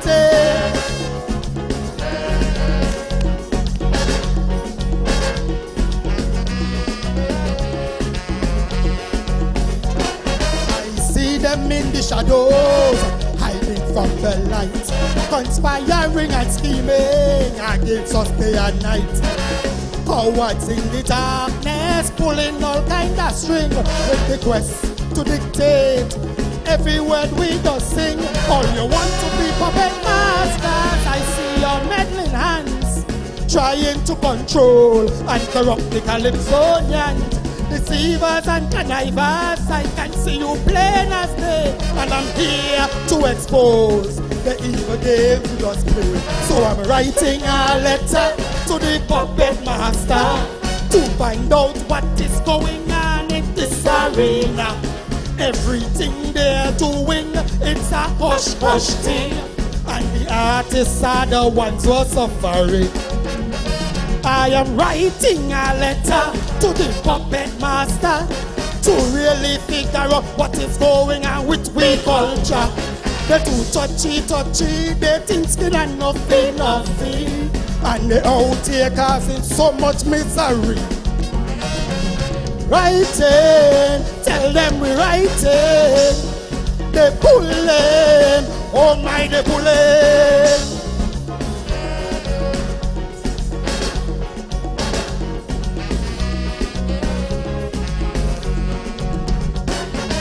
We're ready to form our own association to protect the rights of the Calypsonians.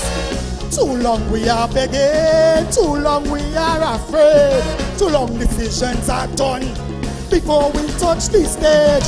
We need to form a body to watch the game and call out wrongs by face and name, protecting our heart from the greedy few, mixing people culture and then feeding it to me and you. So I'm writing a letter to the puppet master. Calypsonians tell me it is time to put pen to paper. Everything they're doing is a hush-hush thing, and the artists are the ones who are suffering. Writing a letter to the puppet master to really figure out what is going on with the culture. They too touchy, they think skin and nothing, and they out here causing so much misery. Writing, tell ya we writing, oh wow, we writing.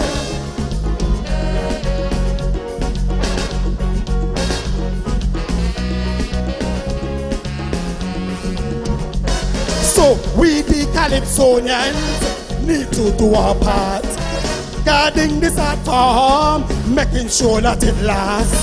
Stop waiting on others to carry the load. Each voice, each tent, we can pave the road. Singing with conviction while standing on your truth, passing down the young ones, mentoring the youths. If we stand divided, then it will surely fall. But united with one purpose, Calypso will stand tall. So I'm writing a letter to the puppet master. Calypsonia, it is full time that we all come together. Everything they're doing is a hush-hush thing, and the artists are the ones who are suffering.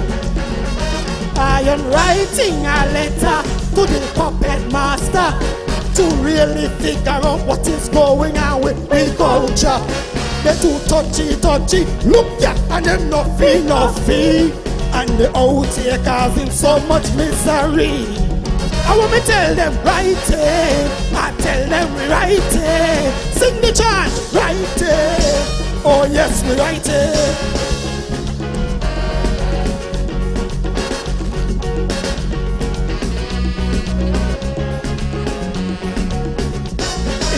Rivalry we're looking for a fair fight. Transparency through this thing, and that will make we feel right.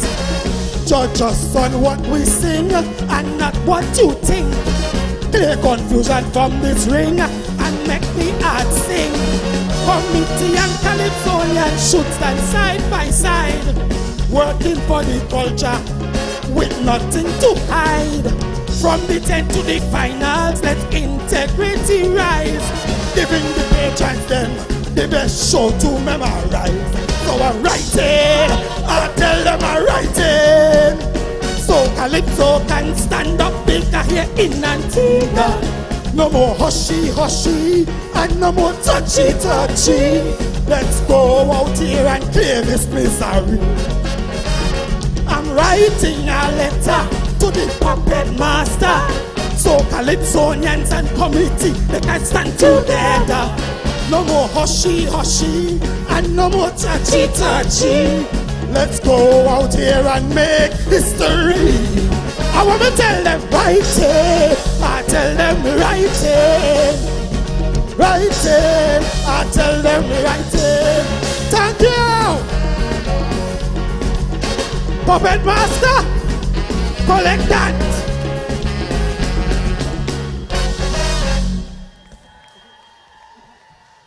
The Puppet Master. All right. He was inspired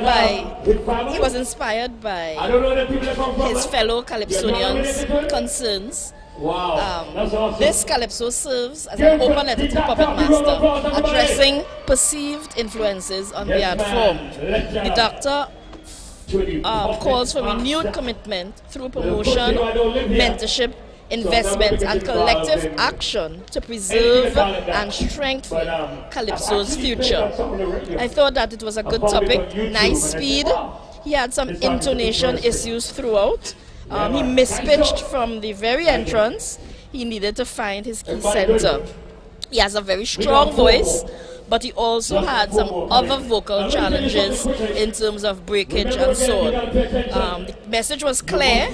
He had some effective visual cues, and there was good use of stage. Yes, I endorse what you've said there about the problems with his pitch and his vocal throughout the piece, definitely. And this song is demanding to know what's going on with our culture. And this theme has been resonating with a few other calypsos on the night. So I think the authorities and those concerned really have to stop and take time out to look at the culture, because I was going through the criteria just now and there are quite a few anomalies, but that is for a different time. We have now the Lyrical Reds coming up, but let me hear what you have to say about the Doctor. Yeah, the Doctor, very good song. I like his use of the stage. He appears to be a bit off key from the onset. He appears to be a crowd favorite nonetheless. A very strong message, a very fitting message. I like this the presentation before his performance. He kind of set the tone and marry the song itself. Not a bad attempt for a new artist. Yeah, this topic, the Puppet Master, and these concerns, they are not only unique for Antigua, unique to Antigua.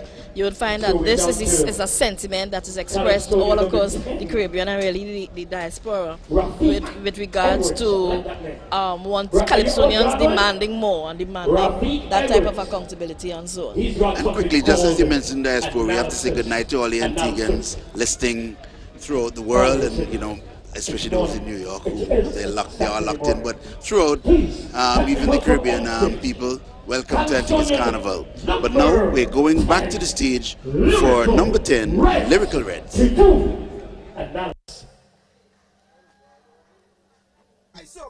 Kaiso, wait. You name Survivor? Yes, sir.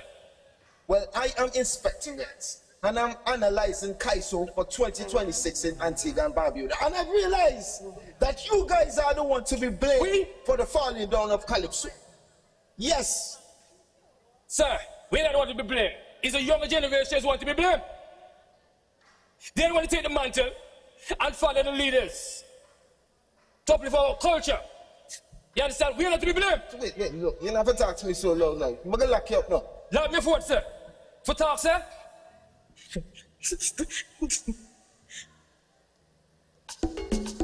This is Inspector Reds on the scene, analyzing the state of Calypso in Antigua and Barbuda.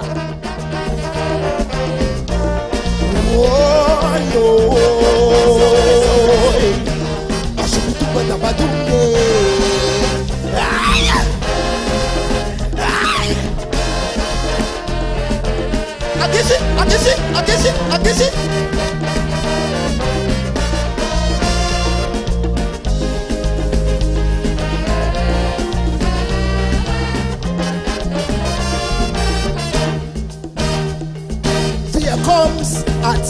of reckoning, a time to analyze with pros and cons and the happenings, without bias or compromise. Calypso on a slippery slope, so I pull my microscope to examine objectively and comment. My observation may not please everyone, but progress is my sole intent. When last you hear a melody like Lucinda, or children of the universe in Antigua, always come back to you is just one other sweet guy. So everybody know it's the same old tired melody. They recycle without apology, even when they win the crown. You can't sing this song, guys, so falling down, something wrong. Oy, oy. I should be doing the badunde. Mama! Ha! I kiss it, I kiss it, I kiss it, I kiss it.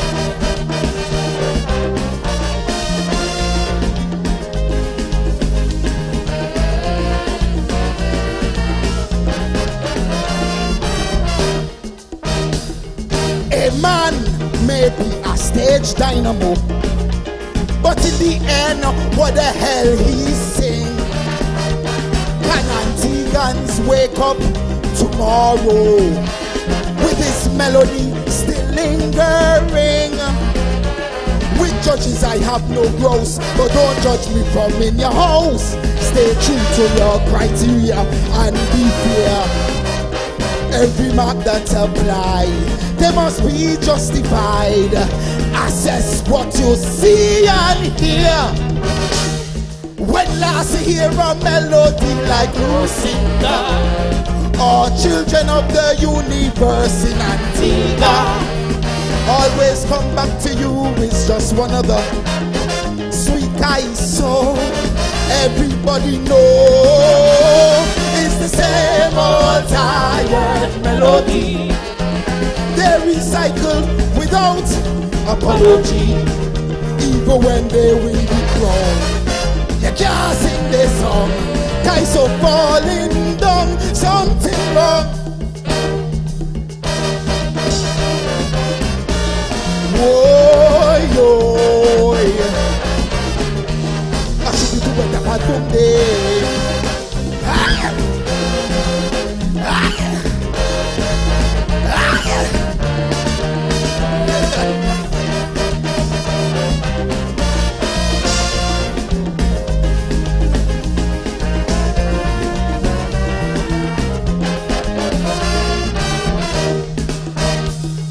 Traditions do not come by guess. They are born of excellence. It takes much craft and plenty finesse for a kaiso to make sense. Predecessors set the bar, it's your turn to aspire to create more sweet cultural bombs. Lyrics and melody must have a tail properly. Rendition must be awesome. When last you hear a melody like Lucinda, or children of the universe in Antigua, always come back to you is just one other sweet guy. So everybody know it's the same old tired melody. They recycle without apology, even when they win the crown. You can't sing this song, guys, so falling down, something wrong. Oy, oy. I should be doing the badunde.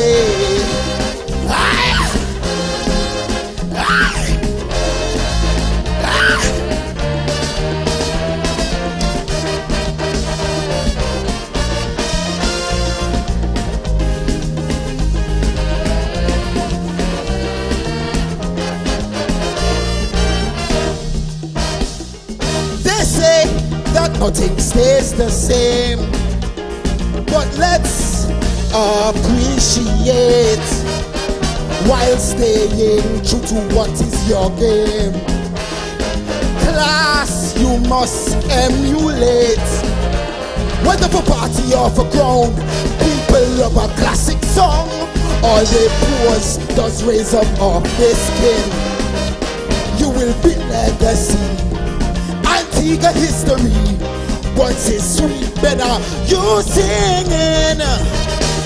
When last you hear a melody like Lucinda, or children of the universe in Antigua, always come back to you, it's just one other sweet Calypso.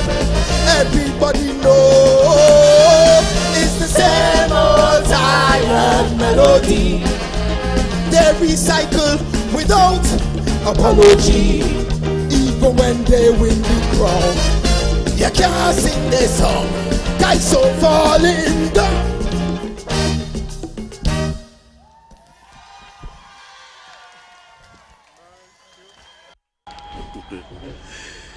Lyrical Reds, boy.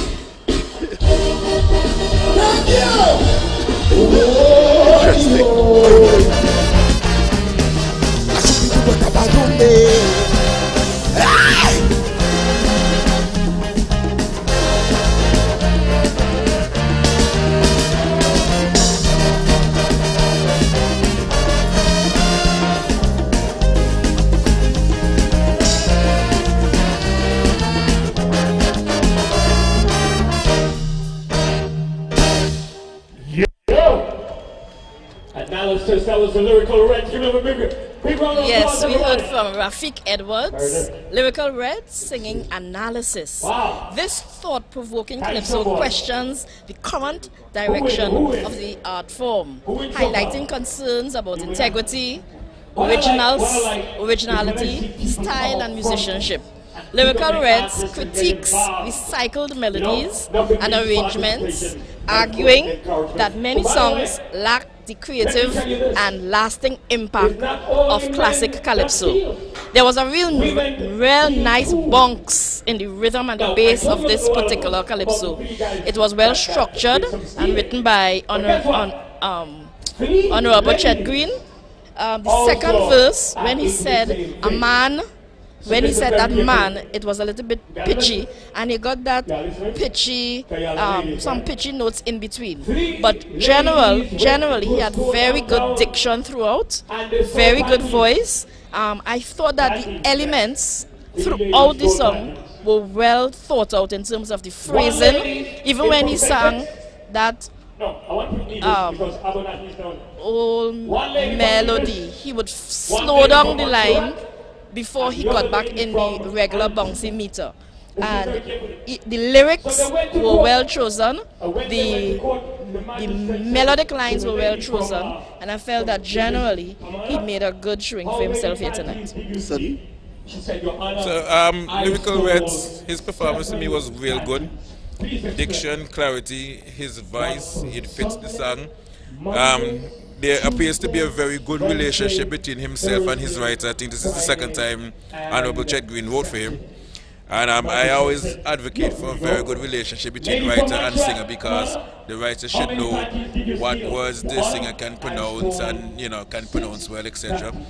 Holistically, I see this song is in it fits the criteria in regards to lyrics, music, especially the music. Me as a musician, I always must lament on that, where originality, melody, arrangement, and compatibility is concerned. I see Lyrical Reds as an improving calypsonian, and I endorse his contributions to the art form on a yearly basis, and look forward to him on another year. Okay, quickly in point form, I thought it was a solid performance. He started strong but seemed to have faded a bit towards the end, possibly fatigue. Nice tempo and bounce, carried the melody well. The artist, I think he's growing nicely in the art form, Lyrical Reds. He's a tremendous performer. And the calypso is highlighting the ailments of the modern day calypso, as Nubia said. All the things we're seeing going around with calypso, that is what he's highlighting. Good musical arrangements and a rather melodic, catchy chorus. I like the way the chorus is structured. So overall, a commendable performance by Lyrical Reds, and we'll have to leave that to the judges. And just to add, this particular calypso was gifted to him by Honorable Chet Green as a birthday present following the impact he had in 2025 with the song Iron Lady. Okay, wonderful. So we're going to stage right now. Friends of all, enemies of none. Dr. Solo. What a friend we have in Jesus. All our sins and griefs to bear. What a privilege to carry everything to God in prayer. Antigua and Barbuda, we are friends of all, enemies of none. And we believe in peace. We are peace practitioners. So having both Chinese representation and U.S. representation here, this is in the spirit of the Antiguan and Barbudan hospitality and the spirit of peace.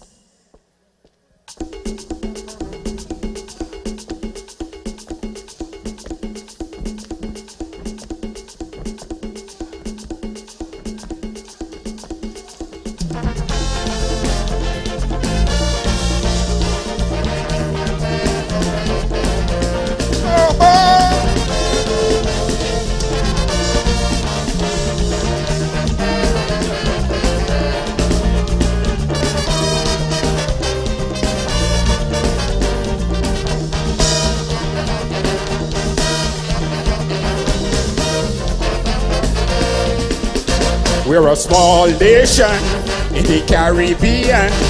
No oil, no gold, no diamond. We have talk radio venom, especially round election. Outside of that, we all are one. Superpower the mighty want us to make enemy. With a rival with superior weaponry. When I heard the mantra declaration by the leader of the land, I fully endorse this country position. What's the position? We are friends of all, enemies of none. That's the mantra from the leader of this nation, Gaston Brown. Friends of all, enemies of none. We not taking side the superpower confrontation. If Russia hate America, America hate China. That have nothing to do with Antigua and Barbuda. We are a friendly nation, world peace we demand. We are friends of all, enemies of none. Why say we are friends of all? We are friends of all. We are friends of all, enemies of none. Antigua, Barbuda.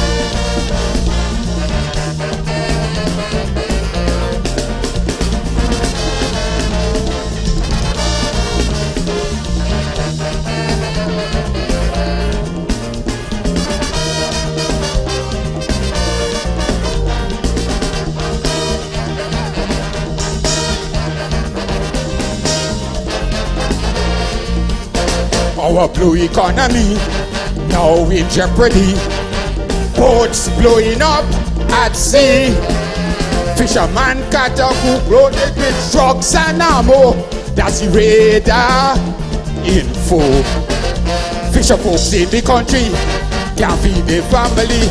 The ocean like a war zone entirely. United Nations, please lend a hand and stop the bullying of small island. You hear? For we are friends of all, enemies of none. That's the mantra from the leader of this nation, Gaston Brown. Friends of all, enemies of none. We not taking side the superpower confrontation. If Russia hate America, America hate China. That have nothing to do with Antigua and Barbuda. We are a friendly nation, world peace we demand. Friends of all, enemies of none. Why say we are friends of all? We are friends of all. We are friends of all, enemies of none. Ah!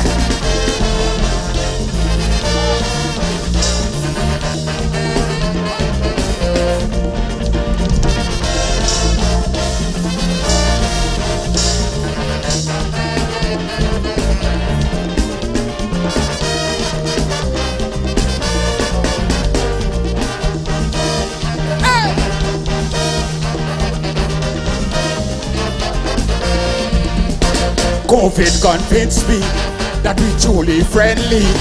Vaccine like rice for free. We got vaccine from Russia, some from America, and vaccine from China. Facebook tell me one of them was planning to kill me, to turn the land into a Gulf Coast reverie. When I told it back then, I don't think they understand. We were saved by Great Britain. Understand? For we are friends of all, enemies of none. That's the mantra from the leader of the station. What we say? Friends of all, enemies of none. We not taking side with superpower confrontation. If Russia hate America, America hate China, that have nothing to do with Antigua and Barbuda. We are a friendly nation, world peace we demand. Friends of all, enemies of none. What me say? Friends of all, we are friends of all. We are friends of all, enemies of none. Hey!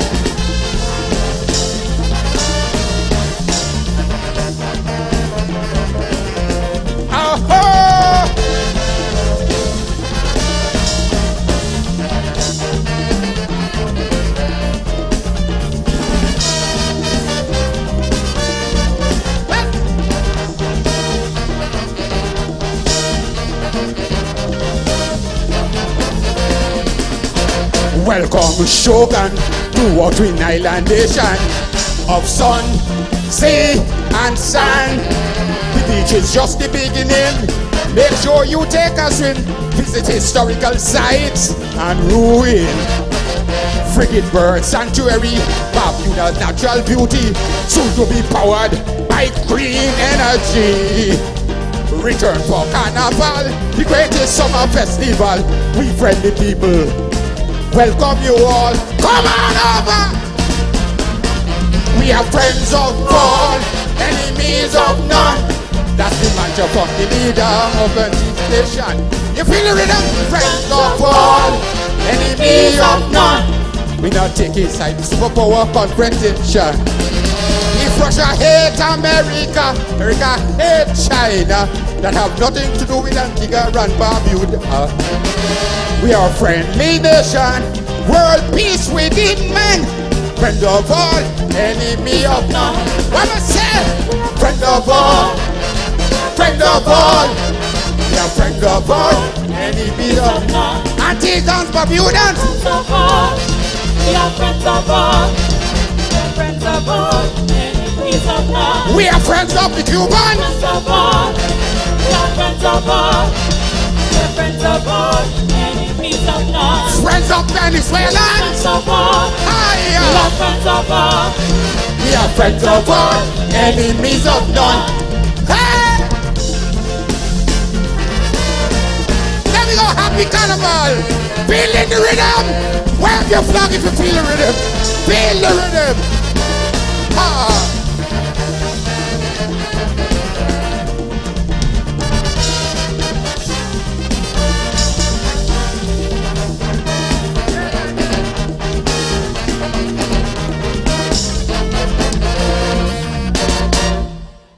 Solo, Dr. Solo, friends of all, enemy of none. Dr. King Solo, friends of all, enemies of none, with his iconic, flashy footwear. This time, bearing the Antigua and Barbuda flag. Good one, right? Love the shoes. Yes, I think this thought-provoking calypso explores Antigua and Barbuda's global position, emphasizing that its assets, its greatest assets, are its peace people, sovereignty, and commitment to peace. Inspired by the principle of being friends of all and enemies of none, it highlights diplomacy, neutrality, and protecting national interests. I thought this was a full presentation with a real nice drive. It was a crowd favorite. I thought there was a distinct, recognizable theme The melody lines tied in perfectly with the theme, mood, and sentiment of the song. Overall, very good performance. Effective. I think Dr. Solo walked to the pen and ticked off every element of the criteria. It was a high-spirited performance. It's a powerful message song with a very high tempo. And that's an ability most Calypsonians don't have, to mesh the two. Yes, it's not easy to do that. No. To sing that fast. Yeah, sing that fast and sing a message song. And move. Sing that fast and move. I'm telling you, I mean, his body language and all these things, it always catches me. Okay. It's up-tempo and refreshing, vibrant, energetic, effective. Dr. Solo, friends of all, enemies of none, he was at the top of his game tonight. He's a true patriot, born Calypsonian, pulling out all the stops. Good melody, bounce, message, strong performance, sweet arrangement, well played by the band. Band played very well. And the words of the Prime Minister, we're friends of all and enemies of none. And I think he just, great use of the video visuals, a controlled presentation, not too many people on stage. The tempo was sweet and helped his rendition because the song was actually recorded a bit faster. So he had to control it for the live performance. It was faster in the semi-finals. That's right. It was faster in the semi-finals. I had word with him. Listen, awesome performance. It is a wonderful performance. I think it's one of those that ranks right up there. Performance-wise, rendition, diction, clarity, delivery, presentation, body language, everything. Top-notch performance. Kudos to Dr. Solo. Let's go sit. Okay. So you're to the stage to Patron, who will be doing Emancipate Your Mind. When we think of emancipation, we often think about breaking physical chains. But some of the heaviest and deepest chains are the ones that exist within our minds. The legacy of colonialism has not only affected our history, but our identity, our ideas of self-worth, and has caused generations of trauma throughout the African diaspora. Healing begins when we reject the notion that we are anything less than worthy, capable, and enough. To emancipate your mind is to embrace who you are, to honor where you come from, and to refuse to let your past define your future. And if you are carrying emotional pain, trauma, anxiety, or depression, remember this: seeking help is not a sign of weakness. It is a sign of immense strength and an act of self-liberation. Fawa Adreneho, liberate your mind.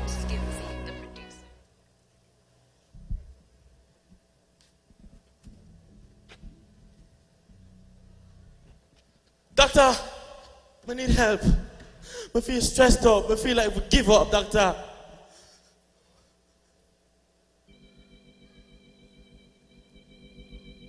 Emancipate your mind from mental slavery. None but yourself can free your mind.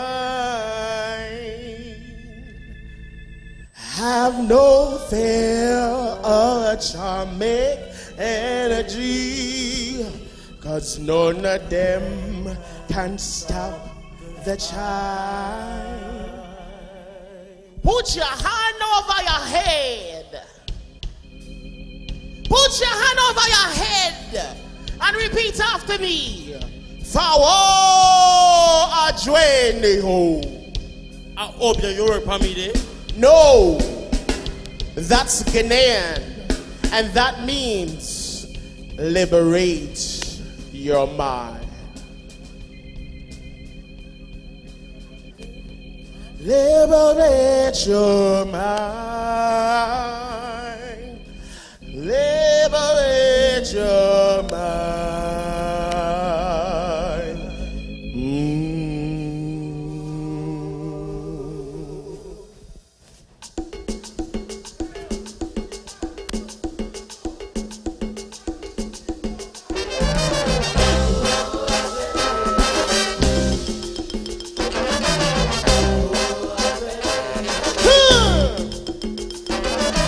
Fawo Adreneho.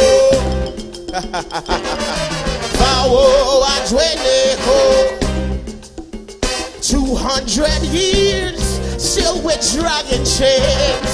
Ancestor shadows whisper in our brains. Inherited the land, yet hearts still can find freedom outside, but trapped in the mind. Drums of the past beat slow in the chest. Tales of sorrow that's never find rest. We raise a flag, pretending struggle's gone, vexing, forgetting, while the chains drag on. Open your eyes, let the past resound. Hear the cries where courage is found. The chains may linger, but the spirit align. True change begins when you emancipate your mind. Emancipate your mind. Emancipate your mind. This is the hour. Hey, emancipate your mind. Let the spirit command. Emancipate your mind. I have a question tonight. Who ready for freedom? Ready. Who breaking the chains? Who rising up now?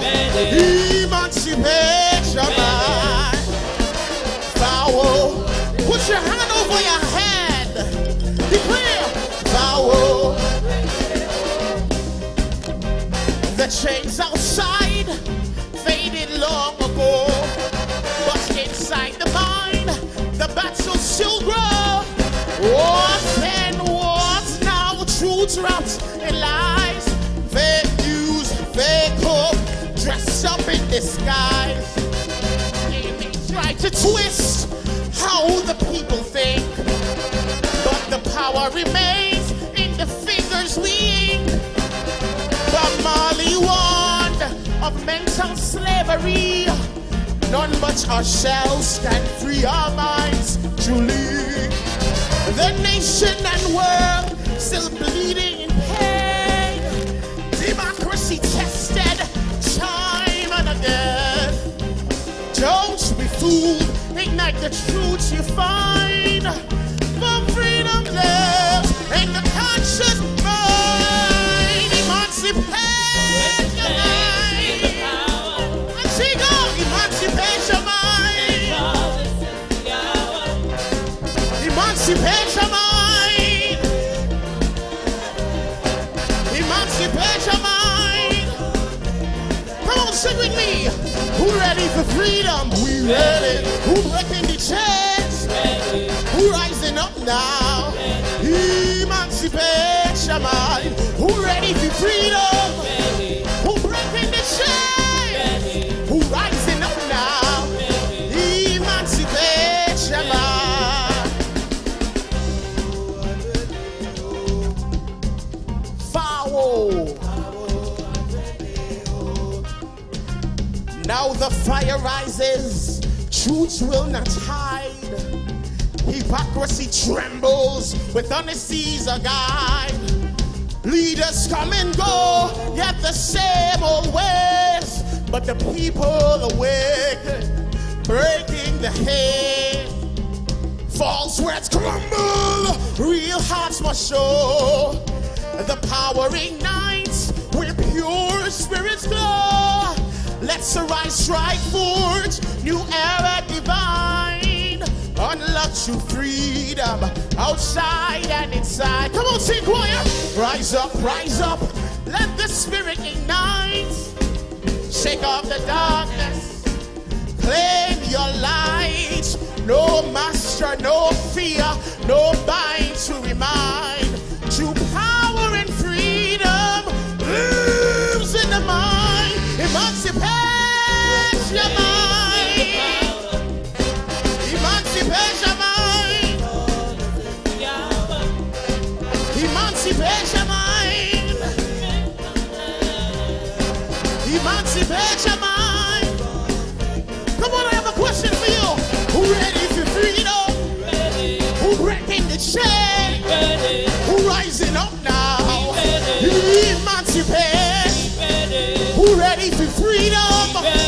Who breaking the chain? Who rising up now? One more time. Who ready for freedom? Who breaking the chain? Who rising up now? Emancipation. adwene ho. Vow. Our ancestors, they were bound by physical chains.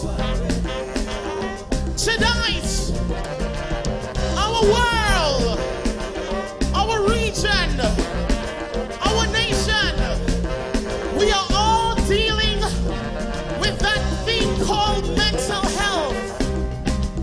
Tonight I want to remember my friend Rashawn.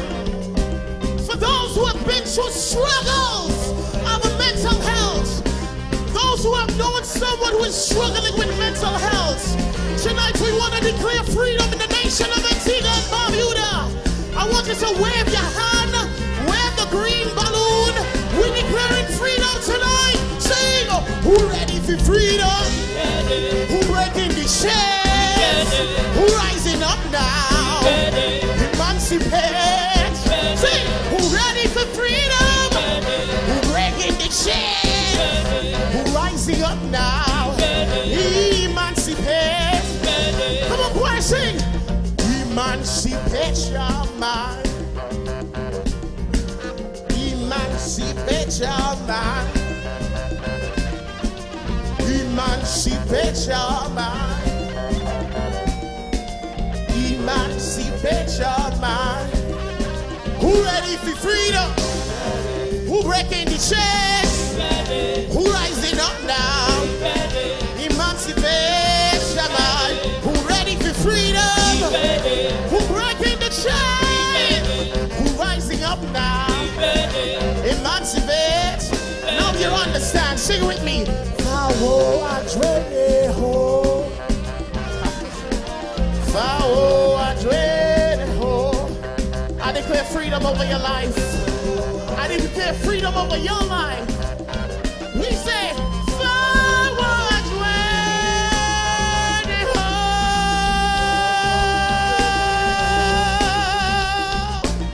Good night, Antigua.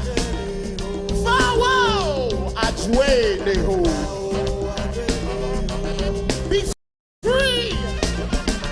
Forward way home.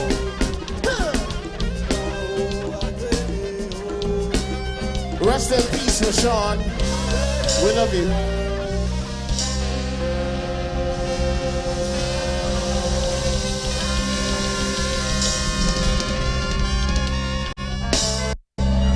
That was Petron. That's Emancipate Your Mind.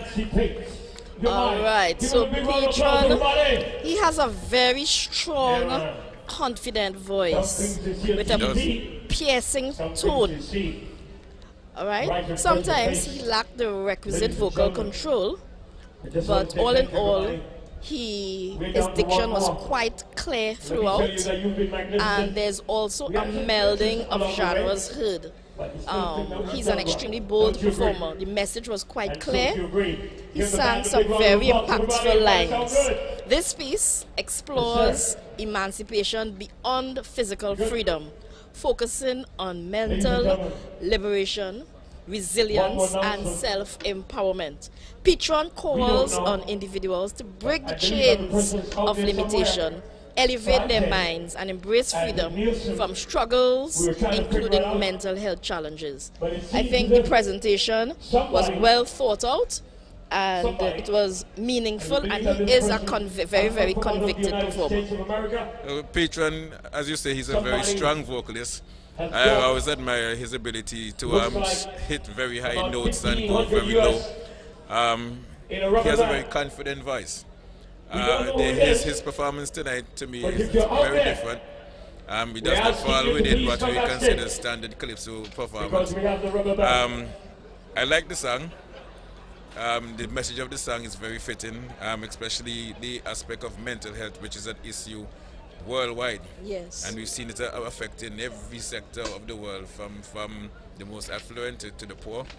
And even touching with one who would have just lost his life in our prison in regards to mental health struggle. So it's a different performance. And I just see what the judges will say. But he's a very strong voice, and in my mind, I've always had him as a very strong vocalist. He's somebody who always thinks out the box when it comes to performances. And let's just see how the judges view his performance. Alright, we are getting ready for Mr. Julian Vivian Lawrence, King Fire. He is singing Awaya Want. I've been having, problems with that for the whole night. Awaya Want. Right. So let's go stay inside. King Fire. You want King Fire.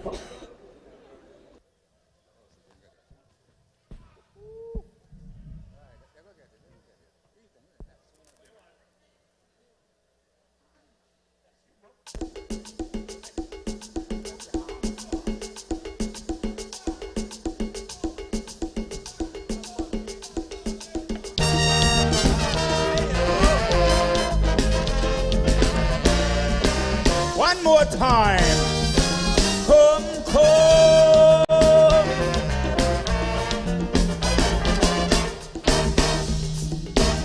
Oh no, it's not Christmas. It look like Santa Claus. Cause he have a magic bag and he's so generous.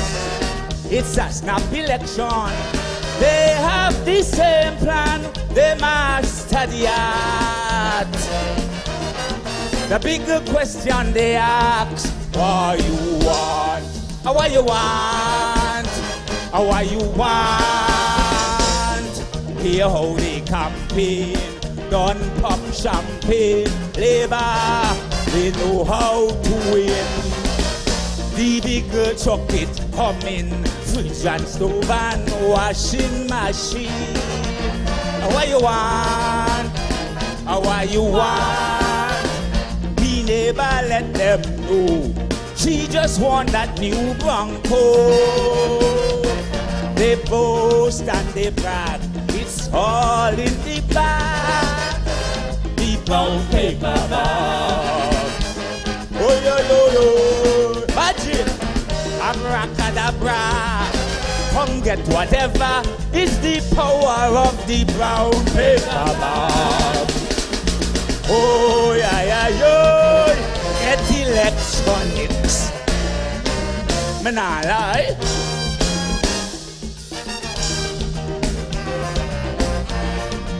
Woo.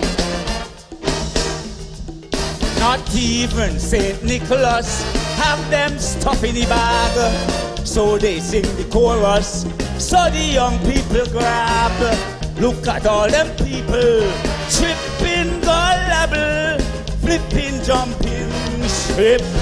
One whiff, and blue fly hypocrites get so licorice. What you want? What you want? Hear how they campaign, sounding so charming. Labor, they know how to win. The bigger chocolate coming, so much lumber, a steal of a deal. What you want? Water tank. What you want? That greedy horse he want 25 acres. He boasts that he nab 50 from the bag. The brown paper bag. Ay ay oh ay. Abracadabra. Just for good measure, plenty duty free in brown paper bag. Oh yeah yeah. Come get your food vouchers. Man I lie.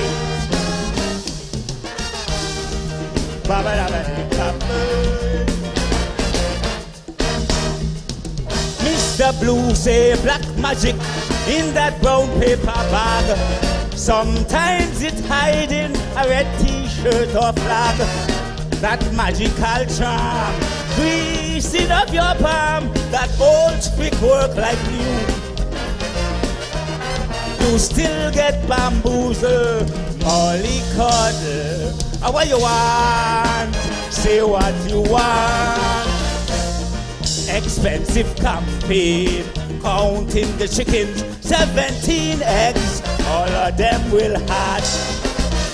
The big chunky back, a big impact to neck smash. Why you want Barbuda? Tell them no, just go.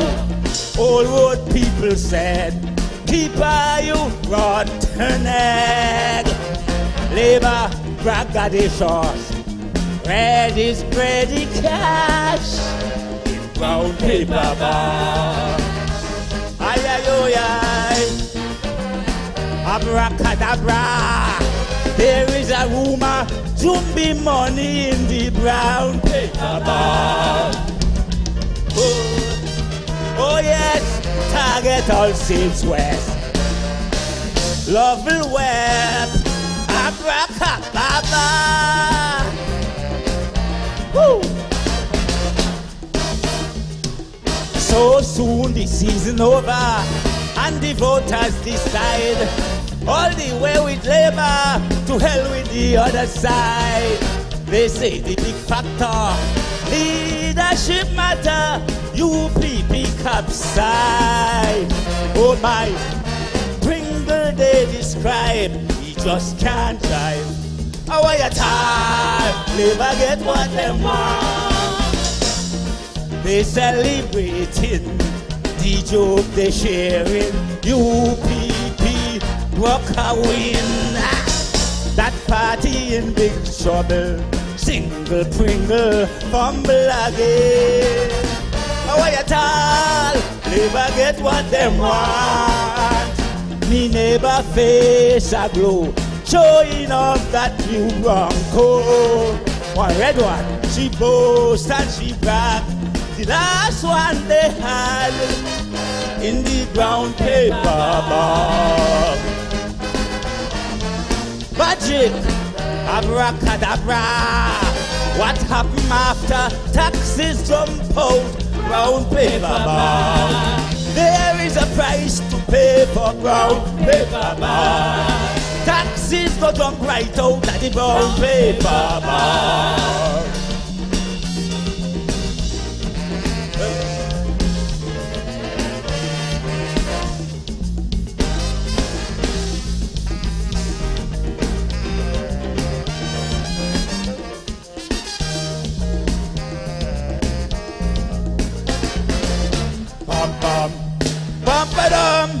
Bandsman. King Fire. How you want? So we get on right now?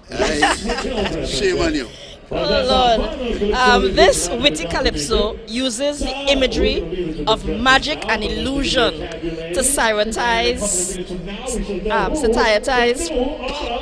political campaigning through the repeated chant of abracadabra. King Fire compares politicians to magicians who attempt to charm and deceive voters with grand promises and, of course, the proverbial brown paper bag during election season. Now, clever, very, very clever wordplay on the name Brown, which adds another level of political satire, while devices such as wit, humor, sarcasm, hyperbole, and repetition strengthens the message.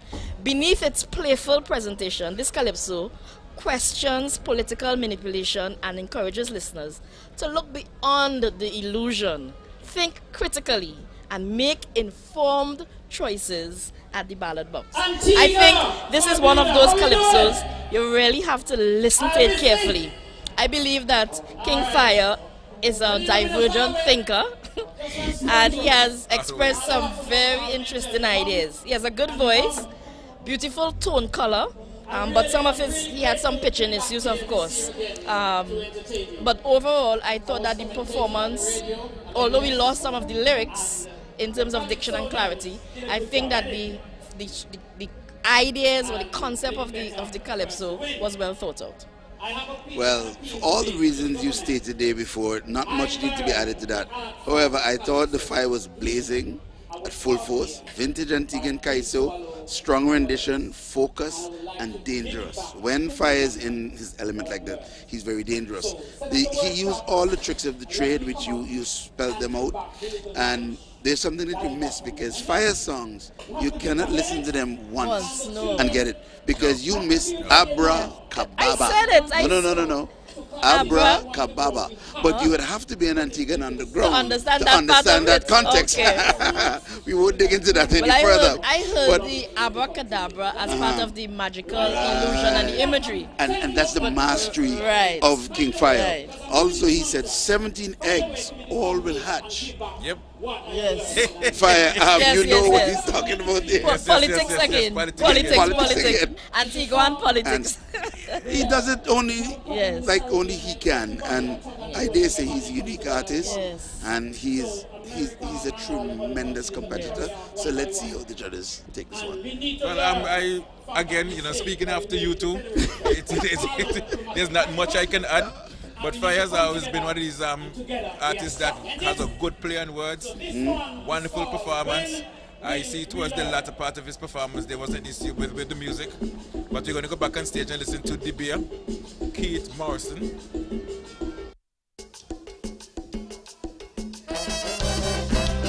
This song is dedicated to all the Caribbean countries. Unity is strength.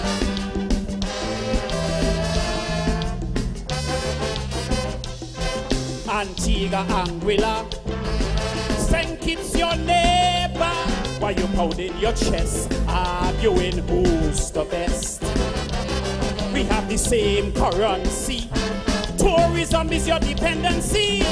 Yet you think you're large, behaving like Sarge in charge. Look, one little virus up to your land. With all your great economic plan, you're on your knees, crying to Mother England. Are you still so blind to see you cannot survive without unity? So put away your self-syndrome. Let's build a nation like Rome. You forget Montserrat have plenty water. When it comes to food, we have Dominica. Oh, when will we learn? How much times do we have to get burned? Oh, we gotta build a Caribbean dynasty that's controlled by only we. Yes. I said, when will we learn? How much times do we have to get burned? Oh, listen, our forefathers had a vision when they formulate the federation, cause they knew to make an impact they had to have each other's back. But if we don't learn from the past, we go keep falling flat on we ass. So we must make up we mind to stop feeding on the bread line. Oh, when will we learn? When will we learn that your neighbor's business should now be your cons? Play for me, bandsmen. Play for me, bandsmen. Come on.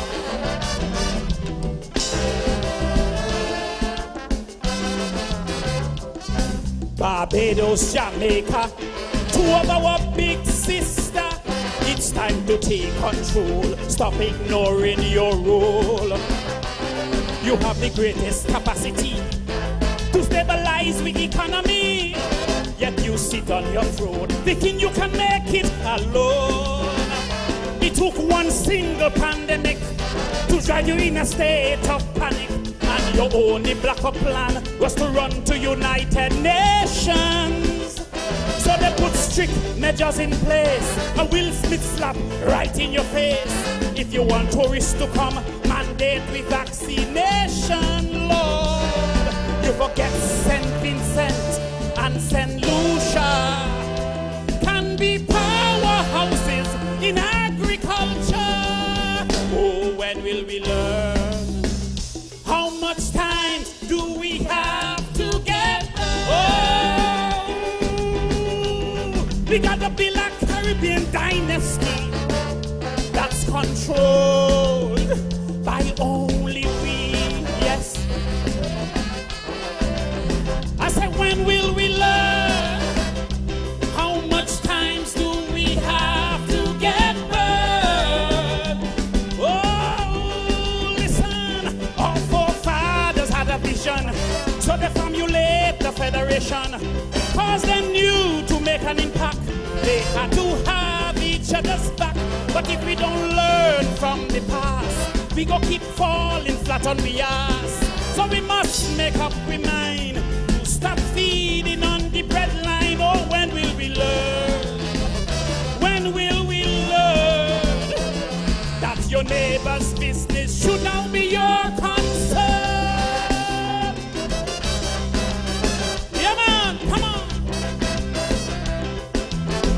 Oh, yeah, man.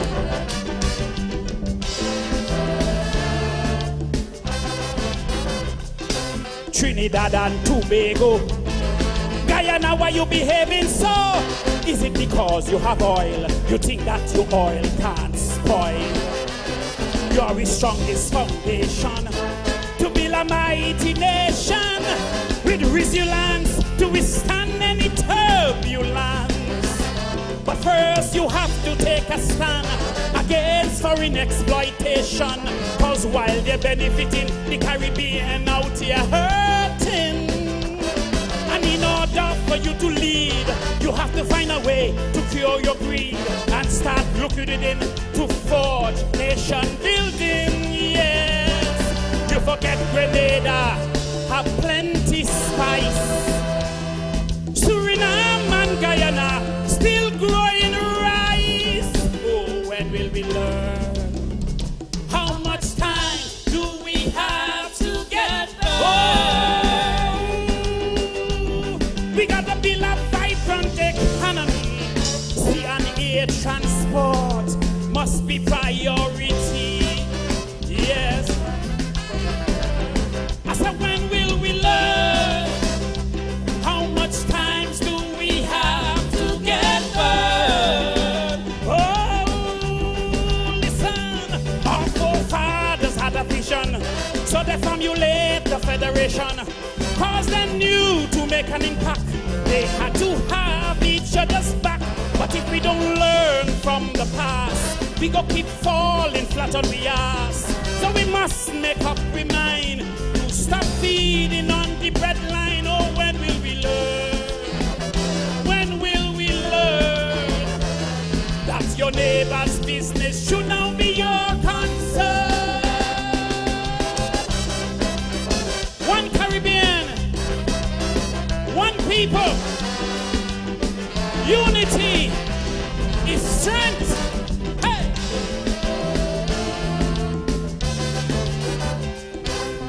Yes! That's what it's called, when we will learn.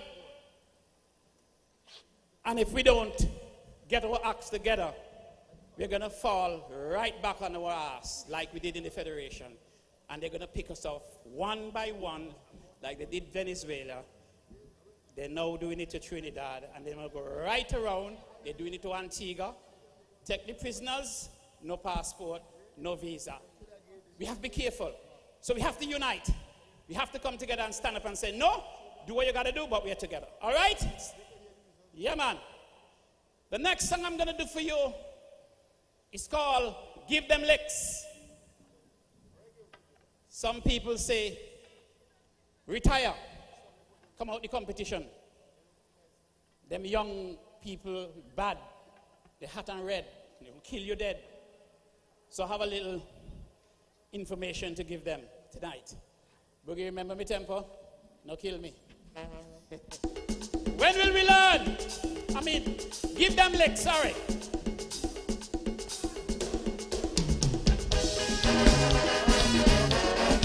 Ay, ay, ay, ay, yo! Oh, God! Hey, hey, hey, hey, hey! Be a go and sit down, keep out the recreation ground. Them youngsters are hot and red. Oh, God, they gon' kill you dead. You better retire, boy, run for cover. Just come as a guest artist and keep away from licks. So I retired to go sing soca. Now the fans they complaining that the show too damn boring. They're begging me to bring back rivalry. So I come back again to deal with them, to show Antigua who is the master in this arena. I come back to give them licks, oh God. I come back to send them, oh Lord. I come back to give them licks, oh. I come back to send them home. You go hear them ball, you go see them fall. No matter what they sing, I am the true king. Why? I come back to give them, oh Lord. I come back to send them home. Hey, I come back to give them, oh God. I come back to send them home. I gave them a chance to help them advance. Now they're in the backyard, behaving like they're bad. What? I come back to give them licks. Oh, I come back to send them home. I come back to give them licks. I come back to send them home. What is that? What do you tell them? What? What? I come back to send them. What am I going to do then? What? What? I come back to send them home. Bloody hell! Ay, ay, ay, ay, ay! Yeah, man!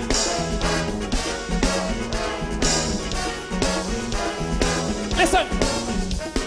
Because they win a crown, they're spreading my name around. Talking about them out the game, trying to tarnish my name. Instead of trying to make peace, they want to unleash the beast. Forgetting if they make trouble, all of them going to crumble. When it comes to commentary, they can't hold me. My lyrics are witty and bold, piercing to the audience soul. I'm not here to boast, but they're not even close. It's Solar and Shot help to build this, they help to decline. I make up my mind to pull mix in there behind. What am I gonna do? I come back to give them, oh God! I come back to send them home. I come back to give them licks. I come back to send them home. Now they pass their place, they go get a taste. They gonna know how the horse is felt when I walk them with me belt. Why? I come back to give them licks. I come back to send them home. I come back to give them licks. I come back to send them home. They go say my name when they feel the pain, when they get the strap right across their back. Why? I come back to give them licks. Oh Lord! Hey! I come back to give them licks. I come back to send them home. What is strap? I come back to send them again. I come back to send them. Yeah, man. Hi, hi, hi, hi, hi.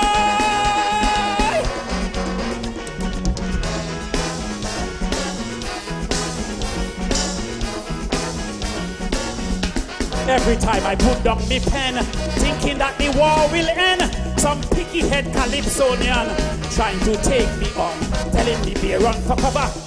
Look with fire and thunder. Be careful, I'm a daredevil, and I love plenty trouble. I know that my time will come to pass on the baton. But if you want to claim success, you will have to be the best. I was willing to give them training, but now it's too late. They don't feel the faith. I make up my mind. The good licks in the alley. What am I gonna do? Come back to get them licks. I come back to get them licks. I come back to send them home. You go hear them ball. You go see them crawl. No matter what they sing, there is the true king. Why? I come back to get them licks. I come back to send them home. I come back to get them licks. I come back to send them home. I gave them a chance to help them advance. Now they're in me backyard, behaving like they're bad. Why? I come back to get them licks. I come back to send them home. I come back to get them licks. I come back to send them home. What is strap? Wap, wap. I come back to send them home. Again, there we go. Wap, wap. I come back to send them home. Love you, Antigua. Thank you for having me. Yeah, man. What? What? What? What? What? Hey. Thank you. As usual, Dynamite. Wow. Retire? What name that? Who? Well, we'd like to call all the Calypsonians on stage right now. All Calypsonians Okay. We are getting ready for decision time. Decision time. Aye. That's when you feel all the big truck in your belly, not butterfly. Big truck. A big mat. So let's remind the listening audience and the viewers. Criteria 40 points, music 35 points, performance and presentation 25 points, total of 100 points. Just to remind you of the Calypsonians in the competition, we had King Young Destroyer, Faithful, King Zakari, Queen G Eve, Queen GB, Willie Wawa, Queen Thalia, Lady Melody, The Doctor, Lyrical Reds, Dr. Solo, Petron, and King Fire. Who will it be? And just a kind reminder of the sponsors for tonight's broadcast, which is Frank B. Armstrong and Sons and Ting Limited. The official distributors for Lucasade and iCool Water, West Indies Oil Limited, the Veron B. Edwards, Total Imports, Antigua Plumbing Hardware Limited, and this kind radio station, ABS Radio and TV. And the show was holistically sponsored by Cavalier Rum. Title sponsors. Cavalier Rum. Wow. It's been quite an evening. It's been a wonderful evening. Quite a wonderful evening. Yes, we had a good mix of calypso styles. Yeah. And everybody brought their winning game. They're all vying for the Calypso Monarch title here tonight. I'm not going to venture to say who I thought might have won. I thought that all the Calypsonians gave a credible account of themselves. Yeah. They were really good tonight. They came, a few had that they game face on, but all in all, it was a very competitive competition, and I think the Calypsonians really outdid themselves tonight. I stand with Palman because, I mean, during this break, I tried to sit down and go over the criteria and say, okay, who do I have as my top three, and I really don't have a top three, to be honest. Not saying that they weren't good, but they were all so good that I can't really separate them. So I just leave that to the judges and wish everybody all the best. Well, my good friend King Onion warned me one time and he said, listen, competition is, Calypso competition in particular, people wear their emotions on their sleeve when it comes to Calypso. People back in the horse. As a commentator, facilitate the conversation, but don't dare to give you a three, because there's some people out there in TV land that once the commentators or the specialists say so and so, that's how it's supposed to go. Yeah. But I have to bear in mind that this might be the way I see it, but then we have a panel of judges whose opinion matter. Yep. And that is what really counts. The judge's decision is final. So all in all, I would rather not venture to say who I think, would be in the 1, 2, 3. Well, I mean, maybe the listening public would actually, come to that general conclusion, taking into consideration the seniority of the commentators and what we do and what we have to offer, our experience, and so maybe that's why they may cling on to our opinion as opposed to what the judges say. But in going through all the artists and the criteria, I just prefer to just see what the judges say and continue to wish everybody all the best. I enjoyed myself being with everybody, and I really enjoyed the show. The quality of the Calypsonians, the quality of the songs, the writing, the performances, it was all a very, very, very good show. And I just want to wish everybody all the best. But it would be remiss of me not to mention one thing that happened tonight that I think the organizers should pay attention to, the little things. Now, the Prime Minister gave his emancipation speech, which was well received and all of that. But I think the timing which it was aired was ill-advised.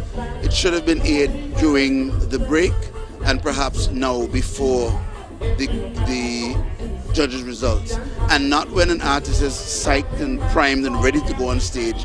You have to stop and pause for 10-15 minutes or whatever it might be for something like that. It could really throw you off your game. So they need to think about these little things when they make decisions, because it's really unfair to an artist who was psyched and ready to go to have to stop, cool down, and then to try and get back into his competition mode, so to speak. Okay, so there's one sponsor for some strange reason my eyes keep omitting, and that's Courtyard Restaurant Bar and Lounge. For some strange reason, in going through the list, that keep, you know, flying over our enemy. Thank God it wasn't the court case and some evidence you overlooked. No, in dealing with evidence, I have to pay specific attention to detail and make sure everything is spot on. But you missed the evidence there. Well, okay, but this has just been over-exuberant. Nubia, what are your thoughts on the competition tonight? I thought it was a good show. I thought that everybody tried to put their best foot forward, and you would see that in a competition like this, because you're looking at so many different elements, somebody may be really, really good in their structure and the wordplay and the form of the calypso, the language and the creativity and so on. And then there may be another calypsonian who is a musical whiz in terms of originality. The pitching might be on point, the melodic lines might have some contorted and some shape and so on. The arrangement, not only the arrangement of the melodic lines or the patterns, but the arrangement in terms of the band chorus when they come in, all the bridges and the chord progression that would be in keeping with the melodic lines that the calypsonian would be singing, and of course to ensure that the melody is compatible with the music and so. And then of course presentation, because it's a visual show, it's a live show, presentation is always part of it, and sometimes people mistake presentation for only dancers on stage, but presentation really refers to any visual cue, whether it's the dancers, whether it's a prop like with that large super-sized Pringles can, an audio clip, or let me just mention, even if a calypsonian comes on stage and presents himself as what he considers the presentation for you to judge based on the name of the calypso, the topic that he's attacking, or the theme of the calypso, it's very okay to have just one calypsonian on stage rendering their song and getting their marks for that particular song, depending on the topic and the theme. I know Shadow used to do that quite a lot. Without bringing a whole set of stuff on stage. I'm glad you go ahead. Shadow, in my mind, is one of these artists that has a method of performance that he can do. It's one of the only persons I know who can sing calypso with a mic and a stand and get his groove going forward. Very, very good performance. And I endorse what you say. Sometimes it doesn't have to be a full movie behind you. It doesn't have to be a full stage with people. If it is that you're confident with your lyrics, you can go on stage, shoot your stuff, and win. But even that comes with an element of controversy, because I've heard people argue, he's not a presentation, he's not a stage movement, he just stand up there. But that is your use of the stage. There's no rule that says you have to run North Pole, South Pole, East and West on a stage. It's how you choose to use the stage. Exactly. I mean, like in me preparing my son for the junior competition, all my son did was went on stage with a cell phone in his hand, and that's it. He was singing about the use of cell phones and the overusage of cell phones and how it's making people antisocial, etc. And his message was to put down the phone.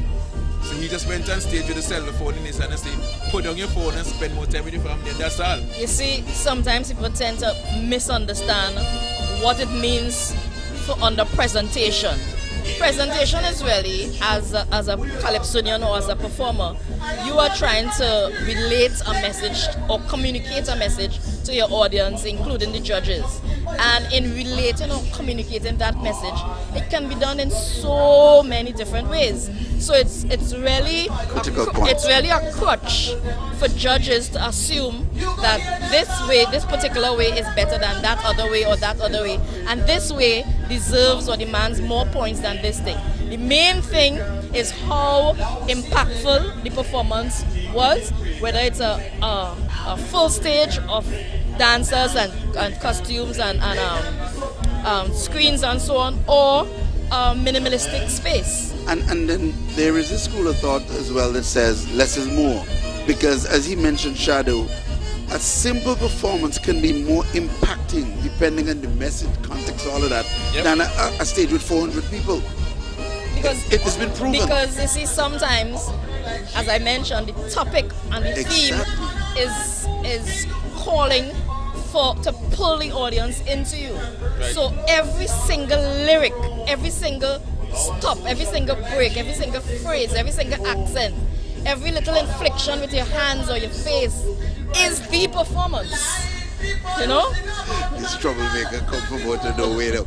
But, and it's so true, because if I had a topic, Alone on the Moon, what kind of presentation would you advise for a Calypso show? Alone on the Moon is the topic. Not a stage full of dancers. No, you're alone on the moon. Unless it's Lilliputian, and if the Lilliputians are there, you're not alone on the moon, isn't it?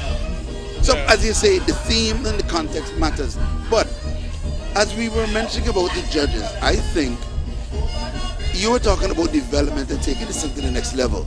If that is the objective, I think we all need to be held accountable, and not from a confrontational point of view or in that context. But if judges agree to come and give their time and efforts and so on to a Calypso competition, you should have a post-mortem. I would encourage, not should, I would encourage post-mortem so the judges can guide the artists. I like to refer to it as a review as opposed to a post-mortem, because a post-mortem to me has a certain connotation. But that's why I keep advocating. I can't reiterate it enough. I can't advocate enough for persons, like-minded persons, to come together in a serious way and get this thing moving in a certain direction. Too many times we get bogged down by emotive language and emotive emotions. The baby was just saying goodbye, Yes. audience, just so you know.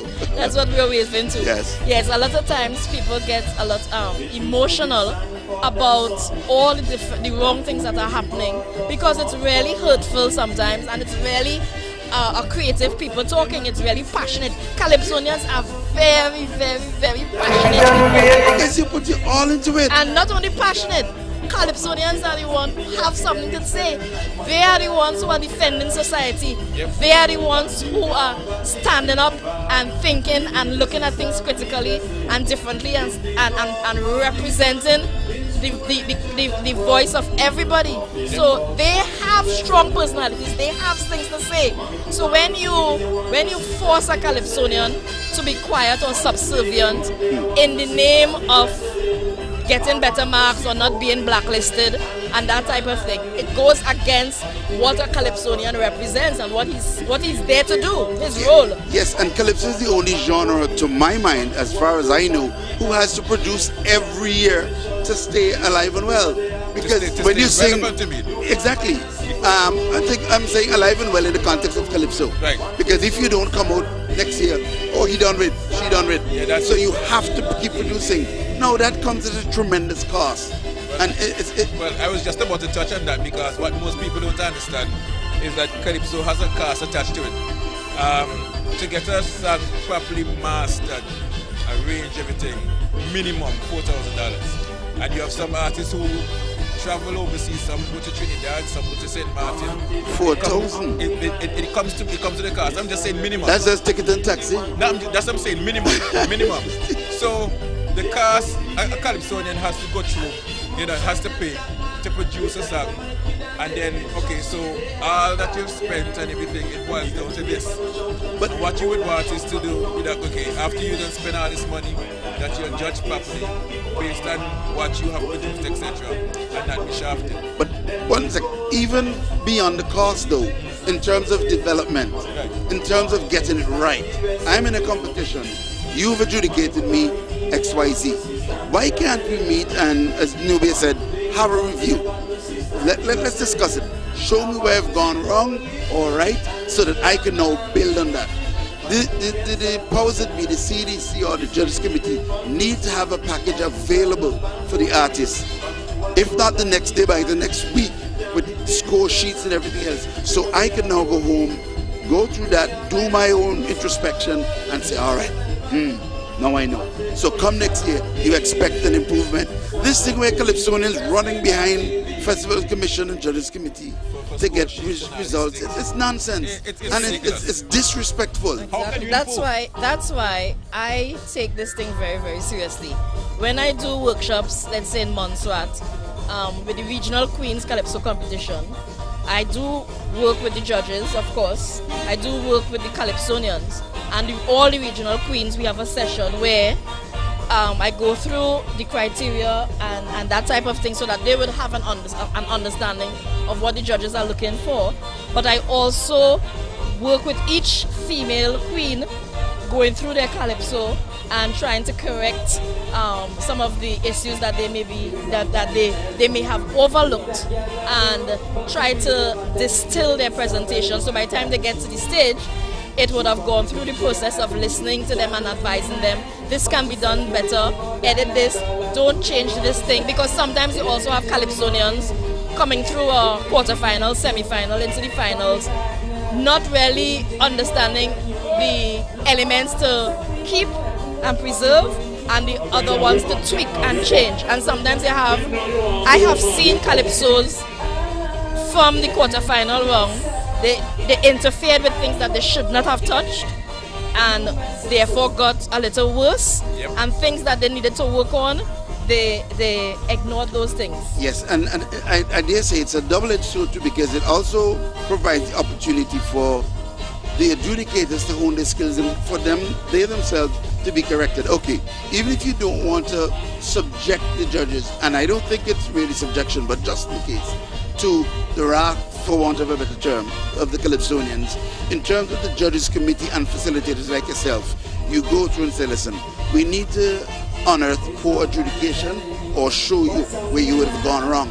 Because I cannot see a Calypsonian, we mentioned it earlier, scoring 94 or 86 first round, and second round with the only variable being performance, and all of a sudden I'm at 16.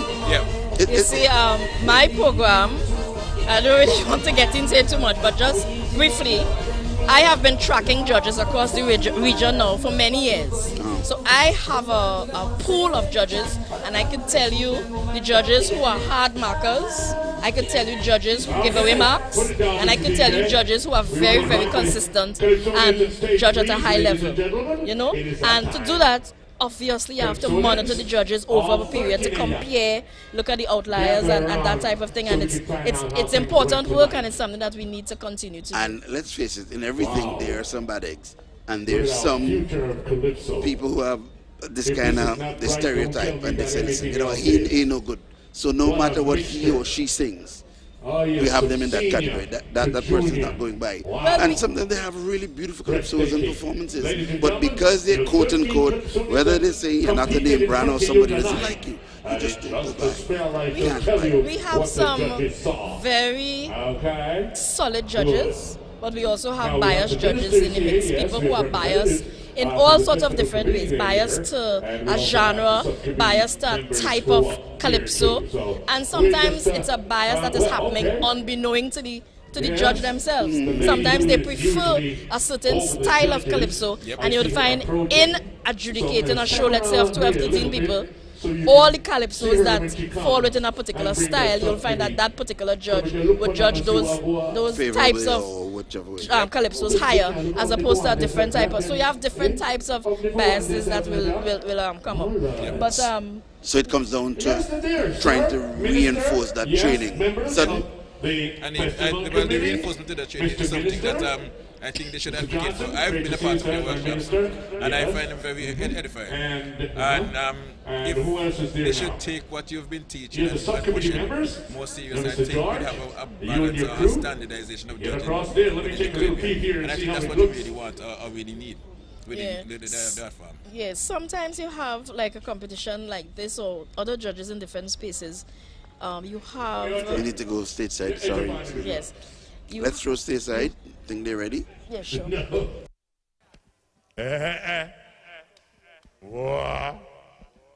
No worry, I'm going to reach down there yet. I'm going to start from the top. As usual, you know how we do it. We start from the top. You know, tonight is the Cavalier Calypso Monarch Finals 2026. And the results are here. But we start off tonight with my brother, who is resting in peace, Philbert Mason Award for the best social commentary. Ladies and gentlemen, the judges decided that that goes to Dr. Solo. Yes, best social commentary tonight is Dr. Solo. Okay, beautiful. All right. And our most humorous award tonight goes to Take the Money. Lip No Stick, me lip no stick. Most humorous song for the season. Take the Money. And the most improved Calypsonian this year goes to Dr. Paul. Dr. Paul from the St. Paul's neighborhood. You are the most improved Calypsonian. Now, Lord.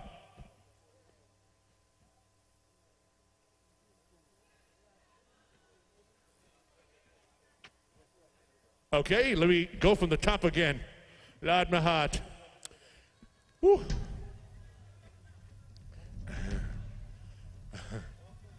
Okay.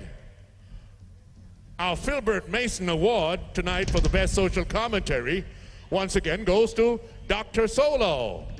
Yes, thank you. I know the rain is coming. This is what we waited for. Now worry, I'll go home now. The minister shall now, yes, good.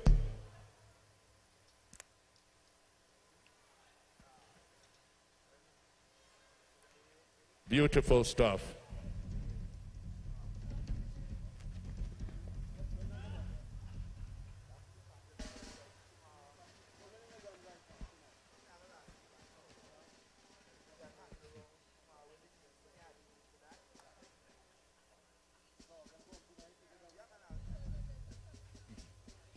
All right, our most humorous award goes to Lip No Stick. Me lip no stick. Take the money. I don't know if she's in here tonight, but if she's not, we'll keep it and we'll get it to her in time. Oh, well, yes. The writer, arranger, etc., can accept on her behalf. Yes, fate will. And the most improved Calypso Award goes to Dr. Paul. Ladies and gentlemen.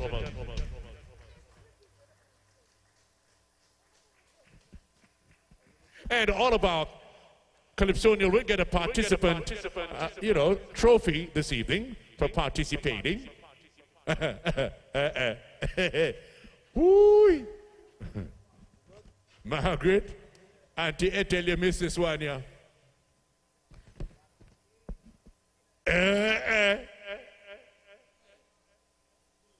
Okay. Okay. Good. So, can we proceed? Ladies and gentlemen, are you ready for it? All over the world, who is not in here is listening on their radio, listening to all the devices, and this is what the judges saw tonight. Ladies and gentlemen, in second runner-up of the Cavalier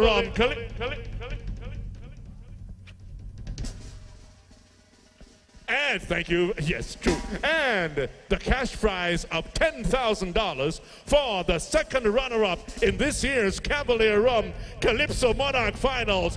And that person is Lyrical Reds.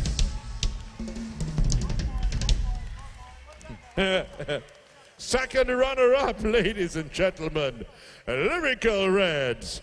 And he's taking home $10,000 tonight, ladies and gentlemen.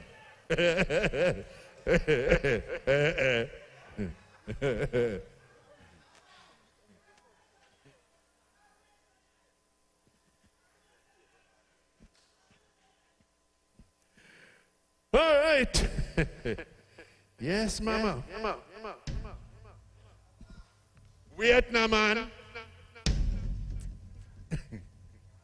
I had two shot peeps just around there. They can peep too much a card around here. I should have played a part down a King's Casino. I don't win. Who your husband? Who you there with? Oh, your husband win? I don't walk a work so up your run you want you know. But anyways, first runner-up, ladies and gentlemen, in the 2026 Cavalier Calypso Monarch Finals, and $20,000 goes to Dr. Solo. Dr. Solo.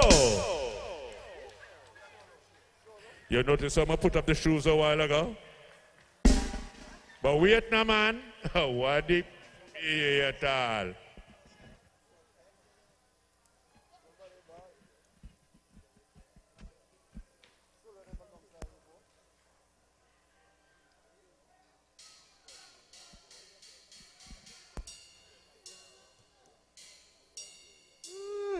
Yeah.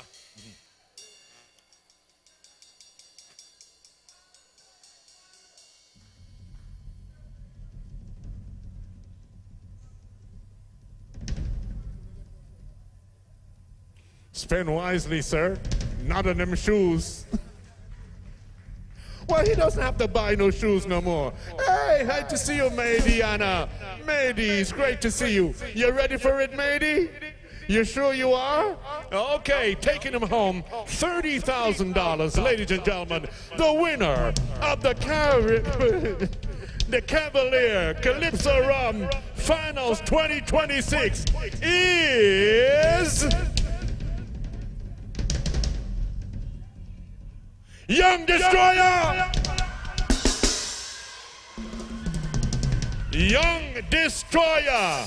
King Young Destroyer! There you have it, ladies and gentlemen.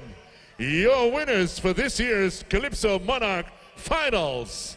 Second runner-up, Lyrical Reds. First runner-up, Dr. Solo. And the king and the monarch for 2026 is King Young Destroyer. We hope that you felt the rhythm tonight, because I did. Thank you all for coming out to tonight's competition. Tomorrow night is Panorama Night. Get yourself ready for that. We're coming back here tomorrow night. Have yourself a beautiful, beautiful drive home. And it was a pleasure hosting for you this evening. To my radio station, WTP-FM, thank you for bringing it to the people. Hey, we'll catch you tomorrow morning. Tomorrow night. Me dream tomorrow morning. Wow, sleep. I will sleep on by myself. Nice to see you, brother. And congratulations to all the Calypsonians. So the judge's decision is final. Yes, congratulations to you. Job well done. So in second place we have Lyrical Reds. In first place we have Dr. Solo. And the king of 2026 is none other than Young Destroyer. King Young Destroyer. This is his second crown. And this is the second time he wrote for himself. So this is something, a rather big accomplishment for him. For the most improved Calypsonian we have, what's his name? Most improved was Dr. No. Dr. Paul. Dr. Paul. And the best social commentary goes to Dr. Solo. And we also have the most humorous, Malignustic, take the money. Take, sorry. Take the money, see, one for you know. Take the money. Take the money. So, I mean, that's the judge's decision. Congratulations to the winning circle. In fact, congratulations to all the Calypsonians for putting on a wonderful show and for keeping everybody entertained. Let's go stage right to the king. He's going to do his victory lap. Yep.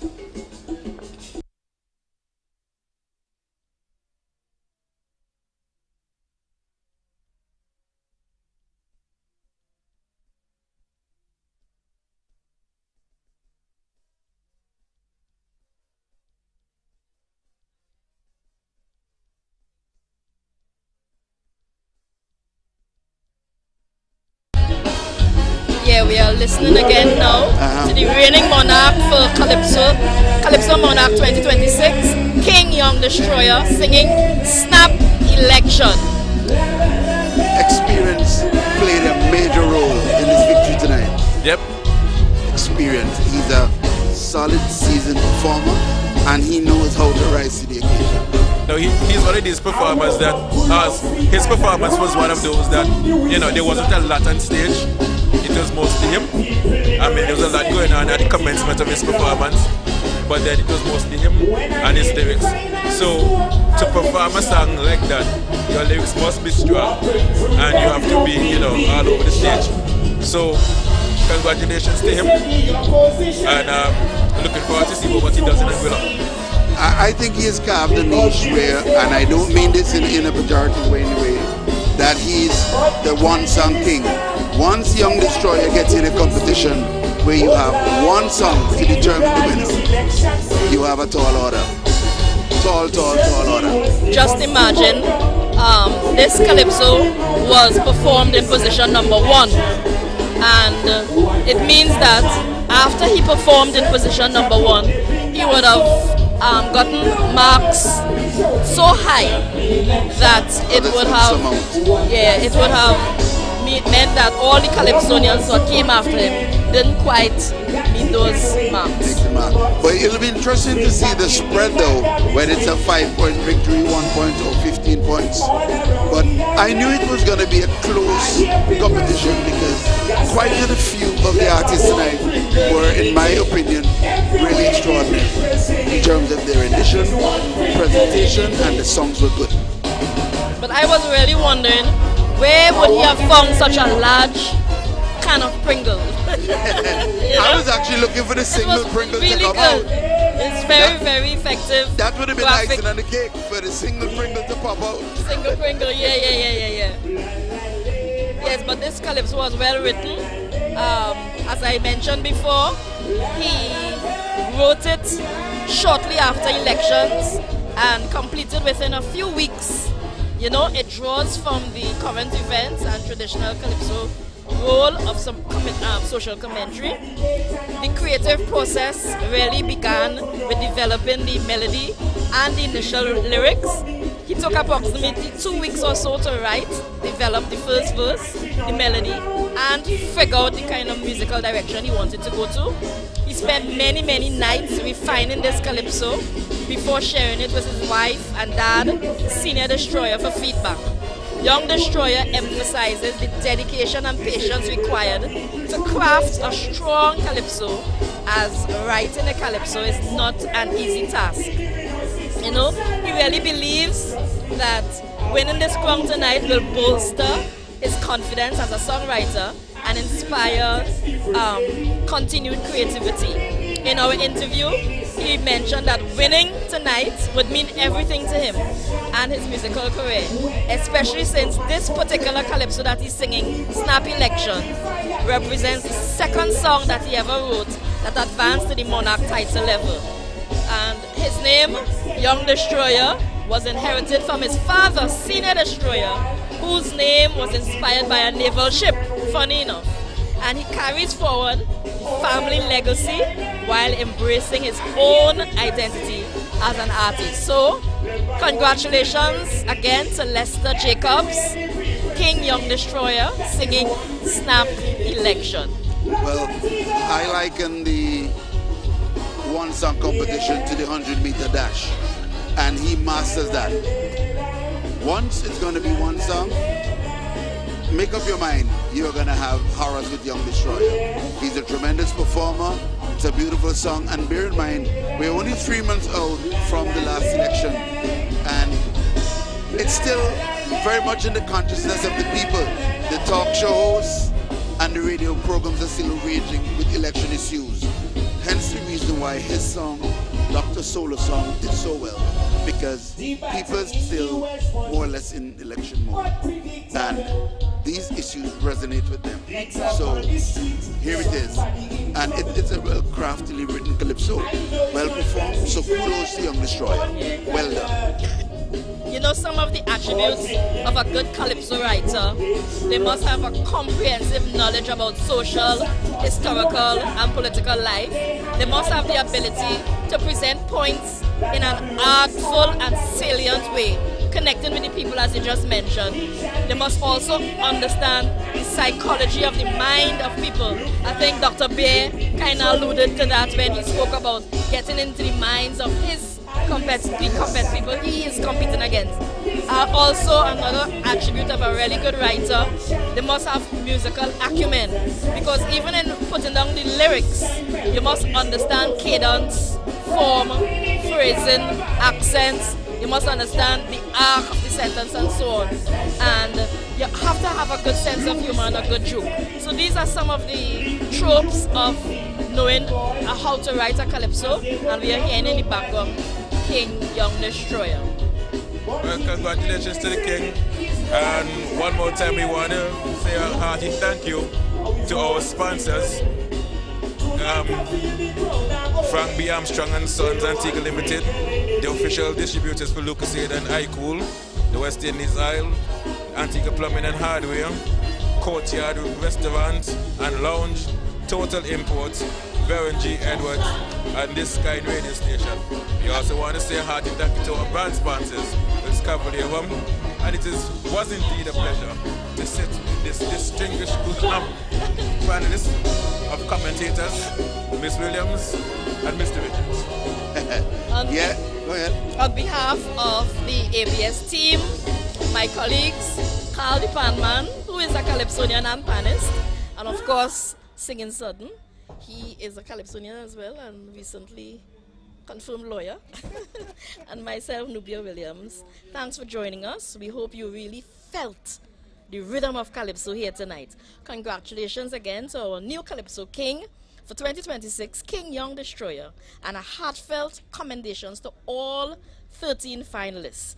Thanks for delivering passionate performances and keeping this treasured art form alive. We thank our musicians, the band, the All-Star Band, the writers of these calypsos, judges, the Calypso Tents, of course, our production team, other contributors, and to you, the audience, for sharing this evening with us. Until next time, I would like to say bye. Continue to support Calypso, continue to celebrate culture, and keep music alive. Good night, travel safely, and see you next Carnival. Take care. Good night. Welcome to Antigua Mars. These people have no behavior, they have no behavior. Welcome to Antigua Mars. Clear out how you know it's danger, how you know it's danger. When it comes to Mars, it was deadly. How we don't know, love can develop so badly. Can't get enough. Welcome to Antigua Mars. These people have no behavior, they have no behavior. Them can't hold me back when the iron man push out. Rhythm in your soul, something I can't live without. What I sweat out, we stand plenty now. It's not easy getting rid of these types of greases every day. It's hard work. But if you really think about it, it's not really us doing the cleaning. At Total Import Supplies, we believe it's all about the product. Our extensive new line of ChemClean products are extremely concentrated, eco-friendly, effective, and guaranteed to make your life a whole lot easier. Whether you're cleaning at home, the office, or at industrial-type spaces, when it comes to food-based solvents, sanitizers, cleaners, floor care, commercial machines, and dispensers for laundry care, let the product do most of the work for you. Introducing the best brands in the cleaning business from ChemClean Limited, available only from Total Import Supplies.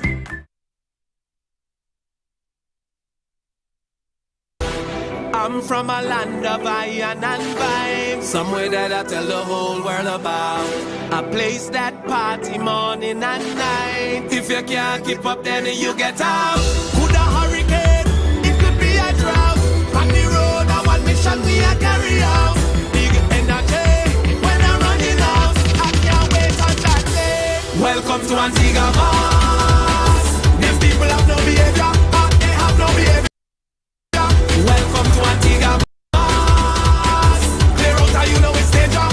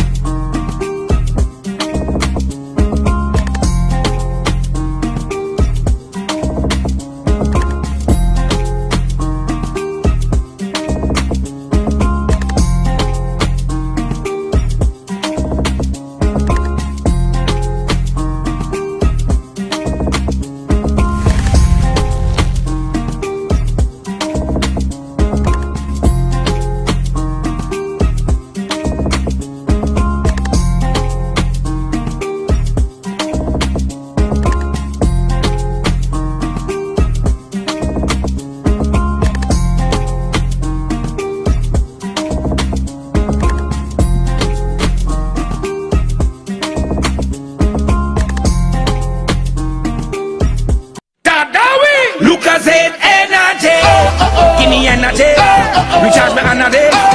Give me energy. Lucozade energy.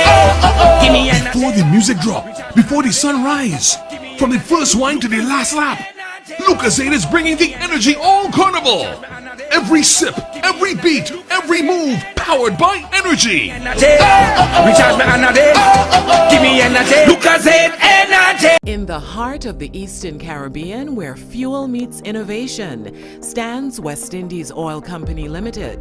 With over 60 years experience, we are proudly owned and managed by locals, and our profits stay in Antigua and Barbuda to support national development. As leaders in fuel storage and petroleum products, we power businesses and communities with gasoline, ULSD, jet fuel, fuel oil, and LPG. With cutting-edge technology at our core, we ensure efficient and sustainable fuel distribution. From operations at the MBM and Sea Island Jetty to a network of service stations across Antigua and Barbuda and Dominica, our commitment to safety, integrity, reliability, innovation, and excellence drives us.